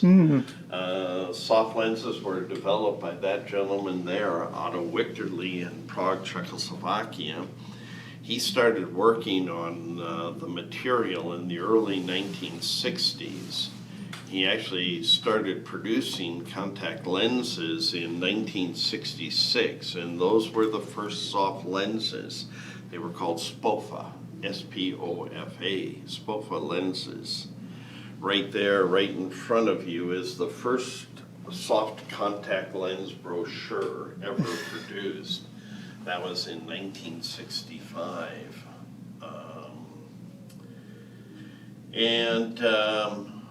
These lenses here really do represent the first key mount for first soft contact lenses. I've got one hydrated there. The rest are stored dry. Wow. Very kind of neat to have those as part of the collection. These were the original SPOFA cases from 1966. And about the same time, a company in upstate New York and Toronto started this Bionite company, which was a Griffin lens. Oh, I've never heard of that. Yeah, that was the high water content lens. It had about a 55% water, but you see it goes back to that same time frame as the Otto Wichterle lenses. Oh, and there it says they were purchased by AO. Yep. And then became SoftCon. Yep, and then became SoftCon, exactly. And then BB&L marketed them very differently. They had salespeople, and the first sales manager insisted that all their salespeople come in dark suits. So they were very, very formal, very unique, very businesslike. Yeah. With the Bausch & Lomb lens. And now we're into the salt tablets and heat units. Salt tablets and then heat units. This is the scepter unit. Range of the scepter units. The first one you see right here was the original Bausch & Lomb one, 1971. The FDA had no idea on how to disinfect these soft contact lenses, so this is what Bausch & Lomb came up with. If you look kind of closely, that heater unit there was actually a baby bottle warmer. They purchased them from Gerber Baby Food Company and then modified the top lid to hold a contact lens case. So you filled that up. You remember the distilled water that you put in there and push a button. And actually, it was a marvelous way to sterilize lenses because after that, the cold sterilization came in, but unfortunately, they put thimerosal into the solution. And that was this one right here. This was the first. And the red eyes started. Red eyes started big time. So you'll love these names here, Paul. The Normal, Flexol, and Preflex. That will resonate with you. Those are just so cool. Alcon Swirl Clean. Yes. That sounds like toilet cleaner. Well, it does sound like Sorry, it. Alcon. The aseptor unit was something that the patients had individually. However, the office had very large units. Right. So you could No, right down sterilize the here. lenses. There they are. I remember those glass vials. Cut my fingers on That them. particular one ended up with a short circuit over a weekend, and our office burned down. Oh, no. The staff forgot to turn it off before they left. They lost many an office with that unit. Wow. That was when you met me at the door, said, "Dad, you can sleep late tomorrow." And I came back from the lecture. You know, this was, you'll notice that a lot of different cleaning systems were developed because at the time, we had to make soft lenses last a year. Right. They were replaced on a yearly basis, so a lot of heroic things were developed to try to extend the length of time. Matter of fact, we had one scheme. We met the developer, a woman who developed the contraceptive sponge. You remember Seinfeld Spongeworthy? Right. It was a contraceptive sponge. I remember that. And it was FDA approved, And it had the ability that if you would rub a contact lens on it, you could clean it. And we say, this is what we're going to do. So how did somebody come up with that concept that this is a contraceptive sponge, I'm going to put my contact lens on there? I mean, where did that come from? Say, what? I mean, who would think of that? So, And the chemicals, because it was a spermicide, Yeah, right? So, but- I mean, wonder what the chemicals would do to the lens. We started dealing with this crazy woman who had some company in Europe and Germany, and it cost us at least 6 figures by the time we figured out it's not going to work, and then she conned us, and so that another scheme. Okay, so I'm glad to hear that You that talk about was, my West Indian land, that was even worse. but, so that actually, nobody ever really did that, so she No, took we- you we for a just- ride, okay, I'm Yeah, glad to hear that. absolutely. I mean, not that you were taken for a No, ride, no, I'm not I- glad, I but that have- nobody's I have been cleaning their taken for lenses many on a rides. contraceptive That was sponge. only, We're in that was only, Yeah. that was only one of the many rides. I see CSI lenses back there, and now what else did I see? Yeah. Lens Plus, now we're getting into things that I remember. Yeah. Those terrible vials that you cut your hand on. Yeah, Yep. and do you have there it is. The crimper. Yeah, The the crimper, crimper. I remember those things, and those very yes. light, the caps. Caps that They were light, and then you aluminum. put it on, and then when you Yeah. try to pull it off, Yep, there goes your finger. yep. And so it's just so much fun. Then lenses, I never made it. The 3M lens, called the Advent lens, lasted in the marketplace just a few months, and it was a pure fluorocarbon contact lens. Very oxygen permeable. They teamed up with Allergan to promote that lens, but it never made it. The Epicon was another one that never quite made it in the marketplace. And then the Nike Maxite down remember that. here. You have any so soft in there?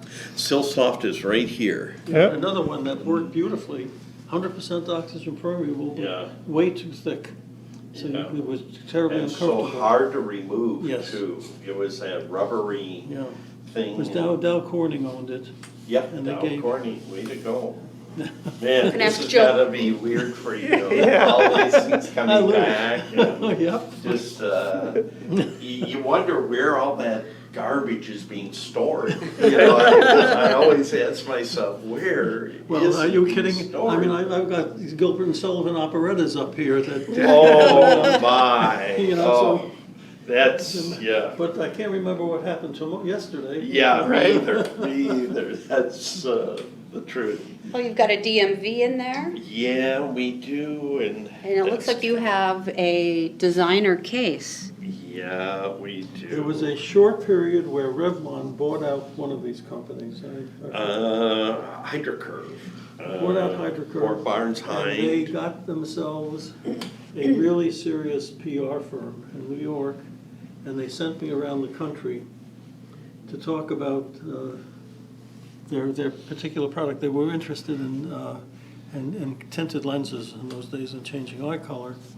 And but they got me on morning shows all over the place by using a great PR firm. And that's when you did Phil Donahue. You know, Phil Donahue came through that as well. These you'll remember. Now, these were I wear called contact lenses. medical alert bracelets, and they were developed for PMMA lens wearers who had been involved in auto accidents and maybe in a coma, because what was happening is people were wearing PMMA contact lenses, they'd be in a 2-week coma, they'd finally look at their eyes and find a huge ulcer sitting there. So these medical alert bracelets made everyone aware of the fact that they were wearing contact lenses. And then these old Shiatz tonometers, you'll remember those. Yes. Both you and I were trained on those back in the day. And, Wow. really beautiful instruments, and obviously replaced by applanation tonometry. And so... You know what you need? Oh, you do have it over there. I see, you need I was looking at this trial lens set. You need Oh, a yeah. lens cabinet. Oh, yes. I have a friend at one of the practices where I worked, and she had one of those old, it was a big piece of furniture with the lens. It was beautiful. I wanted it. Oh, no, I want it. Those are, they sell for a lot of money now, Yeah. as you can imagine, because they are just beautiful. And read this Barbie doll thing. I saw that. Why does it say looking for Ken? Yeah, I just put that in there. It's a little sexist, yeah, Patrick. a little bit, but. Oh wait, on loan from the Craig Norman Barbie doll collection? Yeah. That's totally awesome. Yeah. We need to find out what other Barbie dolls Craig has in his collection. Yeah, we really don't know. And you've got eclipse glasses in Yeah, there. it's part of our history. 2017. That was really interesting, that we had done a story about how to protect your eyes during an eclipse. And there were there was so much interest drawn during that very short window of time of people talking about that and vision and blindness and looking at the sun. So it was a great news hook and great PR for all of eye care. It was a wonderful opportunity for eye care to tell the story. And then we have a collection of eye cups there, and this was kind of the original treatment for blepharitis. And I don't know why it went out of vogue, because it's still perhaps one of the better treatments for cleaning the lids and lashes, and very popular in the 30s and 40s. As you can see, a lot of different styles came out. And Well, maybe it will come back into vogue, because neti pots are coming back into vogue. Yeah. Similar concept. Yep, exactly. I mean, that looks like patent medicine, though. What is that, McElroy's lotion? What is that? Some of these were mixtures that you would put into the eye cup, and not sure what some of these actually had within them, but you'll see in the forefront the bicarbonate of soda tablets. That's what was usually used. Baking soda? Yeah. And This is really cool. And I see some instrumentation up here too. It starts over Placido here. discs. These are all from the early 1900s. These are all keratometers, ophthalmometers.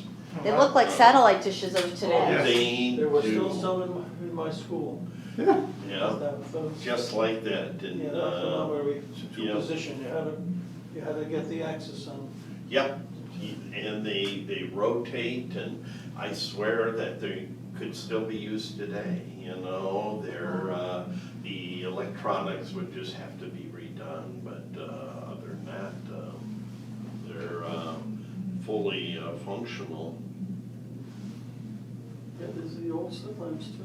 Yeah, the old slit lamps, and you really realize that very little has changed in the optics of eye care. Optics are just such a fundamental thing. So this says circa unknown for this clock, and I'm guessing 60s. Yeah, some of this stuff I'm still trying to track down, I need to get out to Bosch and Lohm. So much of the history of optics in this country originated there, and I've been in contact with their curator there, and a lovely person, lovely woman. American Optical still do. That's the other one. American Optical in Massachusetts, are they still around? That I am not sure of. And if they're still around, AO was a big company. And then back here, we have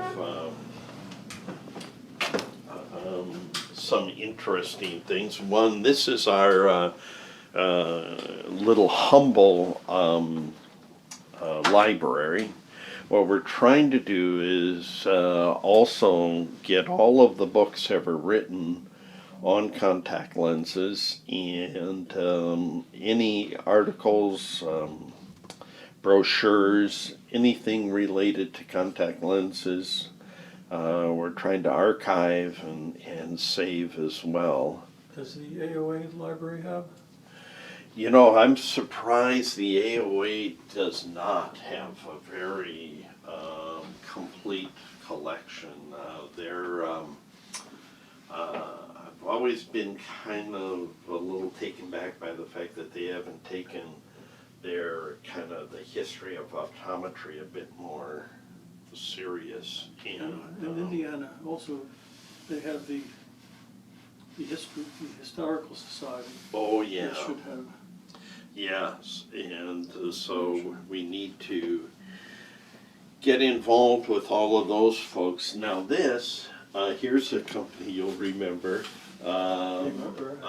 Milton Roy company. It's American Optical, and this was the original inventory system for fitting contact lenses. And they came in two diameters, 8.2 and 8.7 diameter lenses, all PMMA. And then, but still a fairly complete set. So not many of those.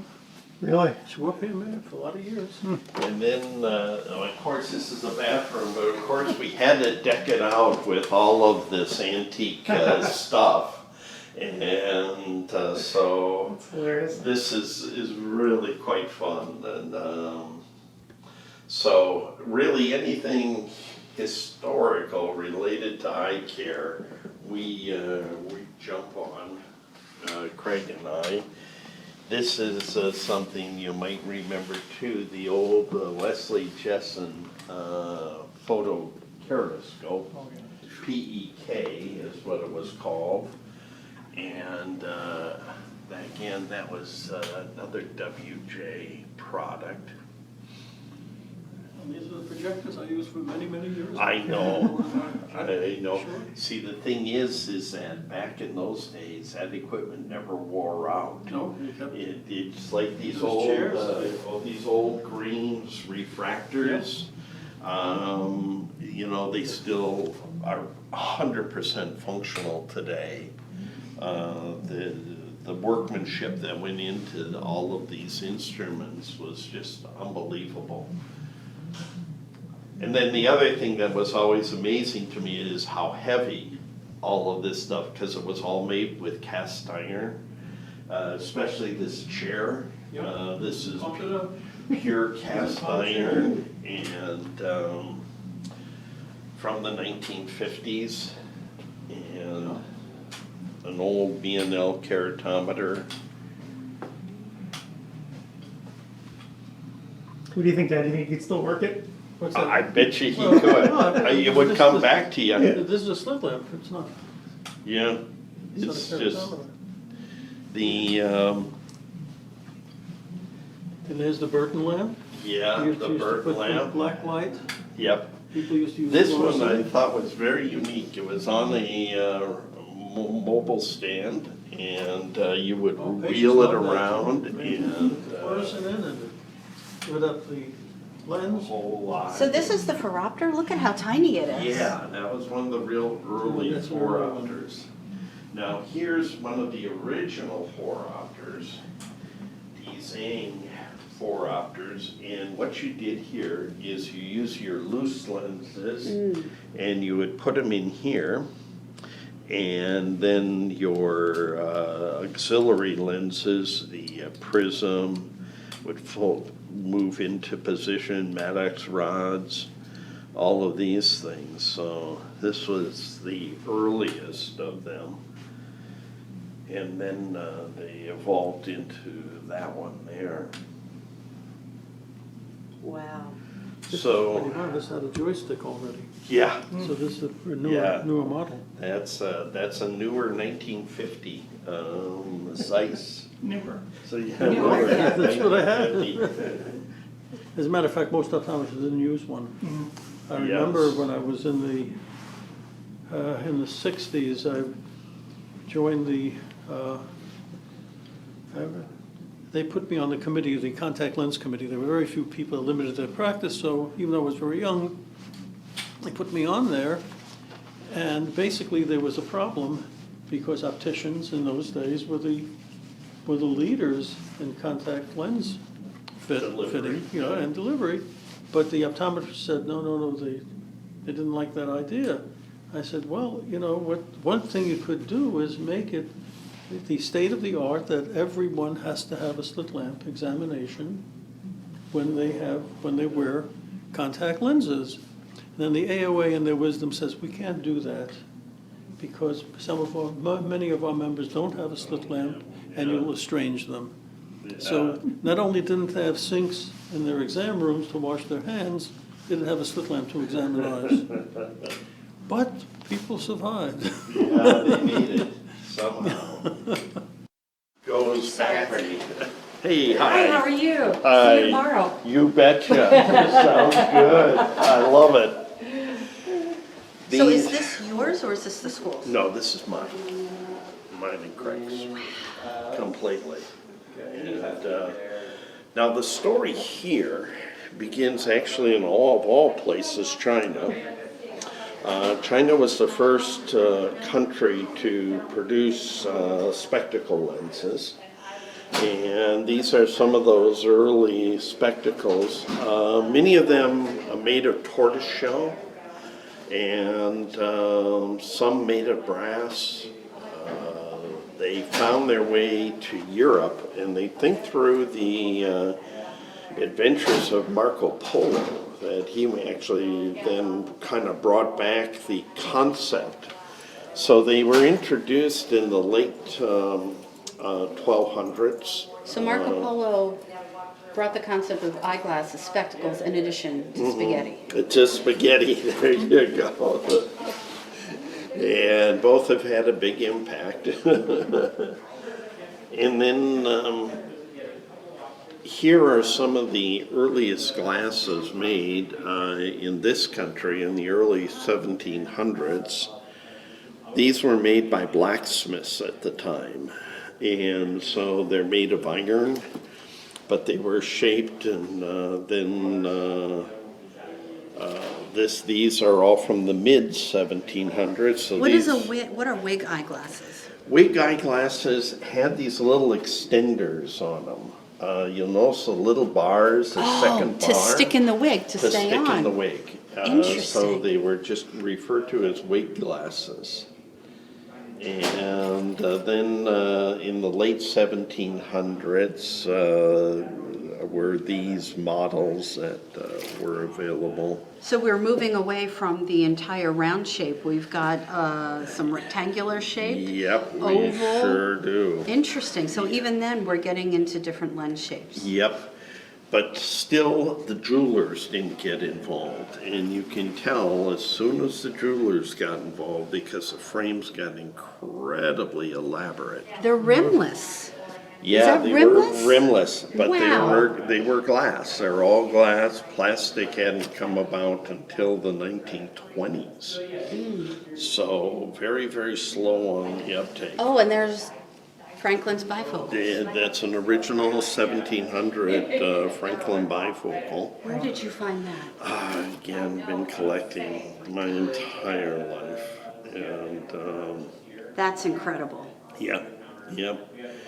The only thing that I miss about these glasses, and same thing with the contacts, you just wish they could talk. Oh, And of course. just tell us your history and tell us where you've been. Would be just so absolutely fascinating. And then what happened in Pince-Nez, and then the Oxford frames, very similar. The Oxford frame used a little spring to hold the glasses on the eyes. And then it was in the 1920s that plastic first got introduced. Tortoise. And Corn rim. tortoise, and beautiful, beautiful. You know, you look at some of these from the 20s and you go, I would wear those. I mean, those are very cool. I mean, they're just incredibly cool glasses. Wow. And then we have the 30s, and then these were glasses that were called inventory glasses made by American Optical. The doctor would buy them in these boxes like this, and then he or she would put them together. The frames are right there, and you can see the different bridge sizes. And then the bows that went around the ear were what are called gold-filled material. What they were. Expensive. Yeah, and you could see these are all gold-filled as well. And And you don't have these cases locked? No. All right, we're going to edit that part out. Yeah, you don't have these locked. When did male, female glasses start? You know, that's a good question. I don't know the answer to that. You know,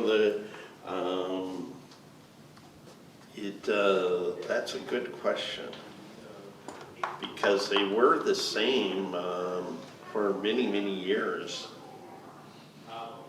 These are just old ads, and then aphakic spectacle lenses. You remember those? Remember the old aphakic spectacle lenses? How thick and heavy, and People just couldn't, you know. they couldn't get around.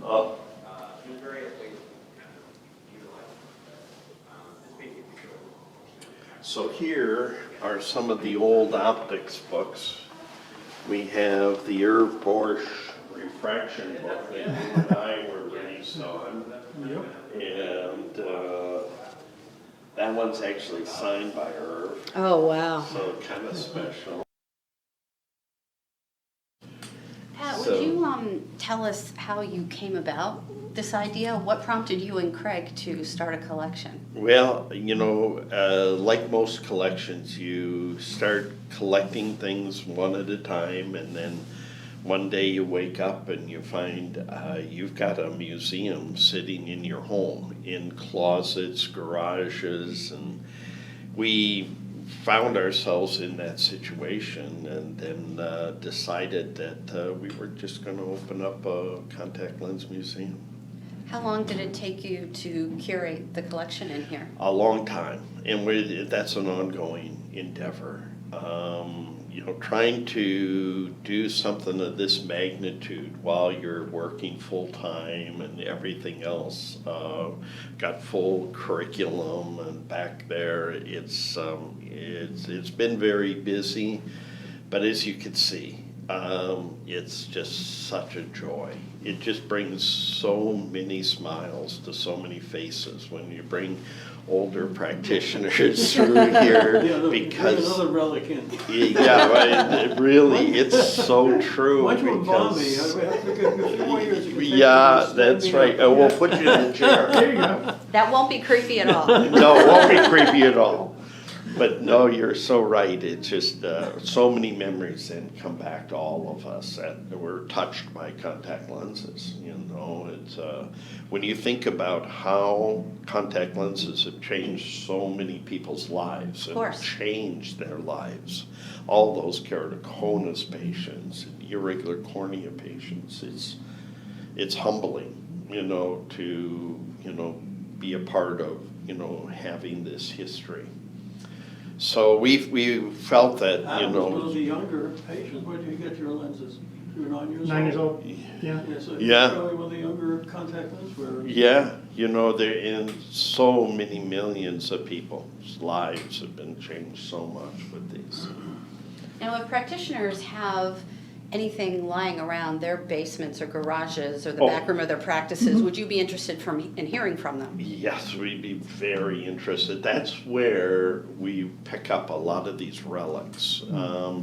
Every practitioner, literally everyone out there, has one or two items that have been given to them by an elderly patient, or they took over a practice that had been established back in the 30s or 40s, and somewhere in their archives are these treasures, that they've not known what to do with them. They hold on to them because they don't take up a lot of space, but they don't know they know they can't throw it out. Right, of course not. But they're looking for a place to send it. This is the place. This is the place to send it. So there, it can be archived, taken care of properly.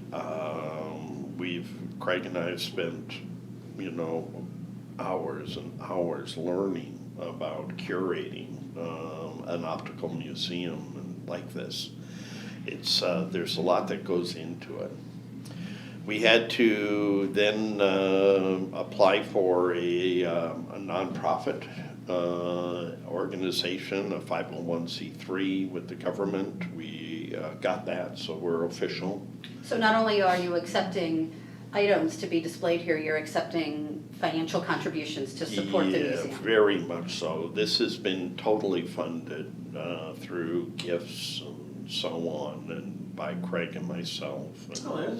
That's a good charity for next year. That is, it really is. It's a lovely charity for individuals in the eye care profession that want to see, the history of contact lenses preserved. So you can see here we encourage donations, and so we love it. When people can, when they win the lottery, send us some of that, and so we have fun.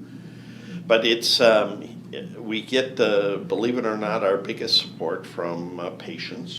So they feel this incredible emotional, tie to these lenses. Sure.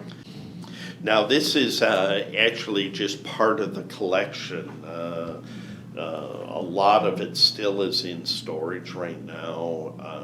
We need a bigger facility. When we opened this up in July, we opened it up with the knowledge that we've already outgrown it. It's a good problem to have. Good problem to have. And so we're just going to keep raising, funds as best we can, and hope to move into a bigger facility as time goes on.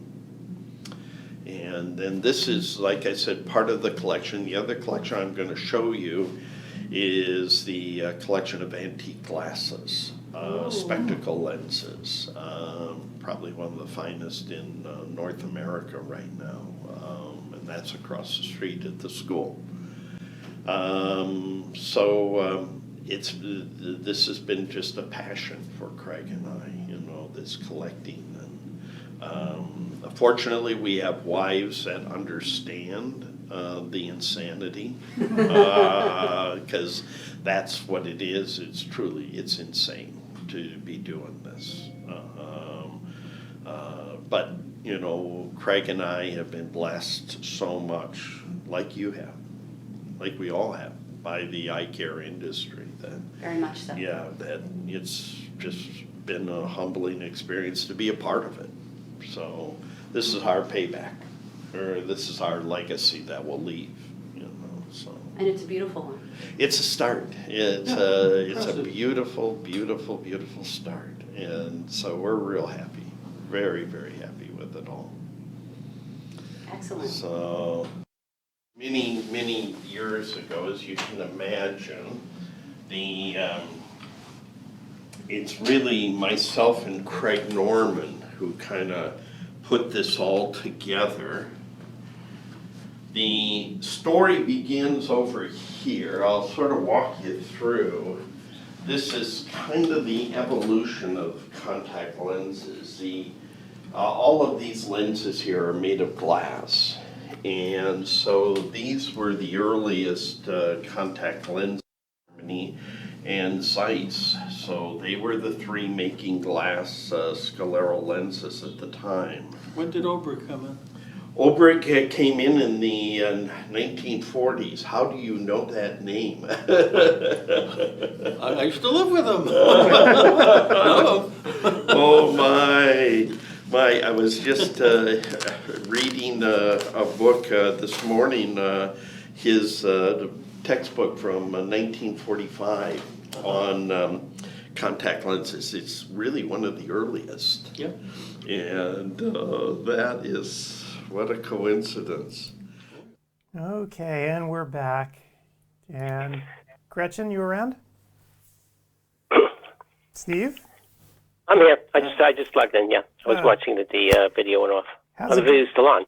Yep. Nope. Video should be off now, and we're back on the air here. So, I guess Gretchen has stepped out to her birthday party. Mm-hmm. I guess I'm in the 15-second delay. I'll see it soon. Yep. Oh my goodness.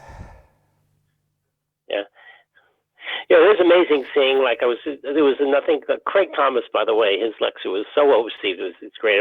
He got a million compliments. He just presents whatever information is presenting, it comes out even better from his mouth. But it's really interesting. 900 people are watching Dr. Malaiti talk about eyelid bumps and lesions, and I guess people love the credits. You know the 80-20 rule? Yep. I have a friend who keeps on texting me. It's the 99-1 rule, or the 3,999 1 rule. He can't figure out what to do, whatever. So I must have had 15 text messages from him and 4 emails about what's going wrong. And so I just said, look, I'm too busy. I'll deal with you tomorrow. Whatever. But that's just one person. And he's not old. So whatever. Anyway, things are going smoothly now. Everything's going on. Every speaker has been there. They've been really interactive. I was amazed. I know I'm repeating myself, but I'm amazed at the response of the audience compared to what it was last time. And you have to realize the content is the same, pretty much. It's just that there's more people, and they're more interested in learning this time because they have the time. Yep, absolutely. I still like, I was listening to the first 15 minutes because I missed it of the contact lens one. It's great. Keep on archiving that. Yeah, we're gonna have to get some new content though. Eventually, we're gonna have to leave the house. So. Well, you could always process maybe some 20-minute slips or half-hour slips of Kerry's video. Oh, there you go. So in fact, before we talk about Carrie and what's going on, let me just remind people about the credits one more time, since hopefully they've all seen my video, and I think they have, because we've gotten very few problems here today, maybe a handful about not being able to get credit. So again, very straightforward. To get credit, watch the entire lecture. Don't go anywhere. You got to sit through it because the system's making sure you're there. Click the attendance check button above the course window. Right there, that big blue button at the top, it says attendance check. You just have to click that, and then you'll get a little form where you can put in your tracker number, and it'll ask you, did you attend the session? And you just say yes, and that's it. And then as long as you do that, and you stay for the entire course, you will get credit, and it'll go in your transcript. So those are the steps. One caveat that I found with this, it's a little different than what you explained. If you try to attest at the very beginning, you get that error message that there's 2 criteria. One is to attend, one is to put in your tracker number. You really have to listen to 40 minutes and then attest. Okay, so that's good to know. Yeah, Kat. Software is doing it that way. I tried to do it the original way, and it doesn't work. And it will generate, let's say the lecture is 50 minutes and you watch 42 minutes and you attest then, it will generate the transcript then, but I would advise everybody to listen to the rest of the lecture just for their own abilities. Most of it is questions and answers afterwards, but that's the way it really is working on the back end, just so you know. So good. So Kat didn't explain it to me that way, so I'll have to update my little video. just to make people aware of that. So as they're watching, as you're approaching the end of the lecture, then fill it out so you can then quickly go on to the next class. Okay. It makes sense because people might, only watch 5 minutes, go out and do something else. But so it is. Arbo is tough, and we try to do exactly what Arbo wants us to do. And here's the other alternative way to do it, which a lot of people have asked me, what happens? I didn't get the credit. So the alternative way is to come back later and attest, which you can do. So it's not like it's like it's a bomb or something counting down, and if you miss it, you miss it. You can come back later. You can click on the Help Center tab in the lobby, which is that thing right there at the top. See where it says Help Center, and also there's a sign right there at the bottom that says Help Center. You click on it, it'll give you a list, if you scroll down, of all the courses. And you just need to pick the one that you just saw. And remember, make sure it's prefaced where it says live right there, because you want to get credit for the live course. And when you click on the course title, then it'll give you that box again, so you can fill in your Arbo tracker number and say, yeah, I actually did sit through it, and then you will get credit for it. So that's the alternative way to do it. People are doing it both ways. The video that I shot goes over it in both ways. So in reality, once people get this, there should be no problems about getting their certificates, and certainly no anxiety about it, since it's very, very straightforward.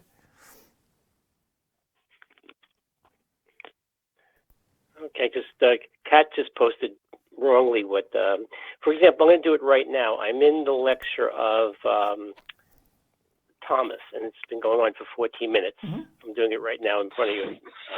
Clicking attendance sheet, clicking comes up very quickly, my OE tracking number, say yes, and this time it did work. So there you go. It's intermittent. Yeah, so Kat is saying, Kat is telling me that it's only if you do it in the very beginning that it doesn't work. Okay. So yeah, I'm not sure.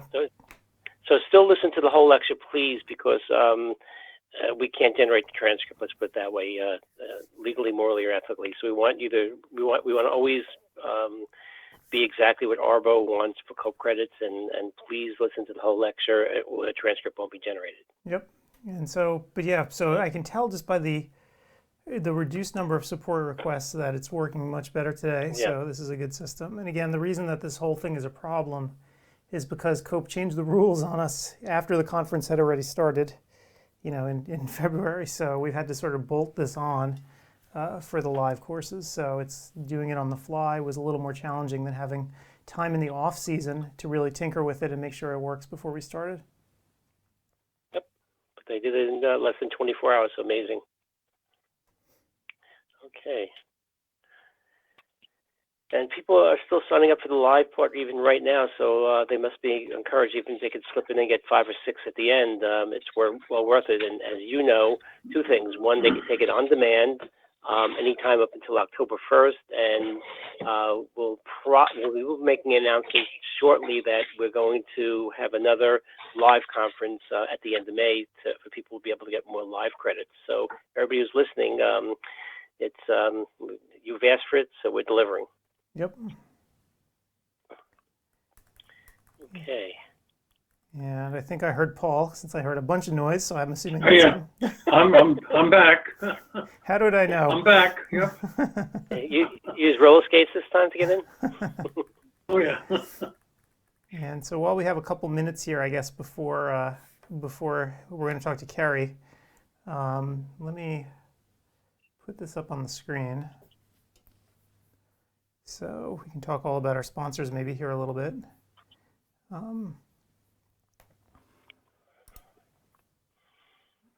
Give it a good slideshow.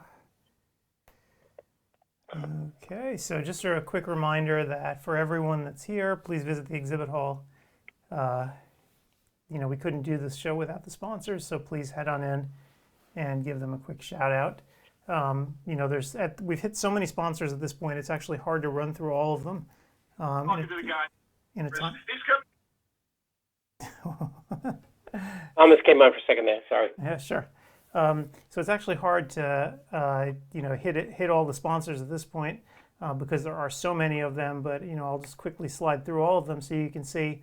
Visit their booths, and I think what I'm going to do is fire off an email to everyone when this is over. Again, reminding people to visit the booths since they'll be up and running through October, and you can all come and take a look at what they're offering. It's interesting that some aren't really pushing product at this point. Others are just sort of trying to support everyone without talking too much about product or what they have going on. But I'd recommend everyone hit them up.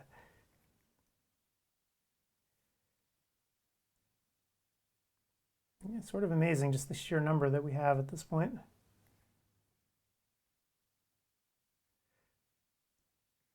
Why don't you just highlight the ones that may be confusing because they combine businesses? Well, sure. So, I mean, you have companies like, let me find a couple. So Luno has a bunch of names there that you may or may not know.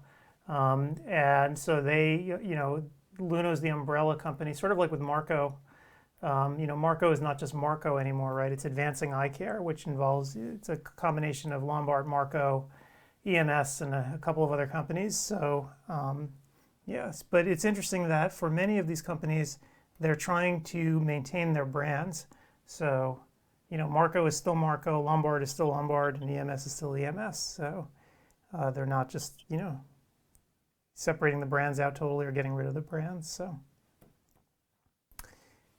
anyway, so those are the sponsors today. But what's most important is that in a few minutes, Kerry Gelb hopefully will be on the line, and we can talk to him about his little movie that we have coming up on Wednesday. And actually, let me see how many people are signed up for the movie, since Kerry, of course, will ask me when. That'll be the first thing on his mind. So it'll be as much as a Broadway show or a Radio City Music Hall, looks like. Yeah, well, let's see. I mean, hopefully, the companies that are sponsoring it will. All right, let's see. Let's find the right number here. Yeah, so it looks like right now about 3,400 people are due to show up for it. And let me pull up a picture here. See if I can find it so everyone can look at it.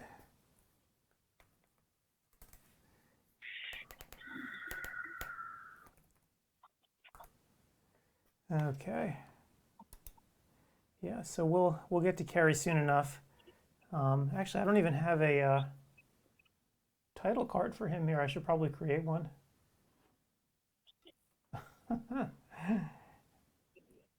Yeah, let me create one for him since I don't have one. Shame on me. Mm-hmm. So everyone can watch me make one for him here. So we will copy you. I can't cut and paste it. There is no cutting and pasting. I got to do this myself. So, but I can do it here in real time with everyone watching, which is fun. There it is, at least partially. Okay.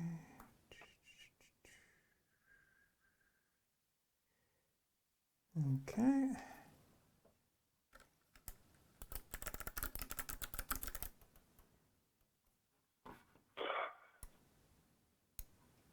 And he is from somewhere in New Jersey.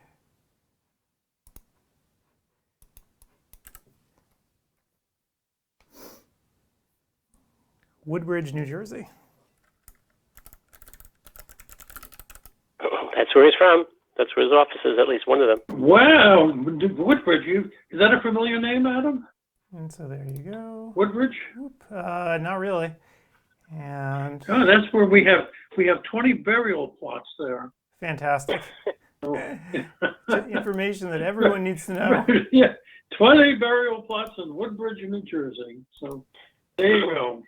I'll tell Kerry to put some stones on the graveyard. I'll tell him they're for sale if he wants them. He only has to become his Hungarian and join an association, and he can have them. Great. Let me replace that picture.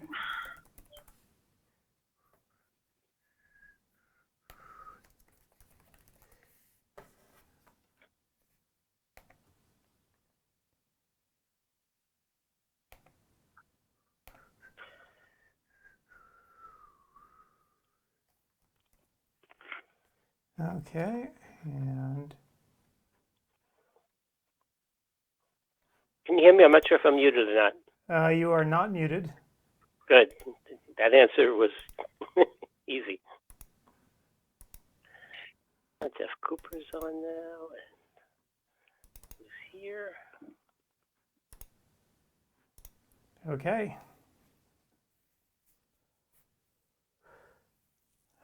Kerry's loaded on the line, but we have Craig's picture up. No, you shouldn't anymore. You have to wait. No, I'm You're behind always you 15 behind. seconds. You're always behind the curve. Yep. We're living in the past. Oh, tell me about it. But this is real. We're on a 15-second delay of life. Just because of your potty mouth. So hopefully Kerry will get here momentarily, and we can talk to him and see what's what with the movie. But yeah, it looks like we're going to have a huge crowd. As far as I know, the other companies haven't started advertising it yet. There's going to be a lot of e-blasts, and everybody should realize this is not something that's going to be played over and over in various places. It's a one-time event, and that's it. Yep.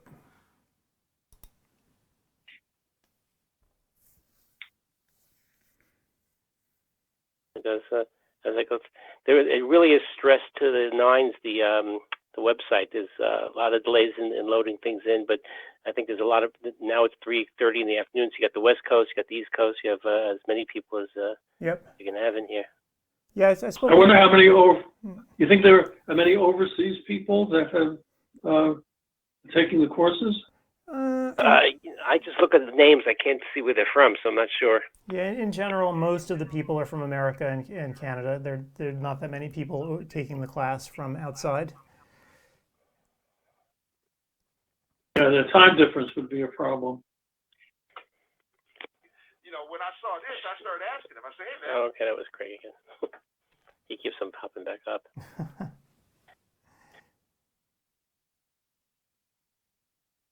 Okay, so all you realize, Kerry's going to tell us, but this is a free movie, and it's, I believe, an hour and a half, hour and 45 minutes, and it's as good entertainment as you can get on Netflix and Hulu right now, and you're the only people that are going to be able to see it to sign up for it, unless he negotiates something with a major media company. Yeah, I mean, I think this is going to be, certainly one of the few chances for people to check it out. I'm curious to find out why.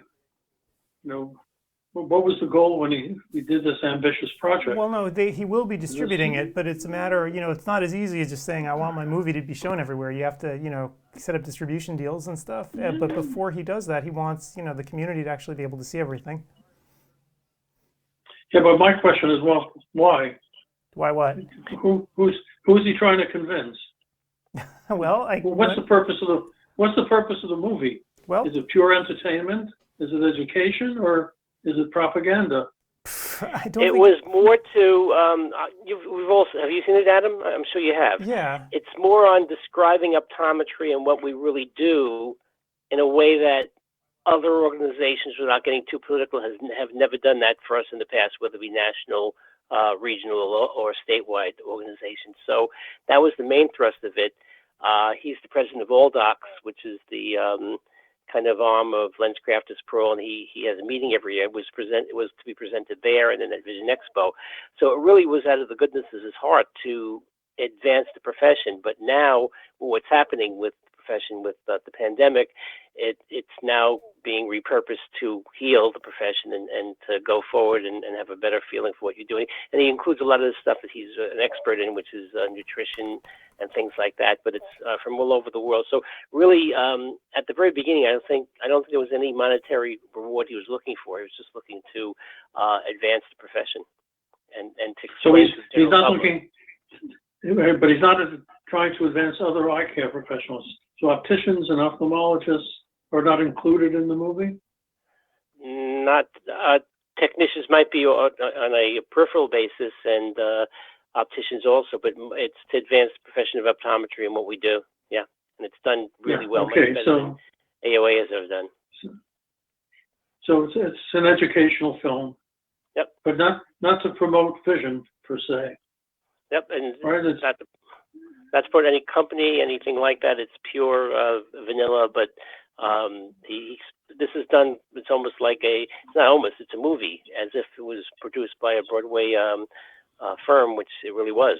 So I think he had sponsors to help him create the movie, which is how he was able to defer a lot of the costs. Right. So I just got an email from him. I sent him the call-in number, so he should be calling momentarily. So all good. Yep. He has a rotary phone, so give him some time. So I mean, my hope is that people, will come and watch. I'm stunned already that we have almost 3,500 people now. And again, it's not like 3,500 with CEwire where they may or may not show up at any one time. These people are signing up expressly to show up for the movie. So It's pretty cool. And for all of you, it is free. I'm sure Carrie will discuss that, but free is free. Yep.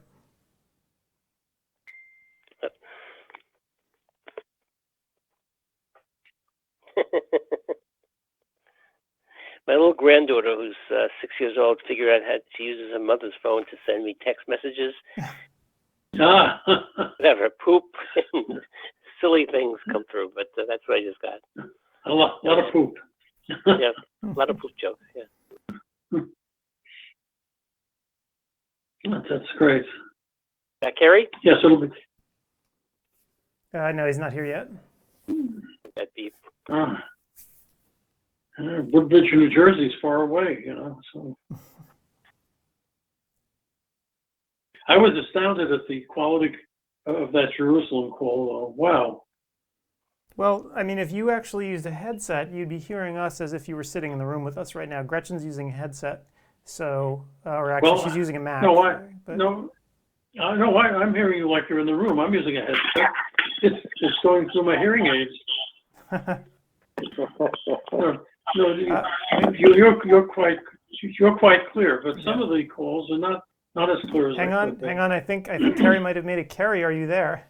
I'm here. How are you? I am doing well. How are you? I'm doing great. You guys seem like you're having a lot of fun. I heard about the hearing aids. Yeah, absolutely. And you don't sound so good. Okay. Not as good as our Jerusalem call.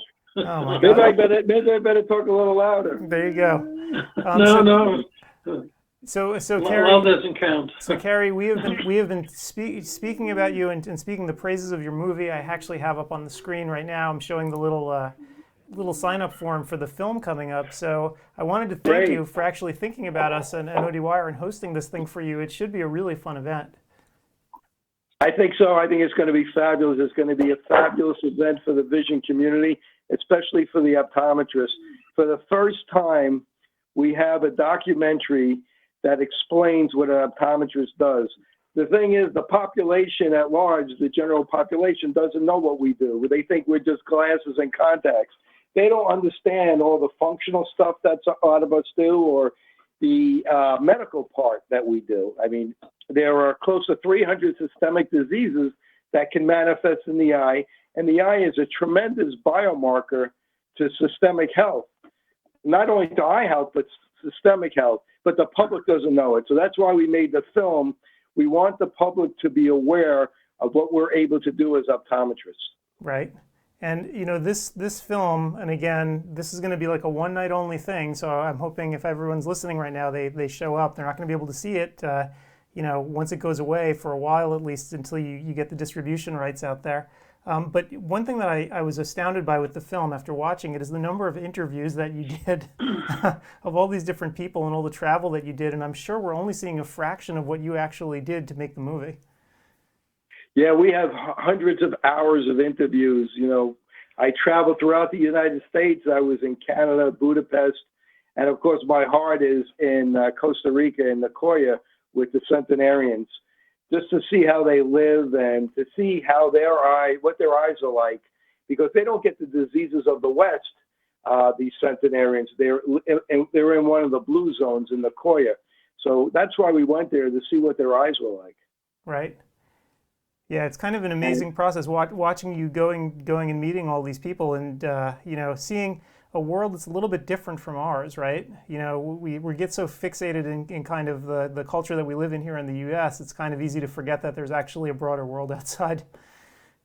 It sure is. Things are very, very different in different parts of the world, especially in the third world countries. You know, they're beautiful people, and you know, here's people that are over 100 years old that probably have lived with cataracts, you know, for 20 years and have been blind and is sitting for 20 years. Of course, when I went there, they gave me patients to examine that had vision problems. So when you meet some of the people in the film, when you watch the film, some of the centenarians, you know, they were picked because they had eye problems.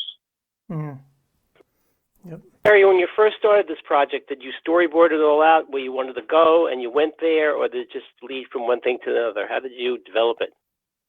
You know, Wayne Chesler is the director, and, you know, he had to learn our profession. You know, it took him a while to learn it. And basically, they don't really storyboard it, but he wrote up kind of like a script of how he thought it should go, but it changed a lot as we went and interviewed different experts. And, you know, in the end, he had to put the pieces of the puzzle together. So at the beginning, you know, he needed me to be a little chubbier, and at the end, I had to get a little bit in a little better shape, so to speak. You had to be like Christian Bale. Give it away, but it was a lot of fun. It was a lot of fun working with Wayne. I have no idea what it's like to make a film. You know, you watch these films on television, you know, on Netflix, these documentaries, but people have no idea, and certainly I had no idea how much work and what goes into it. It's really, really quite a process, and it's ingenious. You really need somebody that knows what they're doing, and we were very lucky to get Big Films and Wayne Chesler, who's an Emmy Award winner, to do the film and be able to put it together. And he really fell in love with our profession, and he fell in love with a lot of people. He fell in love with the eye and what the eye is capable of. And when we've shown the film, because we were going to show it at Vision Expo, and obviously we all know that Vision Expo got canceled, but we showed it to a number of critics, and they all loved it. And they asked me questions after, and the questions they always ask me is, when I go to my eye doctor, can he see these things? Does he do these type of tests? I didn't know all eye doctors could do this. I didn't know an eye exam you could do this. I didn't know you could see this from looking in the eye. And it's really a big awareness film, is because our profession, people don't know what we do. And, you know, if we don't tell them, other people are going to tell people what we do for us, and it's not going to be a good thing. So that's why we have to tell people what we do, and that's what we want to bring the vision community together, get everybody together, all the optometrists, all the staff that works for optometrists, all the contact lens companies, the people that pack the boxes, the secretaries, the janitors. We want everybody to come together, almost also like a night of healing, like We Are the World for optometry, because we are eventually going to go back to work, and we're going to go back to saving people's lives and saving eyes and helping our patients. So I just hope that everybody signs up with the link, and I really appreciate Adam and you guys for what you've done to help promote the film, and it's really going to be a special night. Yeah, I think it's going to be a great deal of fun. How did you manage to keep ophthalmology out of the picture? Well, this is an optometry film, and I'm an optometrist, and we did interview an ophthalmologist, but I don't think he's in the film, from what I remember. But he's a friend to optometry, but you know, this is an optometry film, and this is to promote optometry, what the optometrist is capable of doing, and the power of an eye exam, and the power and the eye is such a powerful biomarker to health. Right. So basically, when you went, it was Costa Rica with the septuagenarians, right? Yes, Costa Rica. And they had visual problems, many of which were old age problems. So they had cataracts. How did you manage that? How did you manage these people with cataracts?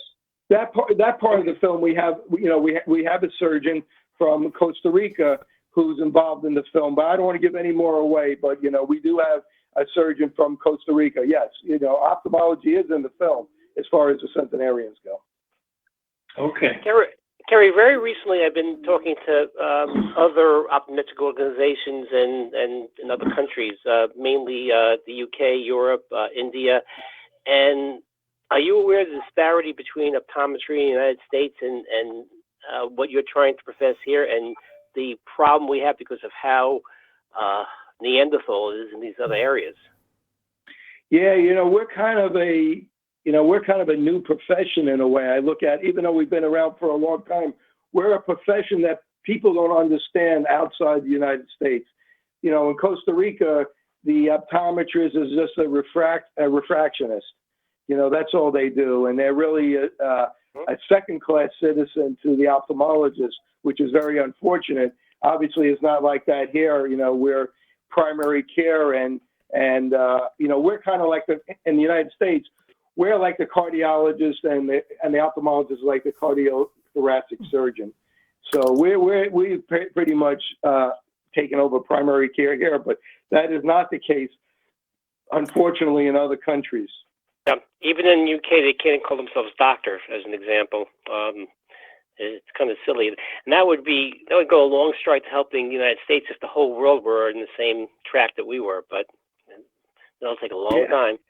Yeah, unfortunately, our education in the United States for optometry is really second to none.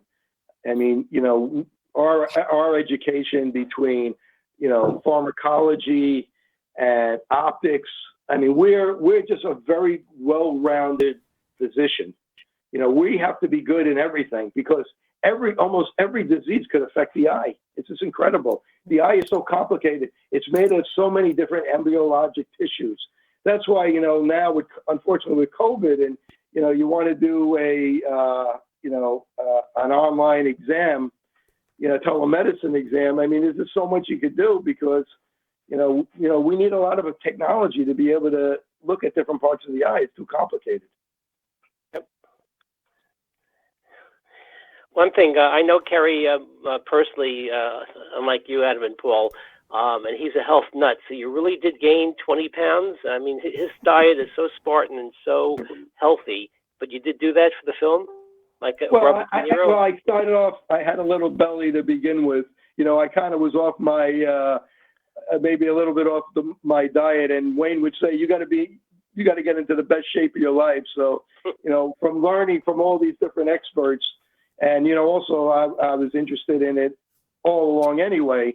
I really got myself into the, I was told you got to get into the best shape of your life. So, producer's orders. So I did it. So you were like Robert De Niro in Raging Bull, right? You changed your weight for the film. I'm the Raging Bull optometrist. Right. So if you take a look here, actually up on the screen right now, we have on the screen, your site. You have not only your trailer, but a little behind the scenes of the movie and making it. So pretty neat stuff if people want to check out the pictures to see you in the process of going through it. Oh, that's great. I appreciate you guys putting that up there. You guys have been great to work with, and nobody could do this job like you guys can. And we're going to bring the vision community together, and we're going to have a night of healing. And we need this for the vision community because people are home, they're not working, they're not getting an income, and a lot of people are not getting that loan, the PPP loan. So it's a lot of stressful times, but I'm confident in another month or so we'll all be back to work and things hopefully will be a lot better. Yep, absolutely. And so just to make it clear, when we watch the movie, we're going to have a chat window running underneath it during the premiere so people can type stuff in and ask questions. And then at the very end, you and I are going to have a little back and forth. And we can even ask some of the questions that people ask during the chat. So we really want this to kind of be an interactive experience. Yeah, I think that'll be fun because knowing behind the scenes in a film, it's really quite an experience. I was in San Francisco and we were going to I think it's Pac-Bell Stadium where the Giants play. That's what it's called. And I'm walking with a microphone, and there all the cameramen are following me, and there's a whole bunch of people that are making the film following me, and they're asking the producer and the cameraman, who's that guy? Who's that guy? Who's that guy? And they're saying, we can't tell you. They go, is that Bruce Willis? I go, no. I would have said Bruce Willis. Yeah, perfect. So it's an interesting experience, to say the least. You know, I really don't have a lot of talent. You know, it's like they would call me the talent. I'm like the least talented person you ever met. I can't, you know, I once took dance lessons. They said, lead with your left foot. I said, which one? It's just like, I really have no talent at all. So it took me a while to be able to do this and get comfortable with doing the interviews. But the people we interviewed, you know, most of the people we interviewed were people that I picked, and then Wayne double, you know, he seconded whether or not they were somebody that would be good to interview. But there were people that we should have interviewed that we didn't and that we missed. But I think altogether, I think the optometry community and the vision community are going to be very proud of this film. You know, I totally did it volunteer. I'm not making any money doing this.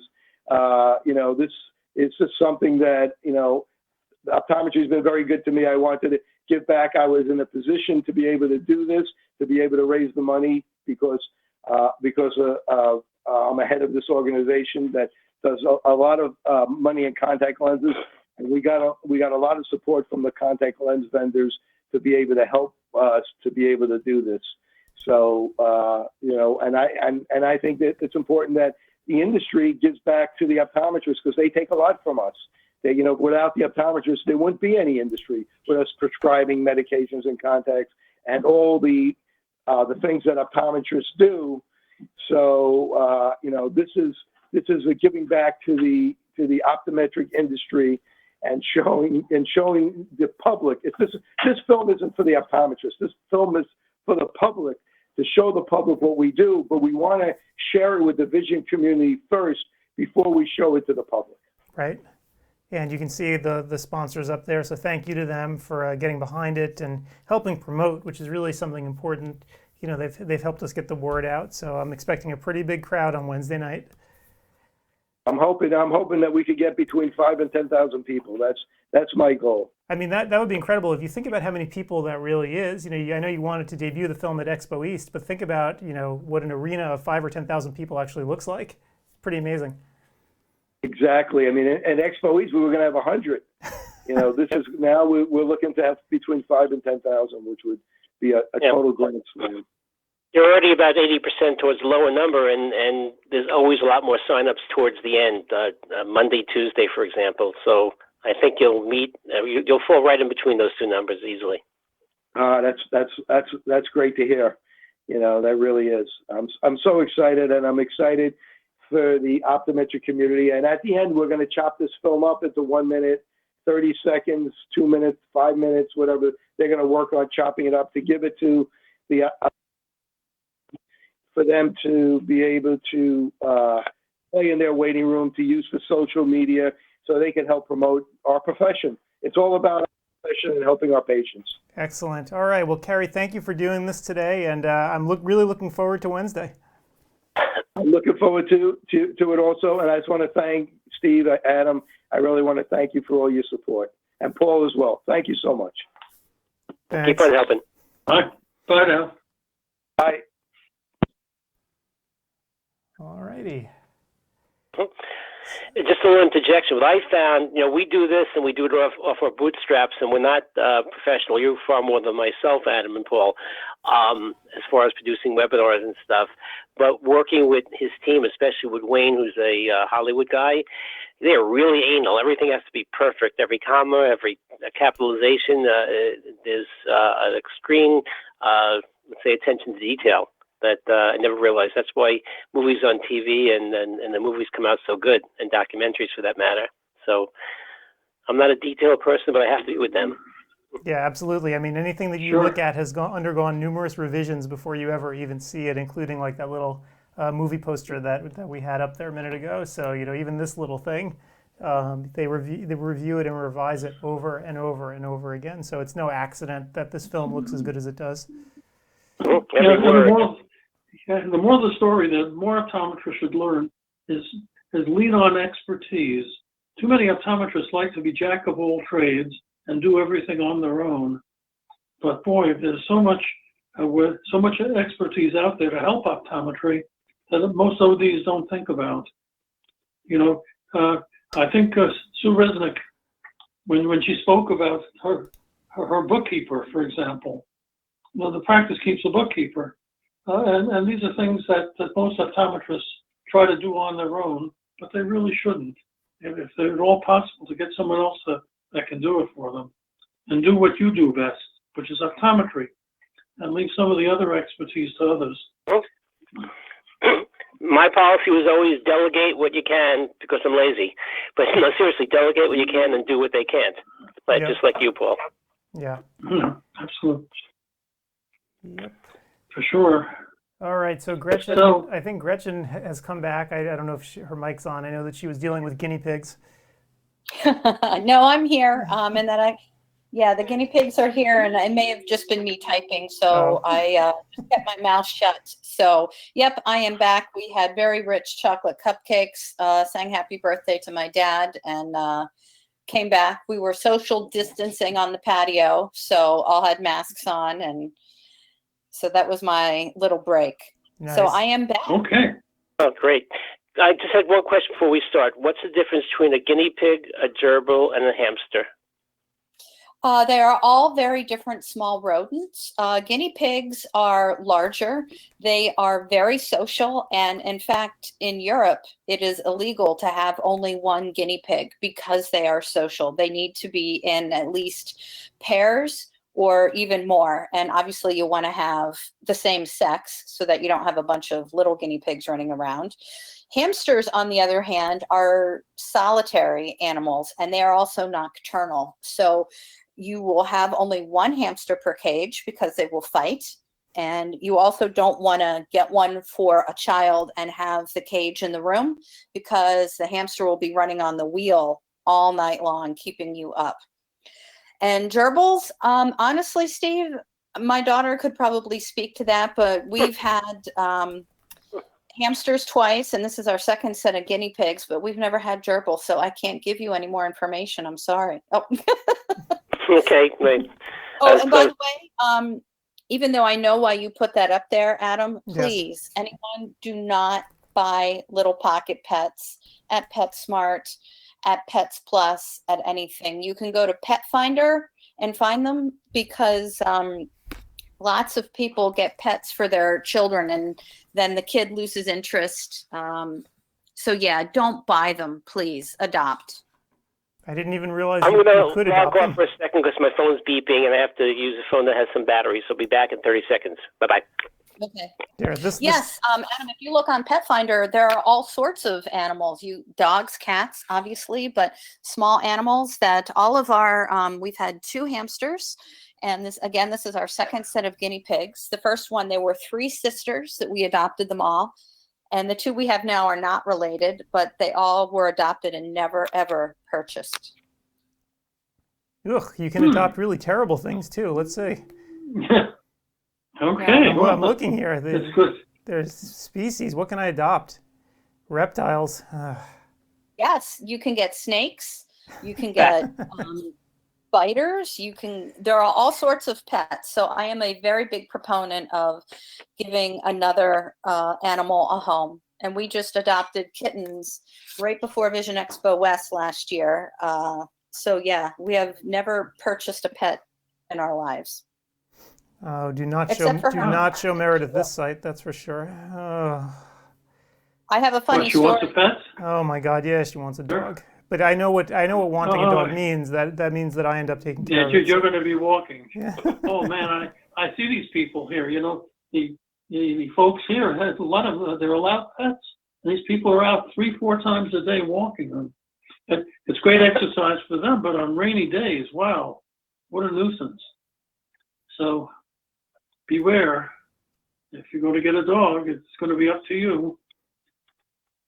This is the Well, my daughter is pushing us to get a dog now because I had said yesterday she works at a vet clinic, and there was a dog that somebody had brought in, and they think that the dog was dumped. It is not definite yet, but he is an 11-month-old German Shepherd puppy. And I had a German Shepherd in high school. We had a Shepherd Terrier mix, and I would love, and Alex would love to adopt this dog, but We have 3 cats and 2 guinea pigs, and it might just be too much.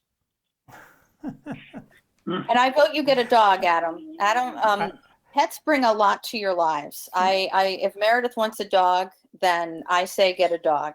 I am a fan of dogs. There is no question about it. But I just know that with the way things are here, you know, it would be ultimately my responsibility. And I'm trying to teach Reed, you know, you really want a pet, it's time to step up, man. And he's like, he hears those words "step up," and it's like, forget it. Well, not interested. But if Meredith wants a dog, what does she say? She says she'd still dump it on me. It's still my problem. So. Well, at least she's being honest about it. Yeah. Yep. So it may happen. So, what dogs are anti-allergic? A Labradoodle? Well, yeah, that's the other big problem. Is that short hair? Yeah. That's allergy, right? Yeah. So that's the other big issue, the allergies here. So we will see, though. You can get a Portuguese water dog like the Obamas. That's true. That is true. We actually had a rabbit in our backyard yesterday. I thought we would try to kidnap it, but it got away too quickly. You don't want to do that because that rabbit would not be happy. No, probably not. It would end up like the other rabbit that I have here. What other rabbit? You know what other rabbit I have here. Oh, right. Yes, I do know what other rabbit you have. So I ended up trying to do a nice thing and did a terrible thing. If you've heard the story before, I don't know. Where Gretchen and I were actually, where were we? Fort Worth. And we were on a business trip, and I saw this great stuffed animal, and I'm like, this is going to be fantastic. I'll get this for Reed, and we got it because Gretchen and I were in a store near the hotel, and I brought it home. And as we discovered when we got home, that rabbit was suspiciously soft because it was actually made with rabbit fur. No, it was made from sheep fur. It wasn't rabbit fur. It was made from sheep wool or merino wool. No. This was a little bear. Well, so this one, if you actually flip the tag over, I believe it was rabbit. Okay, I'm going to have to go look at my bear when we're finished because I don't think it was rabbit. Meredith looked it up. Like, I wouldn't have known either way, right? Because I'm clueless, but she finally looked at the tag and then lost her mind when she saw. But if you remember, Adam, that shop had a bunch of stuff that had sheepskin and soft things. I know. But yeah, this is it's a rabbit, and So anyway, the rabbit's with me now. You never told me that part of the story. Yep. So yeah. Ruh-roh. Yeah. I mean, So bad purchase, but oh well. It is very soft.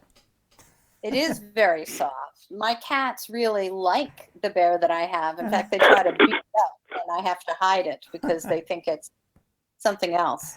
Hey, speaking of Reed, where is the young sir? So if you can believe this, I wanted him to come down here, but instead of being down here, he is at a convention going on online of children's book authors where they are doing Zoom meetings and taking Q&A. Isn't that cute? Love that. Yeah, because I guess they figure all the kids are trapped at home and probably going insane, so they decided to do this sort of virtual thing for the kids. So he's participating in that right now. Well, is that going on all afternoon? Probably not. He'll probably be out of there in, I would guess, an hour or so. Well, that gives him time to come say hello to Auntie Gretchen. He should. He should come on down here. He's got to rescue, this guy too. So. Well, you tell him that. Adam grew up with pets, of course. You know, we had a golden retriever for 12 years. We had 2 cats. What else we had? We had birds. Birds and turtles and all kinds of stuff, yeah. Yeah, so, we had all that stuff. But happily, we lived in a place where the dog could go out on his own. The cats also, we wouldn't have to do any caring for them, which was fine. So, yeah, but the main problem was finally when we sold the house, Adam was away at school, and we were moving to Florida. We moved into condos that don't allow pets. There are a lot of condos in Florida that are pet-free. So what to do with our pets? We ended up, luckily, our Butterscotch, our golden, got sick and died just on time before we moved, but we still had 2 cats. So I convinced one cat you gave to a girlfriend or something for a while. Yep. You took it away to school, and we still had our Siamese. And I had one receptionist that liked cats, but she said her husband would hate the cat. Well, I said, look, a Siamese is not like another cat. It's more like a dog. So she took it, and the husband fell in love with the Siamese to such an extent that we're able to take back the cat that Adam had on loan to take back to the cat. So we got rid of our pets before Florida, and that's how that went, boy. It was a close call, though. You rehomed them responsibly, Paul, and didn't dump them anywhere, which is important. Well, you know, we didn't know what to do with the golden. We were looking for a nursing home for dogs. What to do with an old dog? But luckily, he knew when it was time to go, so he went. And Adam still has pictures. On a convenient schedule for you. Yeah. Meanwhile, I just want to mention one more time that Carrie's movie, openyoureyes.ODwire.org, so oye.ODwire.org. Go there and fill out the RSVP form. I just got an email from someone reminding us that there is a competing AOA event going on that night. And to that I say, earlier. There's nothing I can do about that. 1 hour earlier. Nothing I can do about it. So it is what it is. Yeah. Yep. It was not intentional. There's an hour the time difference. I think the AOA thing goes on at 9 o'clock at night. Yeah. Eastern time. And you're going on at 8. Yep. So there's a little less competition. Yeah, I mean, nothing we could really do about it. This is what we scheduled, and so be it. Yeah, there's just so many webinars going on now. Everybody's giving webinars. Yeah, no, I don't. The same advice. Yeah, I don't even listen to people when people are talking about scheduling now. I don't even really take into consideration any other event. I mean, always before I'd look for big football games to avoid, right? Like if there was a playoff going on, like those things are important. But if there's an eye care thing going on, usually I could not care less, and I'll still schedule something for the same time.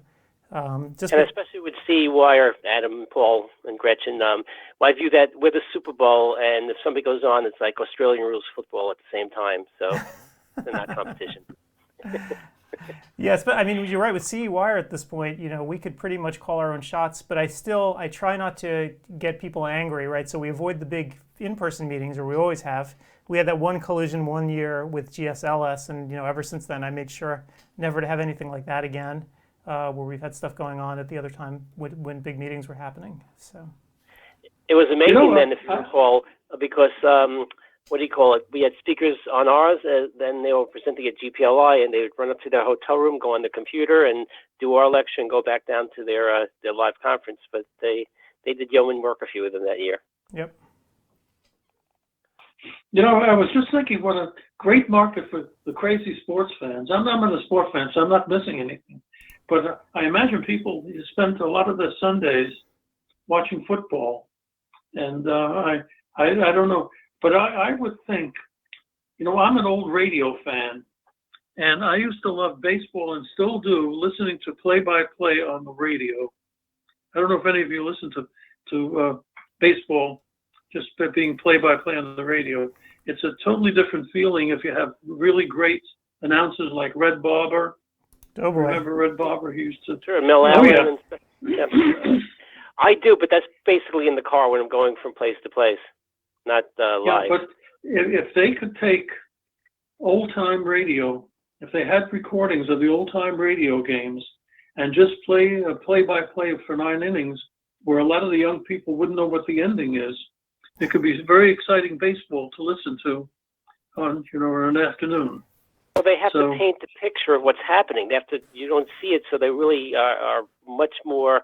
They have much more things to do. And they were much better at it. Once you do TV, absolutely. You can turn off the sound. I remember, though, Phil Rizzuto, he was terrible on the radio.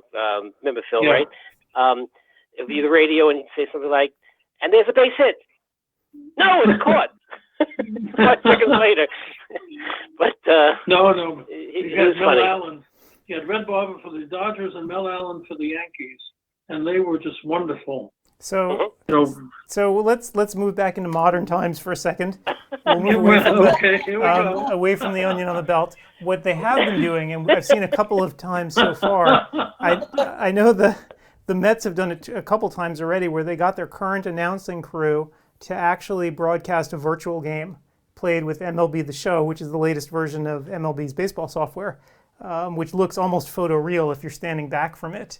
And so, they have the real schedule going on, and these guys actually announce the game as if it were real.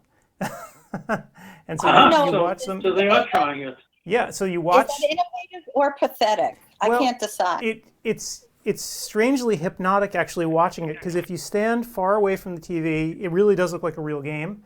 And the announcers are calling it like it was a real game and filling in all the details behind the scenes about the players and so forth.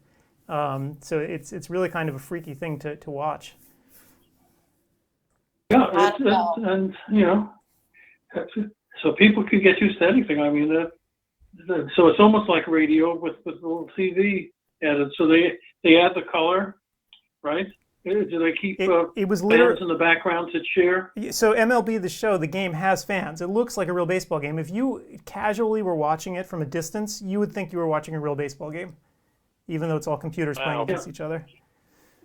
You see, I was watching Bill Maher the other night on Friday night, and he does his first 10 minutes of stand-up, and he keeps an audience, a make-believe audience there to laugh at his jokes. Right. And it makes a big difference for a comedian to have someone laughing when he does a line. And I think these 11 o'clock guys are having real problems trying to be funny, with the shows at night. It's really hard to perform when you don't have an audience. Yeah, for sure. So anyway. Yeah, I still think doing something for a computer game is kind of weird, but that's okay. I mean, that's not my jam, but I know a lot of people are really missing sports, and I've seen some funny videos where people who are sports commentators are commenting on their dogs or, just anything, because it's what they do and there's nothing to watch. So, but it'll be interesting. Yeah, because if you look at it, I mean, I just put it up on the screen so people can see. At a distance, the game itself looks like the real game.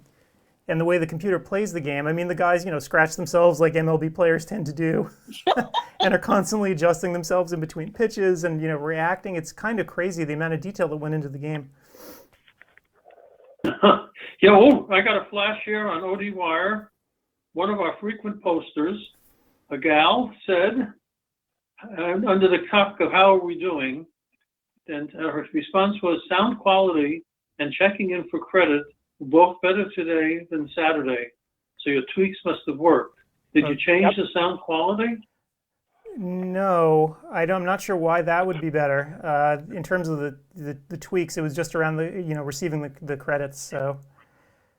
Hey, but we'll take a kudos. If it's sounding better, we'll take it. For sure. Yeah, that looks pretty real, Ed. I'm seeing it now. Yeah, it's crazy. Yeah, what happened?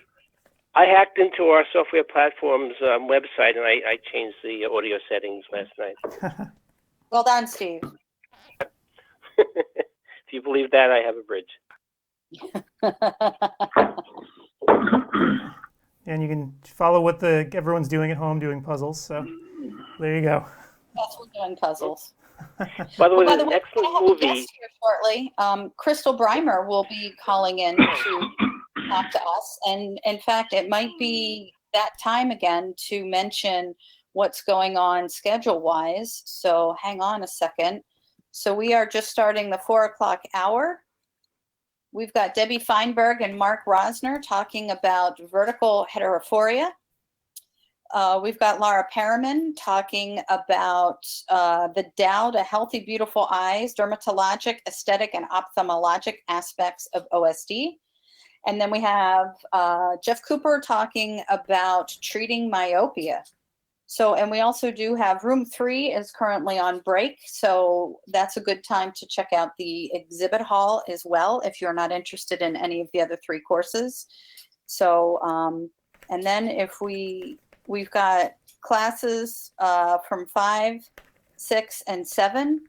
And we've got a 2-hour class at 5 o'clock. Actually, that looks like a 3-hour class.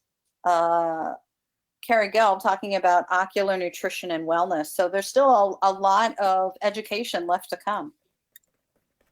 Yep. A lot of stuff Carrie mentions there will be in his movie. Excellent. Yeah, so Crystal will be joining us, and she had a class. I think her class was, let me look, I think that was yesterday. Yes, she had a class at noon yesterday talking about dry eye in the real world. So we can hear how that went for her and what she's doing with her practice in Wilmington, North Carolina. And I also had the extreme pleasure of visiting her practice on my way to CECO about a month ago. And let me tell you, that thing it's a beautiful practice. So maybe she can talk a bit about that. Hey, Steve, could you do me a favor and pop into room 2 and see if you can get the video to go and make sure everything's okay? And if it's not, let Kat know. Sure. I'm in room 4 now, just making sure the doctor's there. Yeah, because Laura Perryman said that some people told her they were having a little problem with the video. So if you just want to pop in there and let Kat know what's going on. I'm watching it right now. You can hear it. It looks fine to me. Okay. I just shut off the sound. It's playing. Refresh multiple times. No, you don't have no audio.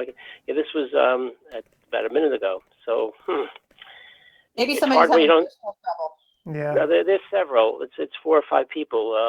Well, this is what I'm going to tell them to do. I'm going to say go out and come back in. That usually works. Yeah, refresh. definitely let them know that it works for you, so that they should just go in and refresh. Mm-hmm. That's always the big thing, right? If it's working for some people, at least you know that it works. Okay, back in. I'm doing it now.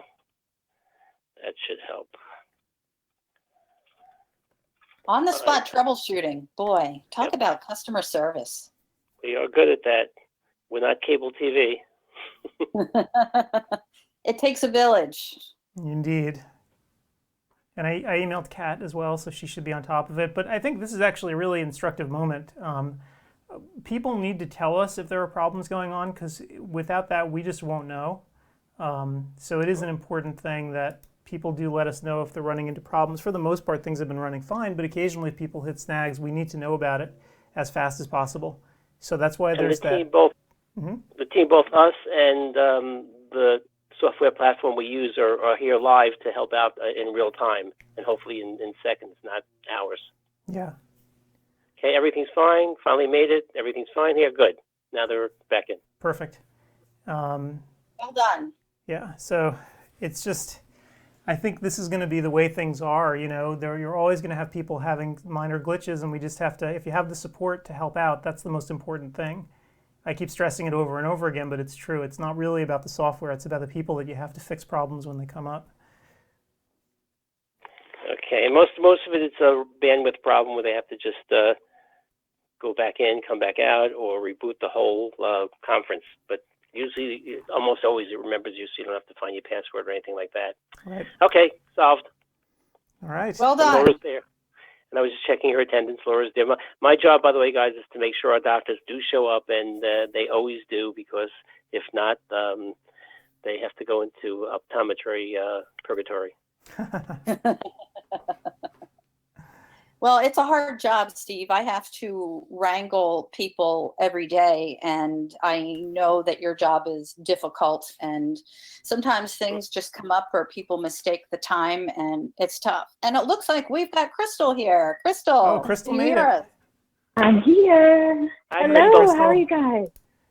Hi. Doing well, doing well. How's it going? It's going here. How's it going with you? It's good. I've been with you guys all day yesterday and today. I decided to hang in here and get some CE credits. So I'm so excited about how easy you've made it, and I'm getting my 18 hours. Well, maybe 17 because they don't count mine. Right. Oh, so wait a minute. So you're a perfect person to ask. This is Steve. You're a bright girl, and I know that, and you had no trouble getting your credits, etc. I did not. The only thing, just user error that I didn't know that on the help page it scrolled down, because it looks like everything's right there visible. So just like everybody else, as far as saying, oh, can I come back and do it later? But no, after I figured that out, it's all good. Oh, perfect. There you go. And Perfect. I have found that you've got to refresh several times just throughout the day. It might get hung up and you've got to refresh, and then it comes right back in, and it doesn't affect the credit at all. So that's been good. Excellent. That's good to hear. And so we made that little change in how you get your credits overnight. So did you watch the little movie, and did it explain everything okay? I watched the movie, Adam. It was crystal clear. Excellent. Good job. Yep. Crystal, how did your class So what go? next? It was fantastic. I had 645 attendees. Oh my It was God. so much fun, and they were shooting stuff at me so fast I couldn't type fast enough because I've got to look down at my keyboard when I type, and so I'd have to keep scrolling and see what I had missed. But I was so excited. I was so excited to see that they were interested in that. Yeah.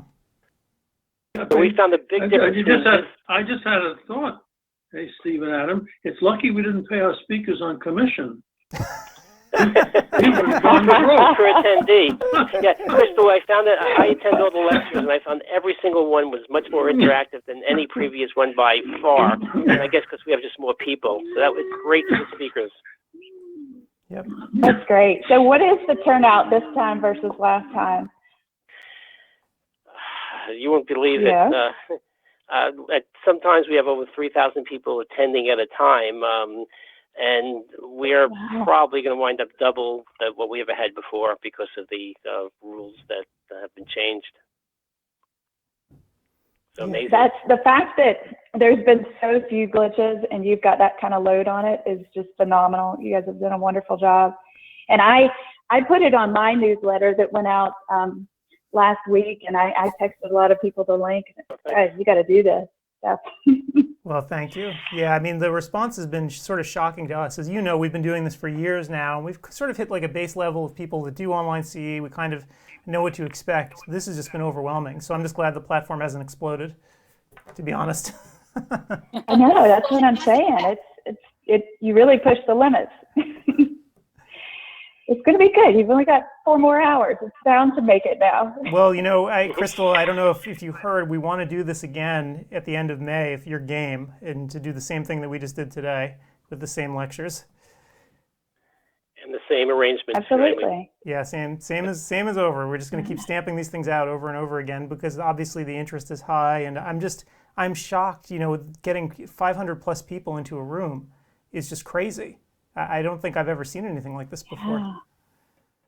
It also tells you the demand for online CE. Now, of course, people are taking online CE because it's their only option, and why not bang out some of your hours now, and you won't have to worry about it later. But this tells you that this is something people are interested in.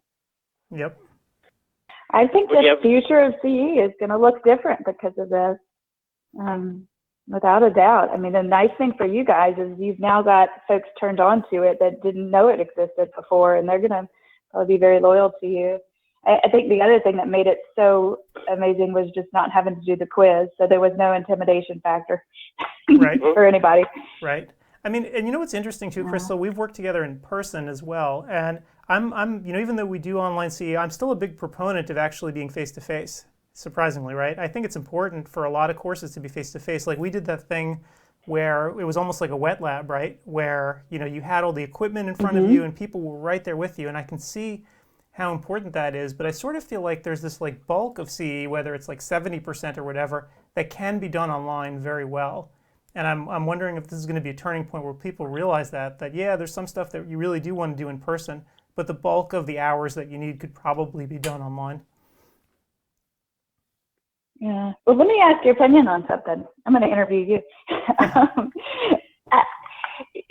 We've had multiple, we've got 5, 6 big meetings every year, and attendance has gone down in some of them. And you and I and everybody on the call, we go to every one of those meetings and we see it year after year.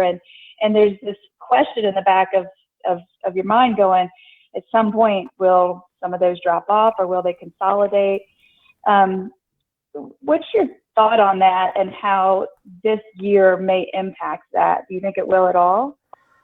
Yeah, I mean, it's hard to say, right? So now you're looking at Expo, where they dropped Expo East and they combined it with Expo West, and now I'm not even sure if Expo West is going to go on, right? So it's just going to be interesting to see what happens. We've had ideas floated, like Art was on yesterday, the idea that the AOA and AAO, they should probably have a combined meeting, right? Instead of doing what they're doing right now, just to try to put everything together. But you know what? They've talked about that for such a long time. It seems to come around every 10 years. That isn't a new conversation. And it never seems to happen because you have differing goals. Now, of course, ophthalmology manages to make it work, but Academy and AOA are different organizations and they all have their own structure. And to be quite frank, they are revenue streams for both meetings, plus who gets to be in charge? There would be, I'm not trying to cast aspersions on anybody in the leadership, not at all, but I think there would be a power struggle with any two organizations trying to merge like that, at least merge their meetings. So it's not it's not a new idea. It's certainly a good one, but we haven't managed to figure it out yet. Right. Yeah, that's a good point. I just don't know. I mean, there just seems like there are so many meetings, and I know just in speaking to the companies that attend all these things, a lot of them really are getting gun shy about laying the money out. They feel like they have to because they have to, quote, be there. But gosh, I mean, it's an awful lot. Well, the way to solve the problem is to make the meetings not just 3 days, but make it a whole week, where one organization takes the first half, the second organization takes the second half, the vendors are in the middle of the entire meeting, and they don't have to travel there twice and have setup costs twice. So it'll make it more attractive to them, and just charge a hefty fee for registration for the Academy and the AOA simultaneously, and you'll get double the attendance, and it would be just half the cost for travel. But Paul, nobody's going to take a week off to do that. That's why so many optometric meetings are over weekends. Sure, it starts at the end of a week, but it's over a weekend so that doctors aren't missing time out of clinic. I don't think you'll get ODs to go to a week-long meeting. Not a lot. Plus the continuing education, a lot of people don't take the whole program and spend a large amount, and they'll take it a la carte or some other arrangement. And there'll be then competition between the Academy lectures and the AOA lectures. And I know they could figure it out, but they'll both have to come play someplace in the middle. Yeah. But this is how it all starts. It's just with conversation. I mean, I don't mean to be shooting down anybody's ideas. No ideas are bad, and I think it might be time for people to start looking at it. Adam, you are right that a lot of vendors are getting very unhappy with the cost of physical meetings.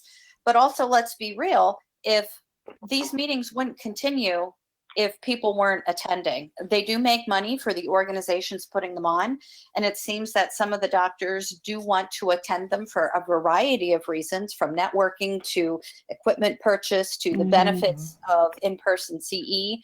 So it's kind of like junk food. As long as there's an audience or a market, then these things will continue to happen.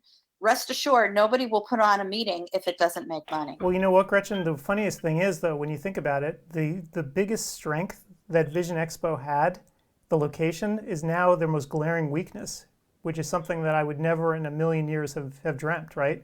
New York and Las Vegas are like two of the places where no one wants to be now. And so the question is, what is going to happen going forward? Like, even next year, next March, I'm not sure I want to go to New York City at that point, right? Right. But on the other hand, are you going to have a meeting in Butte, Montana? Good point. Well, that's the other thing too. They won't have it in Butte, Montana, because the other consideration for in-person meetings is how easy is it to get to? That for many people, they want to make sure that you don't have a connecting flight. So Butte, Montana, that would be hard, but a lot of people have access to Vegas or New York with a direct flight, or if you're in a smaller place like Crystal's location is at a smaller airport, she flies to a bigger one and then goes direct. So you don't want people making 3 connections, and you also need to make sure that the convention space is large enough for the amount of people you have. Academy has grown over the past 5 to 10 years, and they have outgrown a lot of the previous meeting spaces. So a lot goes into planning a big meeting like this. You have to block out the time. You have to make sure you have enough sleeping rooms. And so, Adam, your point is very well taken. Right now, Vegas and New York, those locations don't work in everyone's favor. But until coronavirus, they did. Yep. And those are destination Definitely. locations. And I bring it up not because I am an advocate of reducing the number of meetings necessarily, because like you said, Adam, I mean, there's incredible value that's there that nothing virtual could replace. So I'm thankful for our industry and just how it feels so much like family so much of the time. It's pretty unique, and I think we take it for granted because it's all we've known. But when you start talking to other people who work in other industries, they're not all like this. So I'm thankful for that. I want to say one thing, totally off of that topic, almost off of that topic, because I know you guys are short on time. I just got a text from somebody earlier today about additional HHS money. So, you know, AOA has been advocating a lot on our behalf, saying, hey, we count too. And everybody I know that's a private practice, and they one day got up and there was some amount of money in their checking account, and it was basically tied in through your Medicare provider number and what you had billed the year before. So anyway, there's another allotment of this money, but this time you have to apply for it. So if you're listening, just look into it. It's through the hhs.gov site. Yep, Chris, And I'm you aware have to of have that. your last tax return ready. Chris, I'm aware that's great, but what it is basically it's an advance on stuff that you did last year. They'll do a calculation and send you the monies for the first 3 months or so of what you billed for Medicare. Then when your practices start running, whatever it be, August, September, who knows, you won't receive payment at that point. So it's basically an advance on what they expect you to make. This is something different. This isn't the Medicare advance. Because I did, yeah, this is brand new, and it just came when they signed in the expansion. But it's not that. Sorry. Okay. But anyway, it's there's so much we got to look into, because you feel like, oh, I know the first 2 weeks I was sitting here anxiety ridden, going, what am I supposed to do? What am I supposed to do? So it'll be good to get back to work and do what we do. Yeah. You make a really good point that it's you need to make sure to read the fine print, because if something is an advance, I mean, that's not good or bad. It just is what it is. But it's also, you need to understand the parameters, that if it is simply an advance for different practices, that may be a good thing. It may not be a good thing. You may prefer to have that money when you're actually earning it, when you're back in practice, because some people are still getting revenue coming in from claims that were processed. But remember, once you get back up and running, it's going to be 6 or 8 weeks. I need it then. Start getting that cash coming in from managed care vision plans. So you may not want to have something early if, in fact, it's an advance. So I guess I'm saying the devil's in the details.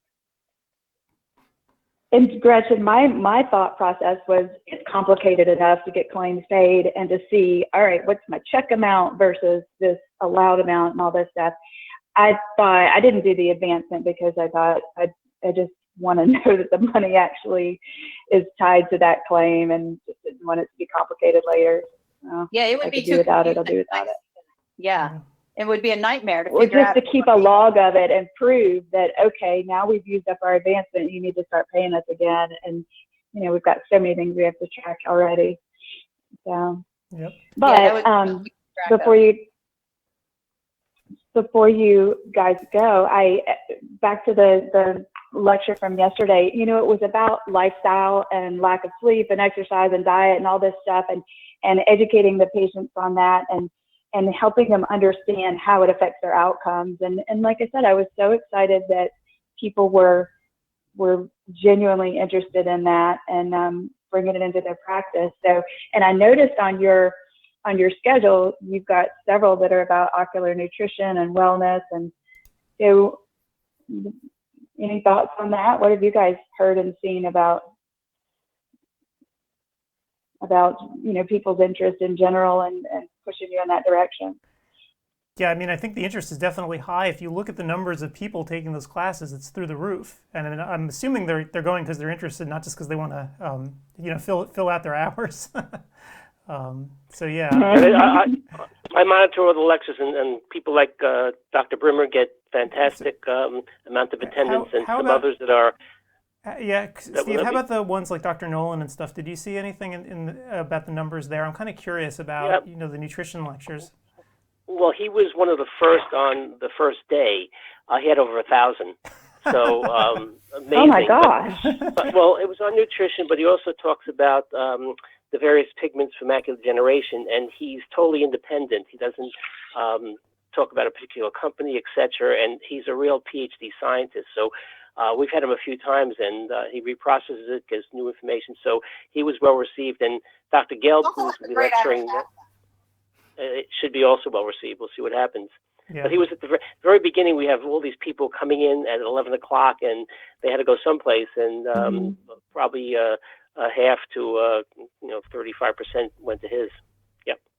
Crystal, he also has a great Irish accent, so that's fun to listen to. But also too, I think that we are seeing more interest because we're hearing about it from more places. There's a lot of conversation now for people who are sheltering at home, who might be working from home when they're not used to it, who have their kids at home, and juggling all of this. There's a lot of talk now about eating well, making sure you take breaks, making sure that you're getting enough rest, making sure that you're getting some exercise, even if you're just walking around the block with your kids.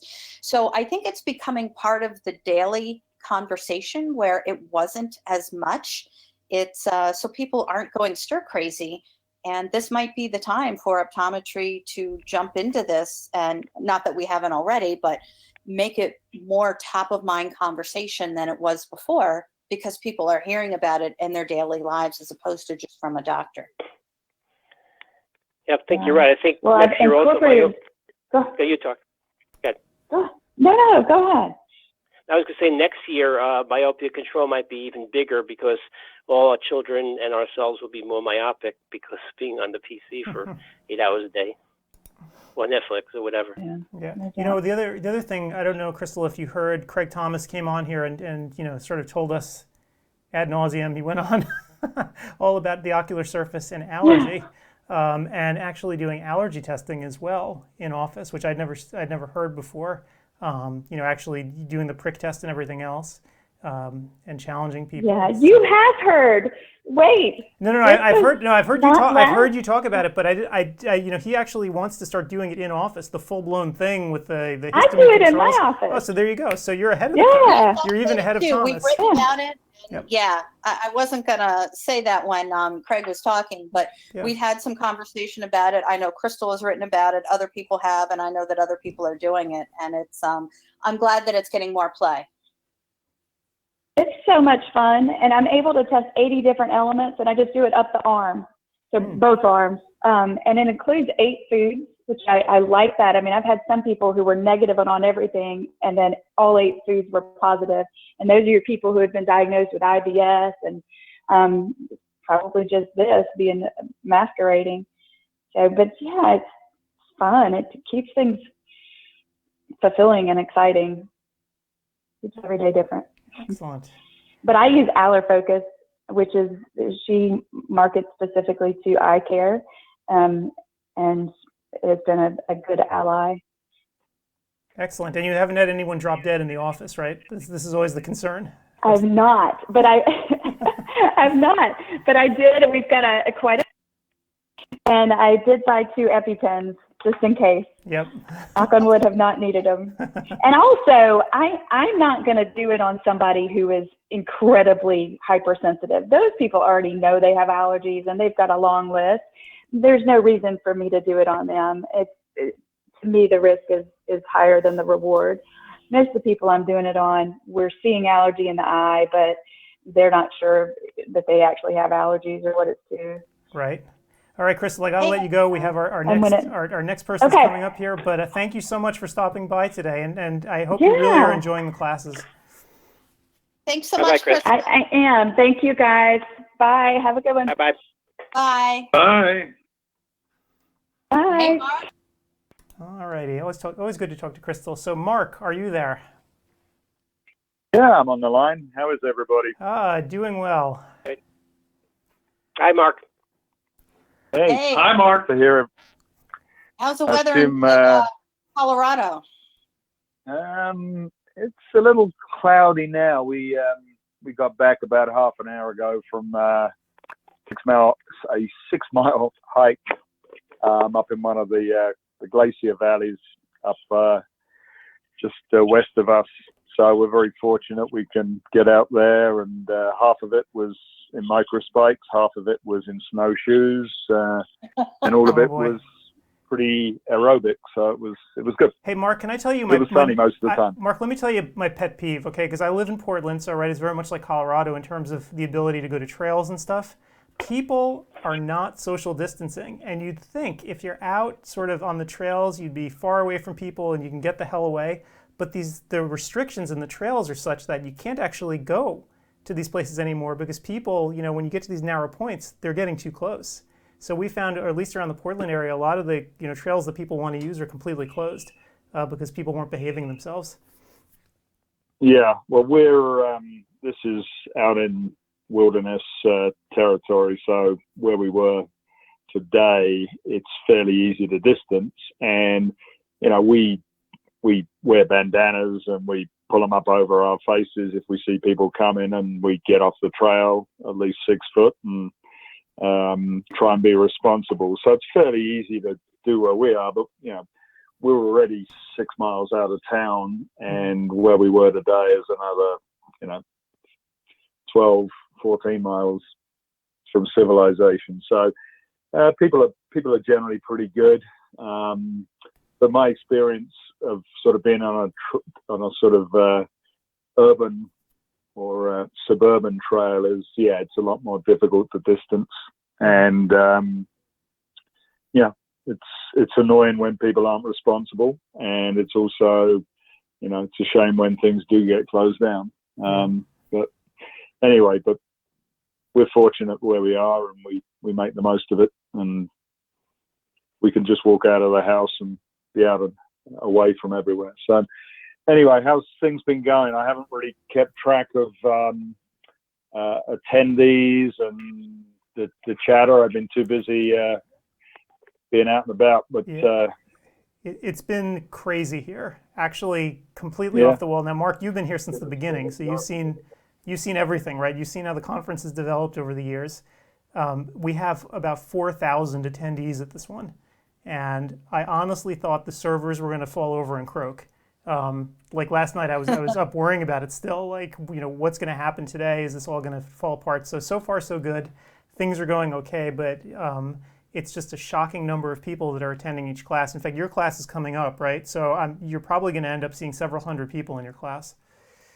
All right, well, that'll be fun. Close to 1,000, yep. Yeah. Well, I did a thing for optometric management. It was much like your system. It was recorded, but we were able to take questions, although we weren't able to answer very many of them at the end. And we had over 1,600 people online for that. 2,500, I think, registered, but we were up against the NFL draft. And my colleagues with review of myopia management, I'm sort of doing the 5th of a series for them, and they were talking about 3,000 attendees. So it is crazy. I mean, kudos to ARBO for relaxing some of their rules and regulations. I know from what I read online that some state boards have been a little more restrictive and less flexible, but it's nice to see that some of our organizations are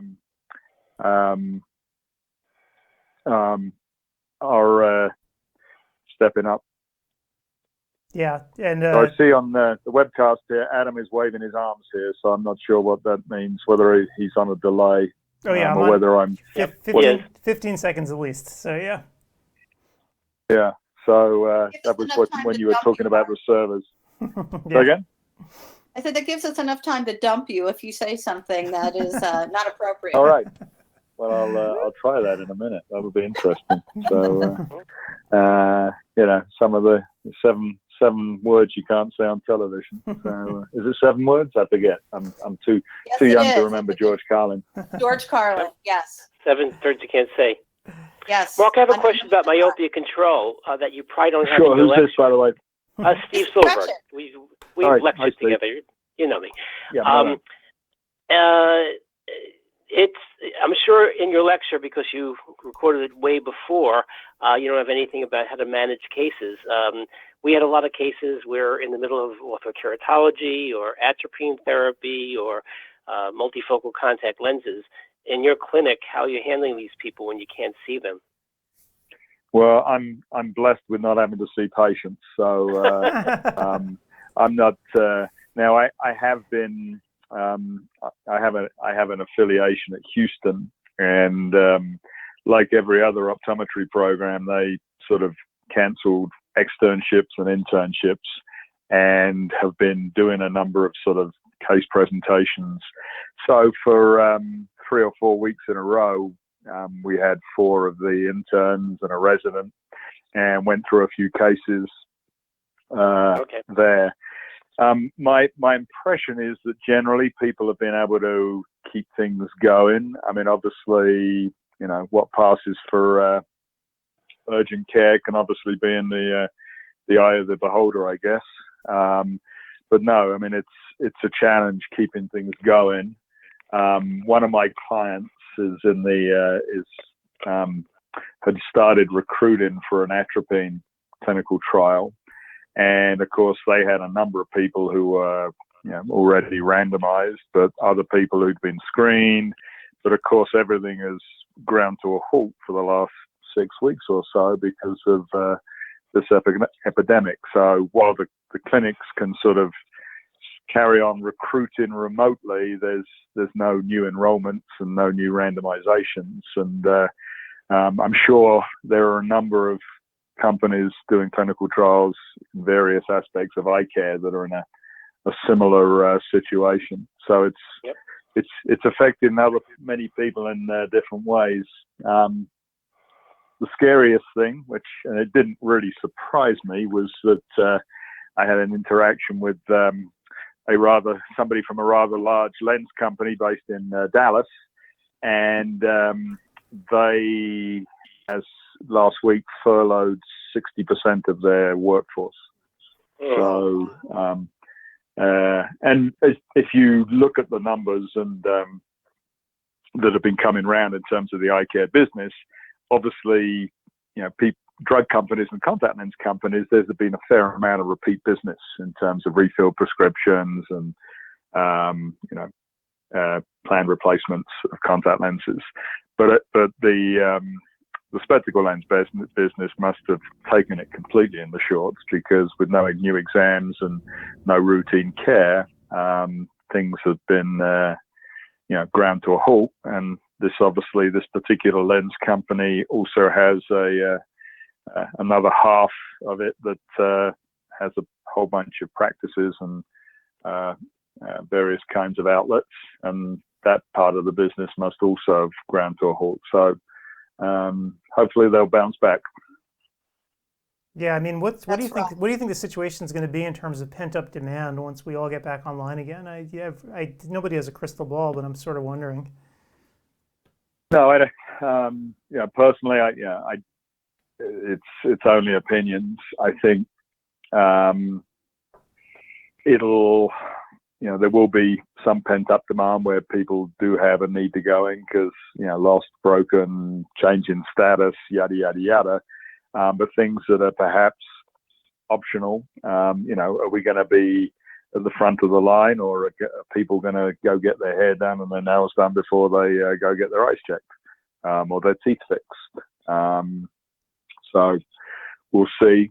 People obviously haven't been paying into HSAs and FSAs in the same way that they probably have done as much before this hit. So there's going to be less sort of cash floating around there. So I think it'll be slow to pick up. Again, we can probably learn a lot from 2008 in terms of what happened then in terms of general downturn. But it'll be interesting to watch, and I consider myself very fortunate that my own slice of the pie hasn't been affected by all this. Sure. But, so I sit at home and work for companies big and small remotely. So things have been reasonably robust, and although I haven't done very much work for the said spectacle lens company in the last couple of months, and that will probably not change in the future, but things for contact lenses and intraocular lenses and drugs and telehealth and all the other things I do, they've been fairly robust. Right. So I consider myself very fortunate. So speaking of myopia control, with the new lens that finally got FDA approval, right, for myopia management, what do you think that's going to do for the whole market? Because I know when I was at GSLS, I was talking to some of the other companies, and of course they're not putting their lenses through the approval process because it's time-consuming and expensive and everything else. But their feeling was that sort of this lens will sort of, rising tide lifts all boats, and they're going to try to ride on the coattails of this new lens. What do you think about that? Yeah, I think that your rising tide analogy is an appropriate one. I think if you look at the amount of interest we've had in the webinars that I've been involved with, I think the community is interested and motivated to get going on some of these new things. I do think that it's going to benefit everybody. And so for example, there's my site's going to be available in a limited range initially, and in order to get hold of it, people are going to have to go through a sort of training process. Might be half a day or so, but that's the Brilliant Futures program. So there will be some kids who are outside the range, and there will be some practitioners who, won't be able to sort of get trained up immediately. So that's going to have a knock-on effect on some of these products that are used sort of without a formal indication for myopia control. But there are relatively few options. I think the ortho K business is going to remain what it was before, which is relatively niche, but they may see a bit of a bump. And again, the fact that Paragon Vision Sciences is now part of CooperVision Specialty Lens division, there may be some opportunity for some synergy there that may benefit their business. But again, I'm speaking just hypothetically. I have no idea what might be going on there. The big thing that will change, that will increase the market further again is spectacle lens products. So, Hoya has something that they would obviously like to bring to market in terms of their DIMS lens. Essilor is working on their own version of or their own product, which has some similar features but is different in others. And that's in its second year of clinical trials out in China. But neither of those companies have done anything in the US in terms of initiating a trial that would pass muster with the FDA.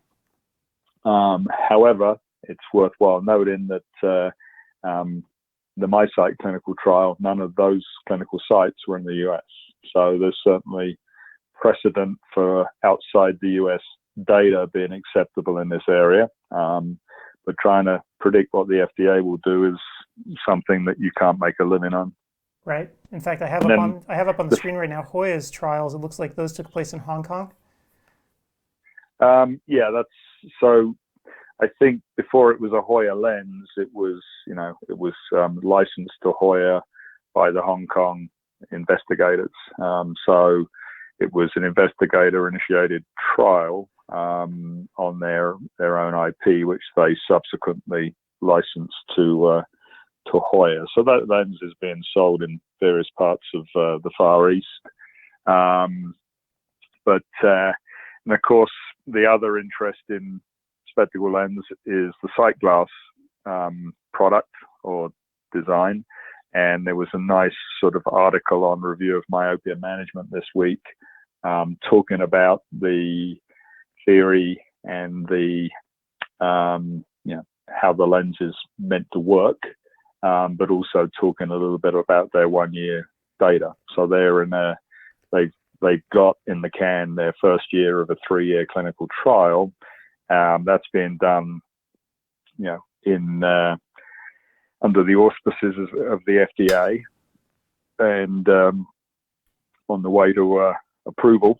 And they're reporting some promising results there. But it'll be interesting to see what happens.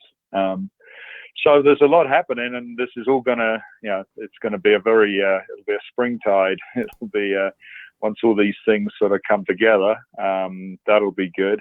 Atropine at the moment has to be compounded, but there are 3 companies, one of which I talked about earlier, that are in clinical trials at the moment. Some of them probably, a third to halfway through the process. A couple of them just starting out. But again, once they go through the process, if they get the results that they hope, there will be sort of, proper atropine rather than compounded atropine available as well. So things will look very different in 5 years in terms of what's available. I suspect we'll have 2 or 3 spectacle lenses potentially by that time, and a couple of other soft lens designs, and then atropine on top of that. So it'll be a lot happening. So it's good, and makes a lot of work for me, which is also good. Yep.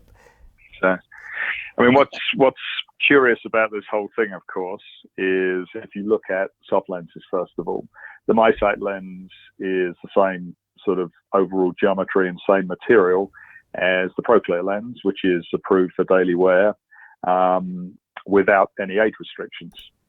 So the question is, if kids can wear that lens, then does the MiSight lens pose any additional risk? And the answer is most likely no. So why would any company need to jump through hoops regarding safety of a daily disposable soft lens that's approved essentially already without age restrictions? Right. What about spectacle lenses? I mean, they don't get much more safe than that. And is there any safety issue with some of these fancy designs? I would say that an elderly person wearing a multifocal is a much less safe proposition than any kid wearing any kind of myopia control. Well, let's ask Steve, who's a clinician who actually does myopia control in his practice. So the fact that the MiSight is approved by the FDA, does that really make a difference to you versus the other lenses that are out on the product? Do you really care? Forget about what patients say, but to you. Absolutely not. I started fitting Paragon CRT lenses about 14 years ago under the auspices of just having kids not wear glasses during the daytime. And then the science evolved with hyperopic, peripheral hyperopic defocusing, etc. And I explained the science of the literature, mainly from China and Hong Kong. And then when multifocals did the same exact thing, and atropine did it slightly differently, there were the ATOM studies. And so the answer is, it wouldn't affect me, but there's a lot of very conservative ODs out there who might say, gee, if I could do an FDA-approved lens, even if it doesn't work as well or better, I feel more comfortable doing that. So for me, and for I think the great majority of people that I know in the field, you probably know Mark, Nikki Despotidis, and people like that, who are gurus in it, who've done a lot of it. I've always said if you're a dabbler and you just can use the MySight lens, you're not going to be as successful. Patients probably won't even know that on a case-by-case basis. So it doesn't make a hell of a difference to me. Just like I once gave a lecture on off-label uses of various other things. Do you know, for example, for corneal ulcers that Besavance, Vigamox, etc. are not approved? We do it every day in optometry. I'm sure Mark knows this. And so it makes no difference. And I don't think there's any legal ramifications as long as the science of the field suggests that it would be an appropriate treatment. So no thought at all. Yeah, but I think for others it would. Yeah, no, I mean, you're an early adopter, a pioneer, a go-getter. I think for, the OD at the middle of the spectrum or the middle of the distribution, it does make a difference. And I think it will make a difference for some parents. And it'll also make a difference, the fact that you've got a large company with an interest in this and able to talk about it in a way that perhaps, companies have been unable to do so. And it's an important distinction, Steve. What you do as a doctor is one thing. What a company is able to do and say, as far as the FDA is concerned, that's something completely different. I totally agree. But yeah, I think, and I also agree. I mean, the risk is that people dabble and don't do a great job. I always say you're not really doing myopia control unless you do at least you offer at least two options. And that could either be atropine and progressive addition lenses, the latter of which doesn't work particularly well. But you can't just have one go-to. In the same way you can't have one contact lens, you can't have one glaucoma med. You've got to be the doctor. You got to figure out what works best for the individual kid. So anyway, I'm sorry, I'm telling my grandmother how to suck eggs here, Steve. So. No, you're right. And I also believe, but it's not going to take place, that the doctors should have an A scan in the office to prove to themselves that they're doing what they think they're doing. But I agree. I mean, I think I'll be careful what I say here, but I would find it very difficult to figure out what the hell was going on with Ortho-K if I didn't have some way to measure the length of the eye. Because obviously, let's take MySight. The change in refractive error and the change in axial length are highly correlated. You can get a good sense of what's going on just by measuring change in refractive error. With Ortho-K, because you've temporarily eliminated or reduced the refractive error, you've got no way to monitor it.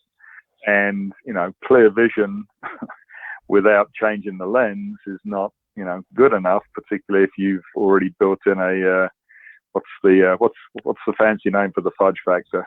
Compression factor? No, what's the, the 0.75 or more that people include to sort of make sure the kid has good vision throughout the day. I agree with you. And whether it's A-scan or a fancier optical biometer, I think you've got to use that.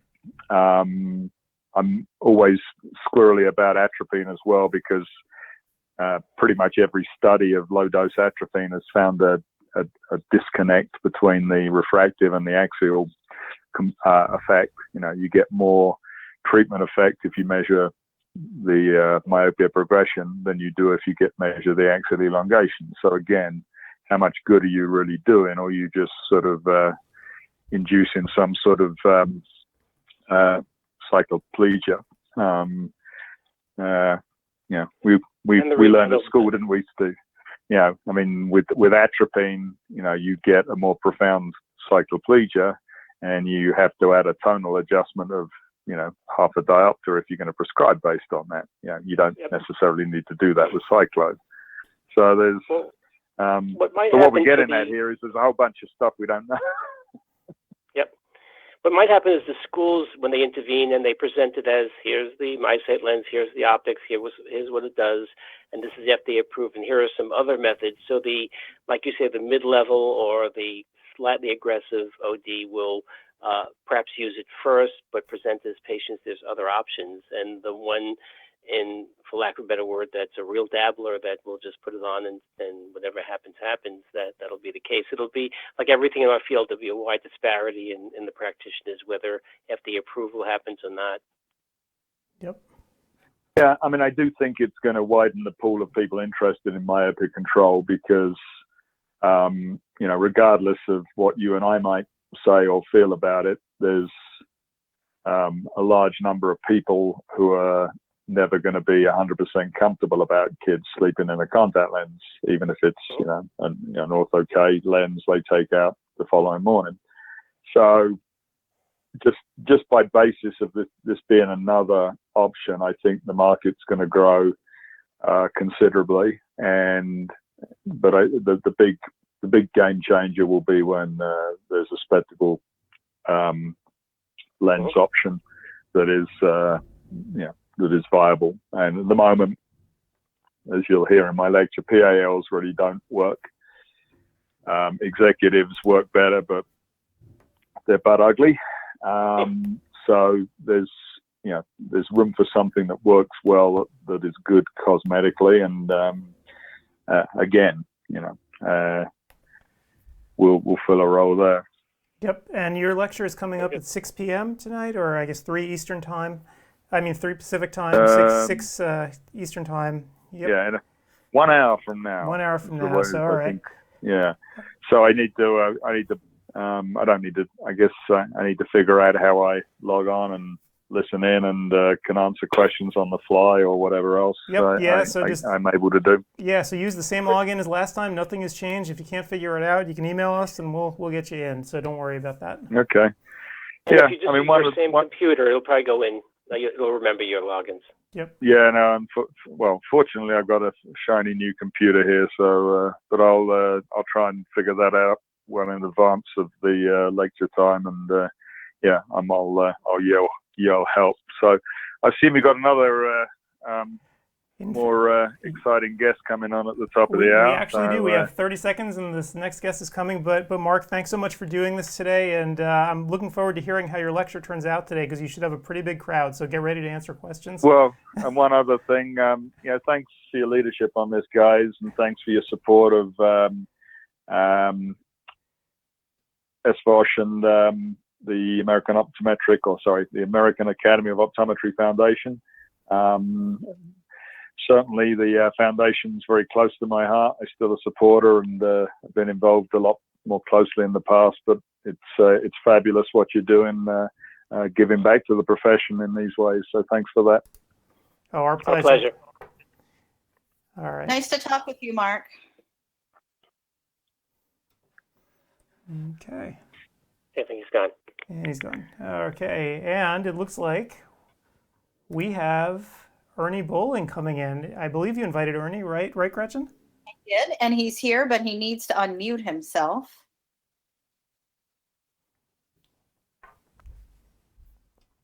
Got to hit the microphone there, Ernie. There you go. Oh, there we go. Hey, there Ernie, you go. How's it going? I'm okay. No camera though. No camera. Everybody's sick of Zoom meetings. No one wants to, no one wants to see anyone anymore. And in fact, I'm sick of people looking at me. I got to put something else up here. Yeah, luckily, many of us have a face for radio, so this is much better. That's me entirely, Paul. I agree totally. Oh my gosh. So Ernie, what have you been up to? All about 5'10" on a good day, Adam. When if I stand up straight, maybe put heels on, I'm okay. Some days I'm not sure anymore. I know, but you always say you're 5'2", though, right? I get you every single time. So I'm glad to see that you're stealing the line and using it. Well done. Thank you very much. Thank you very much. So so that's all. I mean, just kind of hanging out, about to go stir crazy. I guess everybody is. You probably heard that all weekend, I'm sure, from everybody. It's wow. It's just I mean, nobody in our lifetime's making a note in my journal today. In 6, I have not been out of work this long since I started work. I mean, all the years in the coal mines, and then went, of course, going to school. But this long a period without any focused activity, I guess, without having to get up and go to a place, and it's different. And somebody told me the other day, said it's kind of a dry run for retirement for you, right? And I said, well, no, because what I've learned in this 6-week period of time is I'm not ready to retire. There's just no way. They're gone. My wife would kill me, or I would kill her, and it's I love her, and but there's little things too much togetherness, I think, sometimes. But so that's pretty much it. Just trying to stay busy, trying to do stuff for the G. She hits me up from time to time to do things, and trying to do some. It's a good time though. After the first couple of weeks, Adam, it got kind of, like I said, I got the honeydew list knocked out, and then it was okay.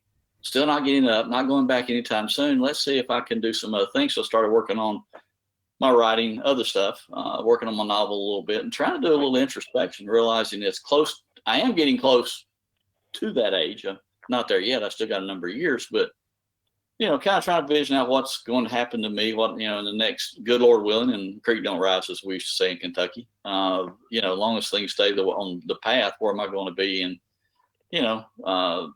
5 years, 10 years? And, that's something I've never had time to do before. Just kind of sit down, just think and along those lines. So. Yeah, it's actually, you put it in a very terrifying way, actually. I didn't think about it, but if this is a dry run for retirement, I don't even know what to think. This is horrible. I mean, oh my God. Yeah, I'm with you. Because, I try to stay on schedule. I still get up at the same time every morning. I try to go to bed at the same time at night, but I've noticed the longer this has gone on, the later that bedtime happens to be. Because it's like, okay, and then I might sleep a little later. So it's like, no, I think I need to kind of try to stay as close to my schedule as I can. And it looks like here in Georgia, we're going to go back to probably patient care around the 4th of May. Thinking about another week is what everybody's kind of looking at now. Some people will start this week, I imagine, but I'm not quite ready. I'm still waiting on some personal protective equipment to come in. So probably the 4th. I know they're starting back the 4th in the state of Alabama. So, here in the South, you can say what you want to. And my son is very much, he lives in Nashville, and he's an insurance guy, and he looks at actuarial tables all the time. And he keeps reminding me, you're in the high risk group. And but you can't live your life in fear. The only thing you can do is kind of protect yourself and protect your patients as best you can. We got to go on. We can't sit and just wait. Yep. 18 months for the vaccine. We got to go to work, man. Come on. At some point we got to venture back out there. We got to be safe about it. But I'm ready. I'm ready for that. Like I said, after the dry run on retirement, I'm ready to go. Let's go. Well, Ernie, you also have something else to occupy your time. I have a new grandson. Yes, I do. Oh, congratulations. And thank you. His name's Mason. He's a month old. That was the biggest thing.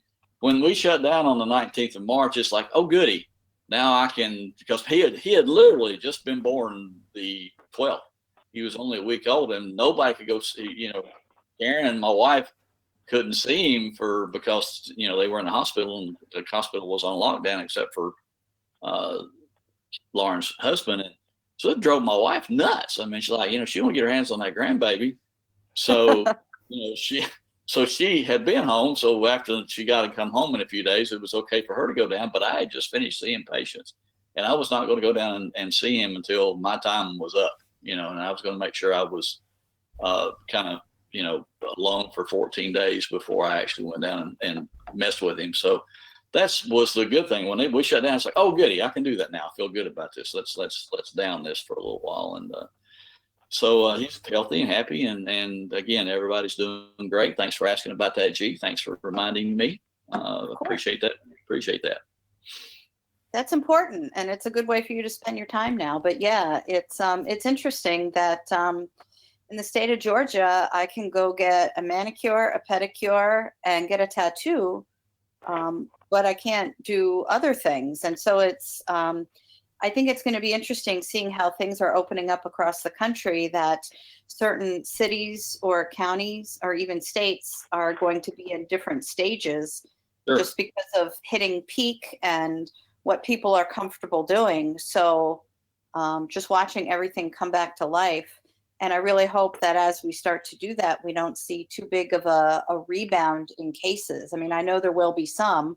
It's just the nature of the beast, but there's a lot of unknowns out there. And I think that's the scary part for so many people, that they don't know what's going to come. They don't know when things will go back to some sort of normal. And then what will that normal look like? It's just the fear of the great unknown. Oh, the new normal, everybody likes that term. I'm getting kind of sick of hearing it now, really. But, for us, what I like about it, you can't keep the country shut down for another 18 months. You just can't. So people got to have a choice. I mean, this country was founded on choices. And if you're not comfortable, don't go.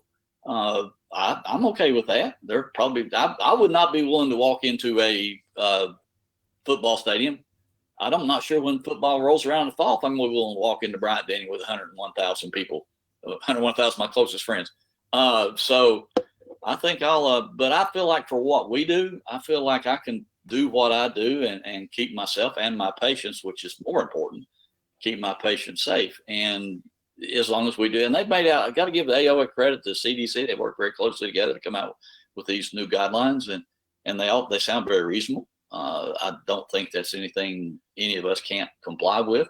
So, I think it's time we gotta, if we got to tiptoe back into it, that's okay.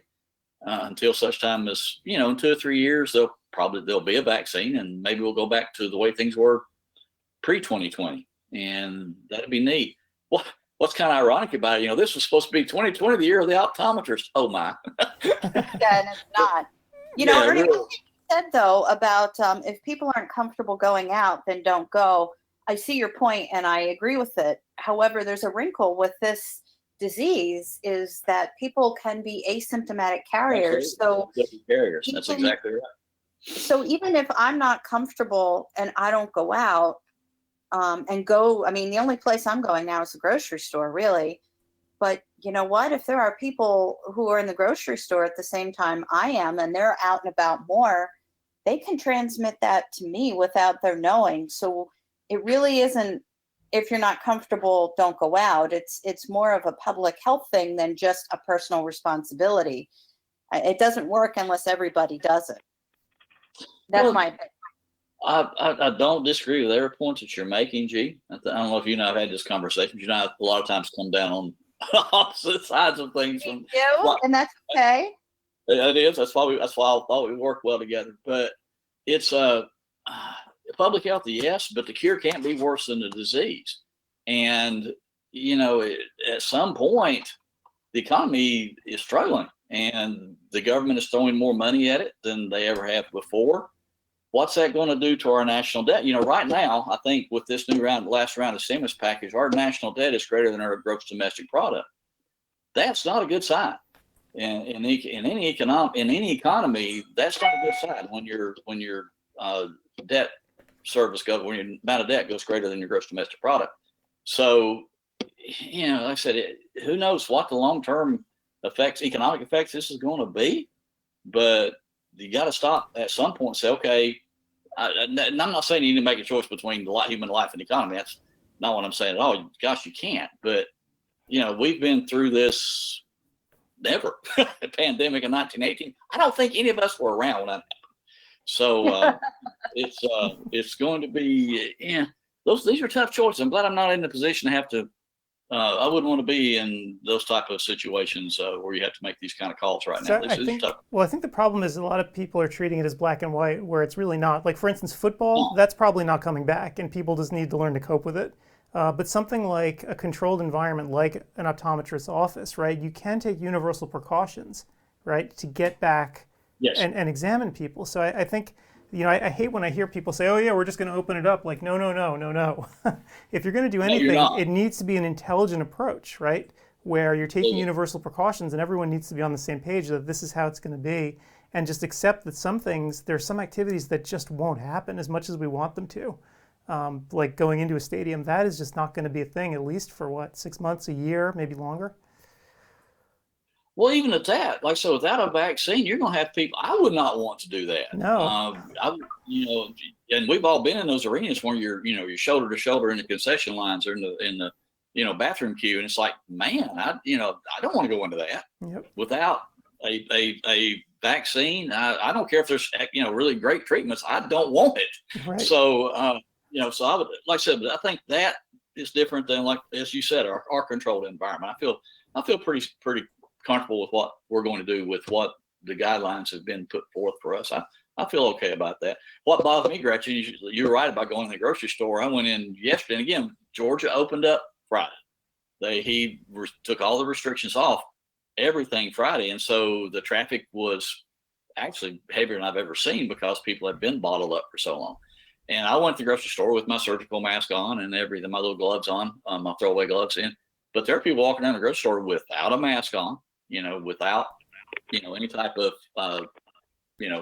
facial wear. When it's been, for the last several weeks, if you're going out, wear something, wear a bandana over your face. That bothers me, is that you were emphasizing, yes, we're opening back up, but it's not normal again, people. It's not good to just go out there and pretend like it was 6 weeks ago or, since first year. That ain't right. So, there needs to be protection on both sides. And that's one of the nice things about the CDC guidelines: mask on the doctors, N95 masks on the patients. Because what they'll say, a mask protects them from you, it doesn't protect you from them. So if everybody's got masks on both sides, hopefully it's a little better. Face shields, again, heavy sterilization. I think in our controlled environment, I think we'll be okay. Like I said, we've already got a list. I'm in fact in the process of doing that now, preparing basically taking all the stuff that's coming from the AOA and the CDC and condensing it to a one-page kind of thing for the staff, so they can see what we have to do with each patient as they come in. So it'll be interesting. It'll be interesting. I don't like. I still feel like at some point somebody's got to answer for all this. This is wow. There's got to be some very, very serious questions asked about what's going on here. But now ain't the time for that. Let's get through it and as best we can, and we can play the post Watergate game later or something.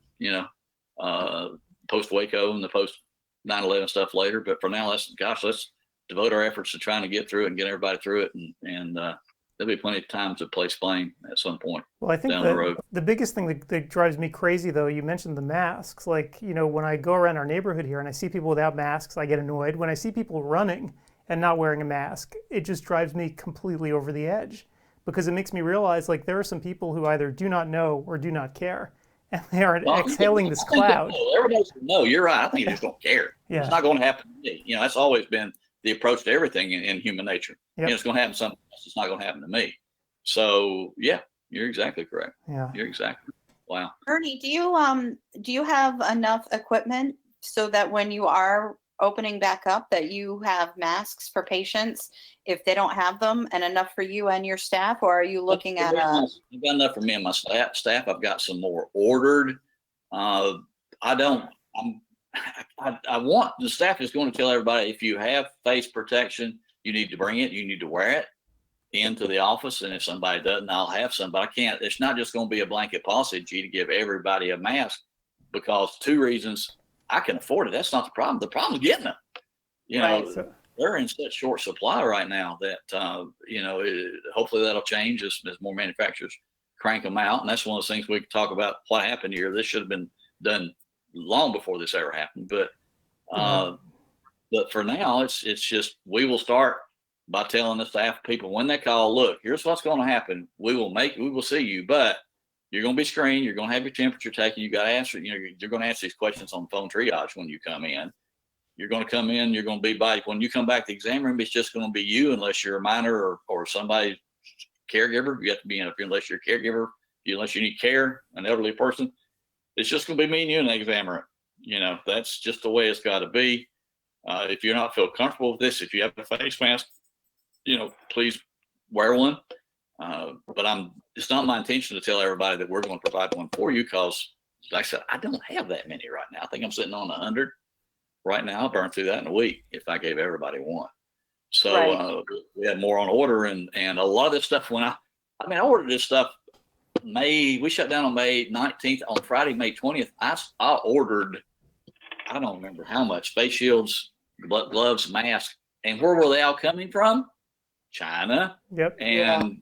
And I haven't gotten several of them still.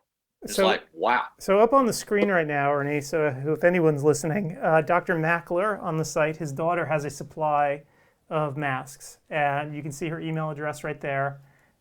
She's got tons of surgical masks, so people have been hitting her up. So if you're still looking, check out that email address right there and drop her a line, because she's trying to give away these things at cost. So I don't know where they came from, what truck they fell off of, but there we go. Ernie, Paul here. I have a question, an existential question. Okay. From the sound of your voice, I suspect you're over 40 or over 50 and maybe 60. Okay? All the above. The chances of you catching the coronavirus is greater if you start seeing patients unprotected. Don't you worry about the potential for leaving us based on that? You saying unprotected, there's not going to be any unprotected in there, Paul. That's not in my game plan at any point to see any patients unprotected. So you're going to check the temperature. Absolutely. You're going to assume that they're non-symptomatic, even though they could have coronavirus symptoms. Yes. You can't be sure of that, right? No. How will you know someone that's asymptomatic coming in? You won't. I mean, you will not. You're exactly correct, Paul. You are taking somewhat of a chance, but it's not But some people are taking a greater chance. In other words, I'm not going to be the first one to the barbershop for sure, because I'm older. Paul, I'm not going to be the first one to the barbershop either, ever. So, not going to be a barber. Nope. or tattoo parlor, either one. So Actually, you might want to be the first one at the barber shop, because once the barber starts seeing people, you don't know about what kind of transmission there is. So you might want to be first. Well, but you know me, Gretchen. You see my head. I have about as much use for a barber as I do shampoo. Well, I was talking about Paul. I don't need much either, but the beard keeps growing. So yeah, but the whole issue of life expectancy and the risk and the risk benefit, and something to think about. I mean, for those that are listening, I mean, you always have to gauge life with risk benefit. What's the benefit? You're going to see a few patients. What's the risk? So that Ernie, by the way, the other side of the coin. Ernie, by the way, you're talking to someone who doesn't shake people's hands. He's like Larry David. He doesn't do the hugs. He doesn't do the handshakes. I don't hug. I don't shake hands. And I don't think any of us are going to be doing that anymore. I say in the restaurant all the way in the corner where no one sees me. There you go. That's right. And this whole 6 weeks really hasn't bothered me, except not seeing my grandson. Other than that, it's been pretty good. Oh yeah, I'm pretty good. I prefer my own company, It's like I was joking with somebody. I'm an introvert. I've been practicing for this my whole life, So I'm okay with it. I really am. So it's been a good chance to get a chance to read some things I haven't, like I said, do some writing, do some reading that I've been wanting to get done. So that's giving me more time to do that, and a little more time to do some thinking about things, some introspection. Are you familiar with? Are you familiar with? I don't know how much time we got. We're just yakking, so I don't want to hold y'all up. But you ever heard of a gentleman named Ryan Holiday? RyanHoliday.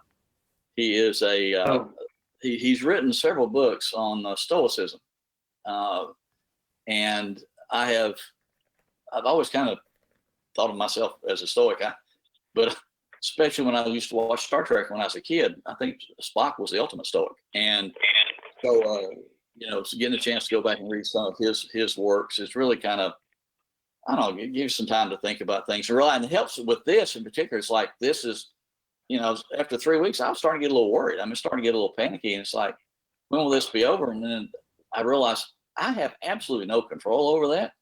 So the only thing I can control is how I react to it, how I feel about it. And so I'm like everybody else. I'm kind of sitting home and contemplating it, but not a daggone thing I can do about it. Just like I said, just kind of be, and that's getting old. But so that's life. That's the way it is. So the meeting has gone well for y'all. I understand. That's from talking to some people. If y'all have had good participation. I understand. And I was here with crazy. Everybody being home and having to be home. It'd be great. Great time for that. So. Yeah, I mean it's been overwhelming actually with the number of people that have been watching, but it's been good. I mean, we're not competing against football or baseball or anything. I mean, so we have a lot of bored people on our hands, and so they're all turning out. Well, there's also a lot of incentive for people to come grab their credits now while they're not doing anything else. That's and exactly if you're doing as live CE, well, why not knock it out now instead of worrying about it in, say, September? Yeah. Yes, I agree.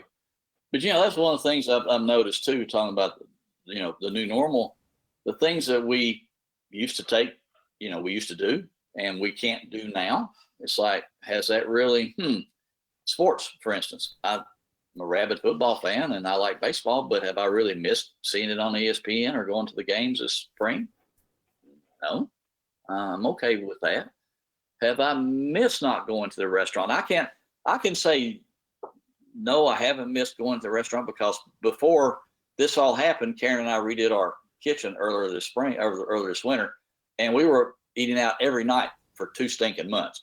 So it's like, okay, now it's, then we get the kitchen finished and we get, quarantine and the restaurants all closed. It's like, oh, okay, I'm home now. So, and that's something I've been doing, I've been doing a lot of, I've been cooking a lot. And I kind of like that. It's a good thing I like my own cooking. So, so there's just things, so what have I missed? I mean, and I was reading a op-ed piece here not too long ago about this is going to change a lot of people's outlooks on things. Like I say, CE, a lot of states don't allow you to do it. Alabama has waived all their in-person requirements for this year. Georgia, we don't have to license again until next year. So they're at this moment, they're saying, we're not going to worry about it. We're not making that determination at this point. But that's one thing, a lot of people, high schools finished out the year online, so I'm waiting to see what the results of that going to be. I took college courses online here in the last few years, and to me, that's okay. I'm thinking how much of this is going, of course, everybody's buying everything. If it weren't for Amazon, we'd probably starve, and the supply chain is open. So, Amazon bringing stuff in for us all the time. And my daughter, especially down in Atlanta, she has, with a new baby, she hadn't ventured out of the house for 6 weeks. And I know if they didn't have Amazon, she'd be ruined. So, how many of these things are we going to actually miss? I mean, some of these things are going to have to change. And more people are going to do more and more things online. So, again, you folks with CEwire are way out in front of the curve here. That's, you've always had a good program, but it's and Dr. just, Woolen, could I please ask you a shameless question recommended by Gretchen? Would you like to be part of our next program? We're actually planning to reprocess this, but add some new lectures in about a month or so. And this is Steve Silberberg, by the way. Would you like to do an hour of what you've seen other people do? Steve, I didn't recognize. I said, gee, Adam's voice got awfully high there for just a minute. I'm a soprano. Yeah. So it's like, sure. I always, I don't solicit at this point anymore, Steve. I will do it if people ask me to, but I don't, go out trying to hawk my. I do have your email, so I'll send you all the information tomorrow. And it should be, we'll talk you right through it. It's not hard at all. All right. You can listen to yourself. All right. Thanks, Steve. I appreciate the opportunity. I really do. Always appreciate the opportunity. Our pleasure. So Ernie, you mentioned that you've been doing a lot of hiking. Yes. Oh my God, my legs are about to fall off today. It's like, and I need to, because like I said, all we're doing is sitting around and eating, and the Ernie's kitchen is always open. It's it's like, okay, what have we got here? And so it's like, it's all we were doing. We were waking up in the morning, and okay, Karen and I we're sitting around, and it's like, okay, what do I have for breakfast? Okay, all right. That's pretty good. What do I have for lunch? We might skip lunch. Okay, what do I have for dinner? And so we plan out the day's meals first thing in the morning. And so after the first, like I said, it was neat. Then after a while, I noticed I'm like kind of like my dog. I'm looking forward to the meals. Supper time, supper. Like that Snoopy song, supper time, hot dog. So it's kind of it's funny. So yeah, so I have to do something to get some exercise, or else I'm going to weigh 500 pounds and won't be able to get out of the chair. I'll be like what was the Jabba the Hutt? Jabba the Hutt. Yeah, I won't be able to get out of the chair. I don't start with, so it won't be it'll be neat. Hey, let me circle this back to clinical for a quick second. Ernie, what are you going to do clinically differently? In addition to you saying you wearing protective gear and having a mask for the patient, how are you going to change up your clinical routine, if at all? That's an excellent question, and I can't say that I've really given that a lot of thought. I've been more thought to personal protective equipment. Give me some thought to maybe perhaps investing in not an auto refractor, but a remote refractor, NIDEC, and some of those things where you're further away from the patient and just sitting right there, spinning the dials in front of them. That would be a good thing. Once we rely more on our, we're not going to change. I mean, there's certain things we still have to do. You still got to dilate the patient. You still got to do a BIO, but I have relied more on my slit lamp, my condensing lenses at the slit lamp, and I'm probably going to spend less time doing that and spending more time.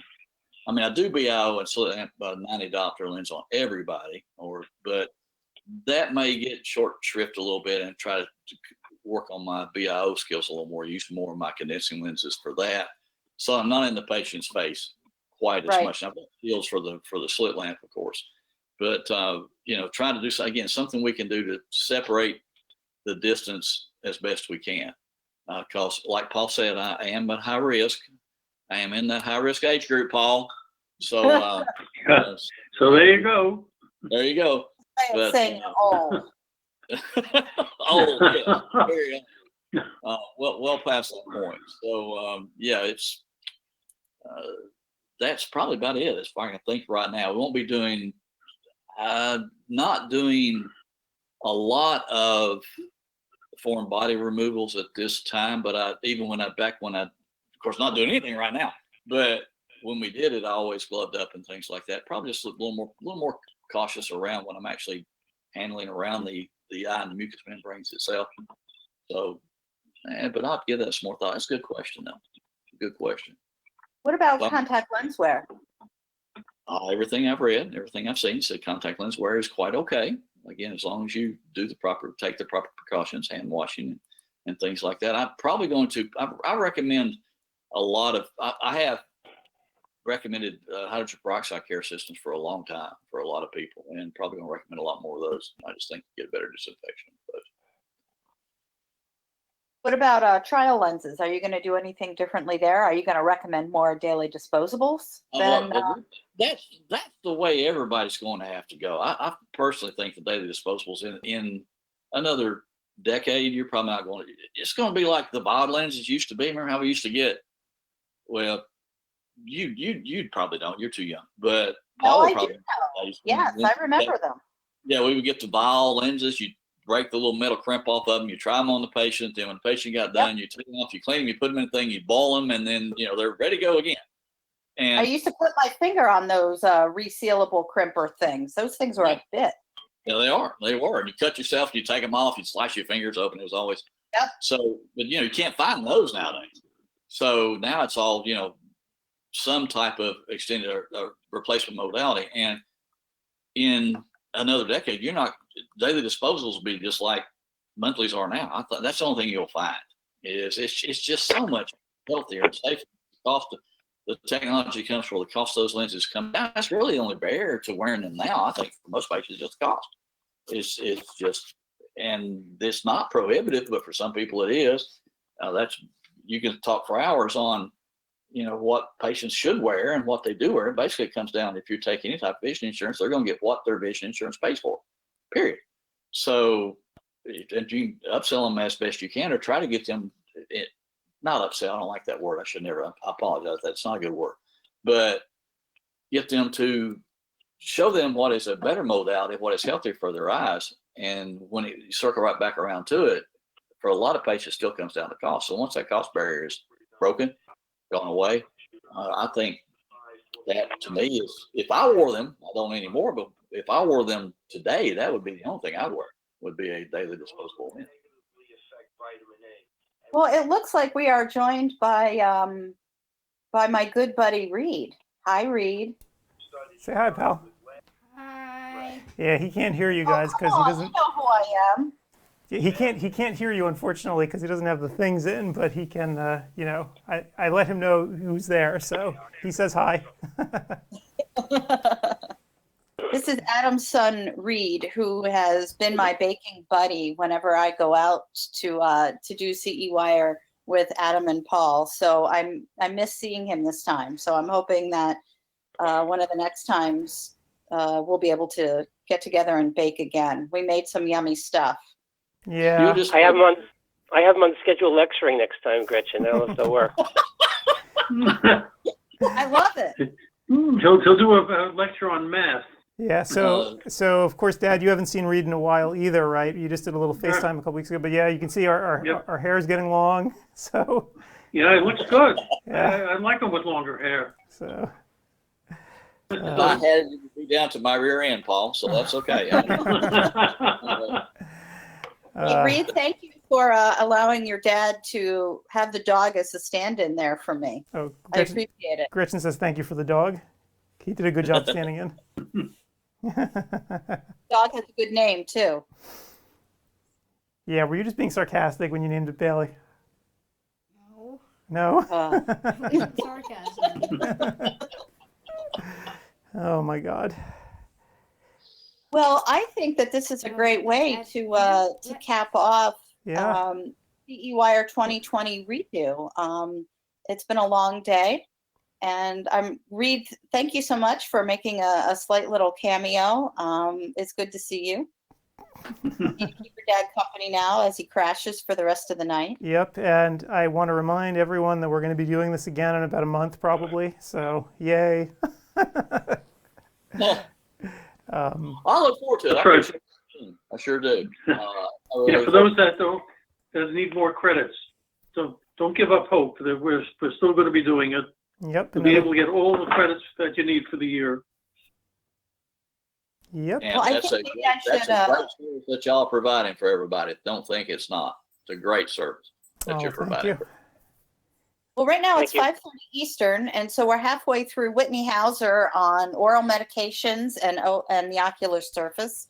Ben Chudner talking about private equity, and Carrie Gelb going through 3 hours of ocular nutrition, and Mark Dunbar on hot topics and retina. So coming up at 6, there's Chris Rapawano talking about managing HSV and VSV, anterior seg eye disease. Mark Bullamore's talk on controlling myopia, and Joe Pizzamente with AMD discussing whether it's a systemic disease. And so then we've got Eric Brooker at 7 talking about punctal occlusion. And we've got Nazi, I can never pronounce her last name, Geldahari. Mm-hmm. Close talking enough. about hindsight is 2020, but foresight is even better. And of course, finishing up with Carrie Gelb going through the rest of his 3-hour class. So there's still a bunch of classes on tap for people to take and the exhibit hall to visit. So I think that we've got a lot good still to come, and we've had great conversations here with everyone. Yep. And don't forget to visit the hall. The vendors will be open for business right through October 1st. So any time you want to meet with them, just go to the exhibit hall. It's open 24 hours a day, and you can chat with them. Booth hours. Yes. I would not want to work for those hours. And between all of us here, too, these vendors are probably going to be getting increasingly desperate as the weeks roll on. So feel free to go on in and get some deals, right? I mean, this is the time, right? This is your time. If you can get your practice up and running, this is when you want to try to buy some equipment. Yeah, the new expression for buyer's market. This is it. Yep. So yeah, if you're in the position to do so, go for it. Well, Ernie, I am so glad that you are able to call in and help us close out our live stream today. And it sounds like you're going to be on deck for the next one coming up in a few weeks, and Steve will be in touch about that. So I hope that we'll get to talk to you again when we put that one up and out into the air. Oh, I'm It'll sure be our we will. pleasure. And I'm sure look forward to talking to you again soon. Y'all take care. Awesome. Okay. Thank you. All right. Thanks, Okay. Ernie. And thank you guys for hosting this with me today, because I couldn't have done it without you. This is a long couple days.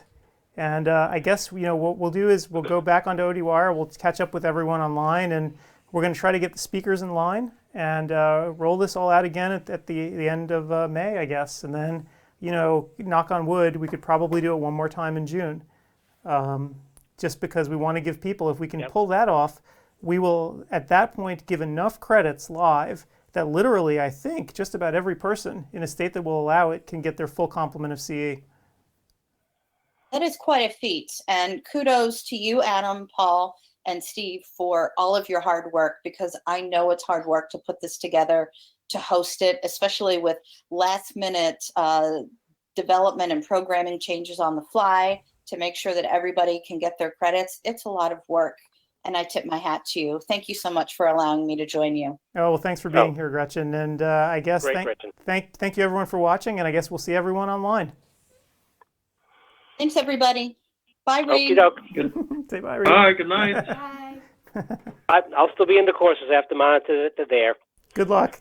Bye. See you later. Taking a nap.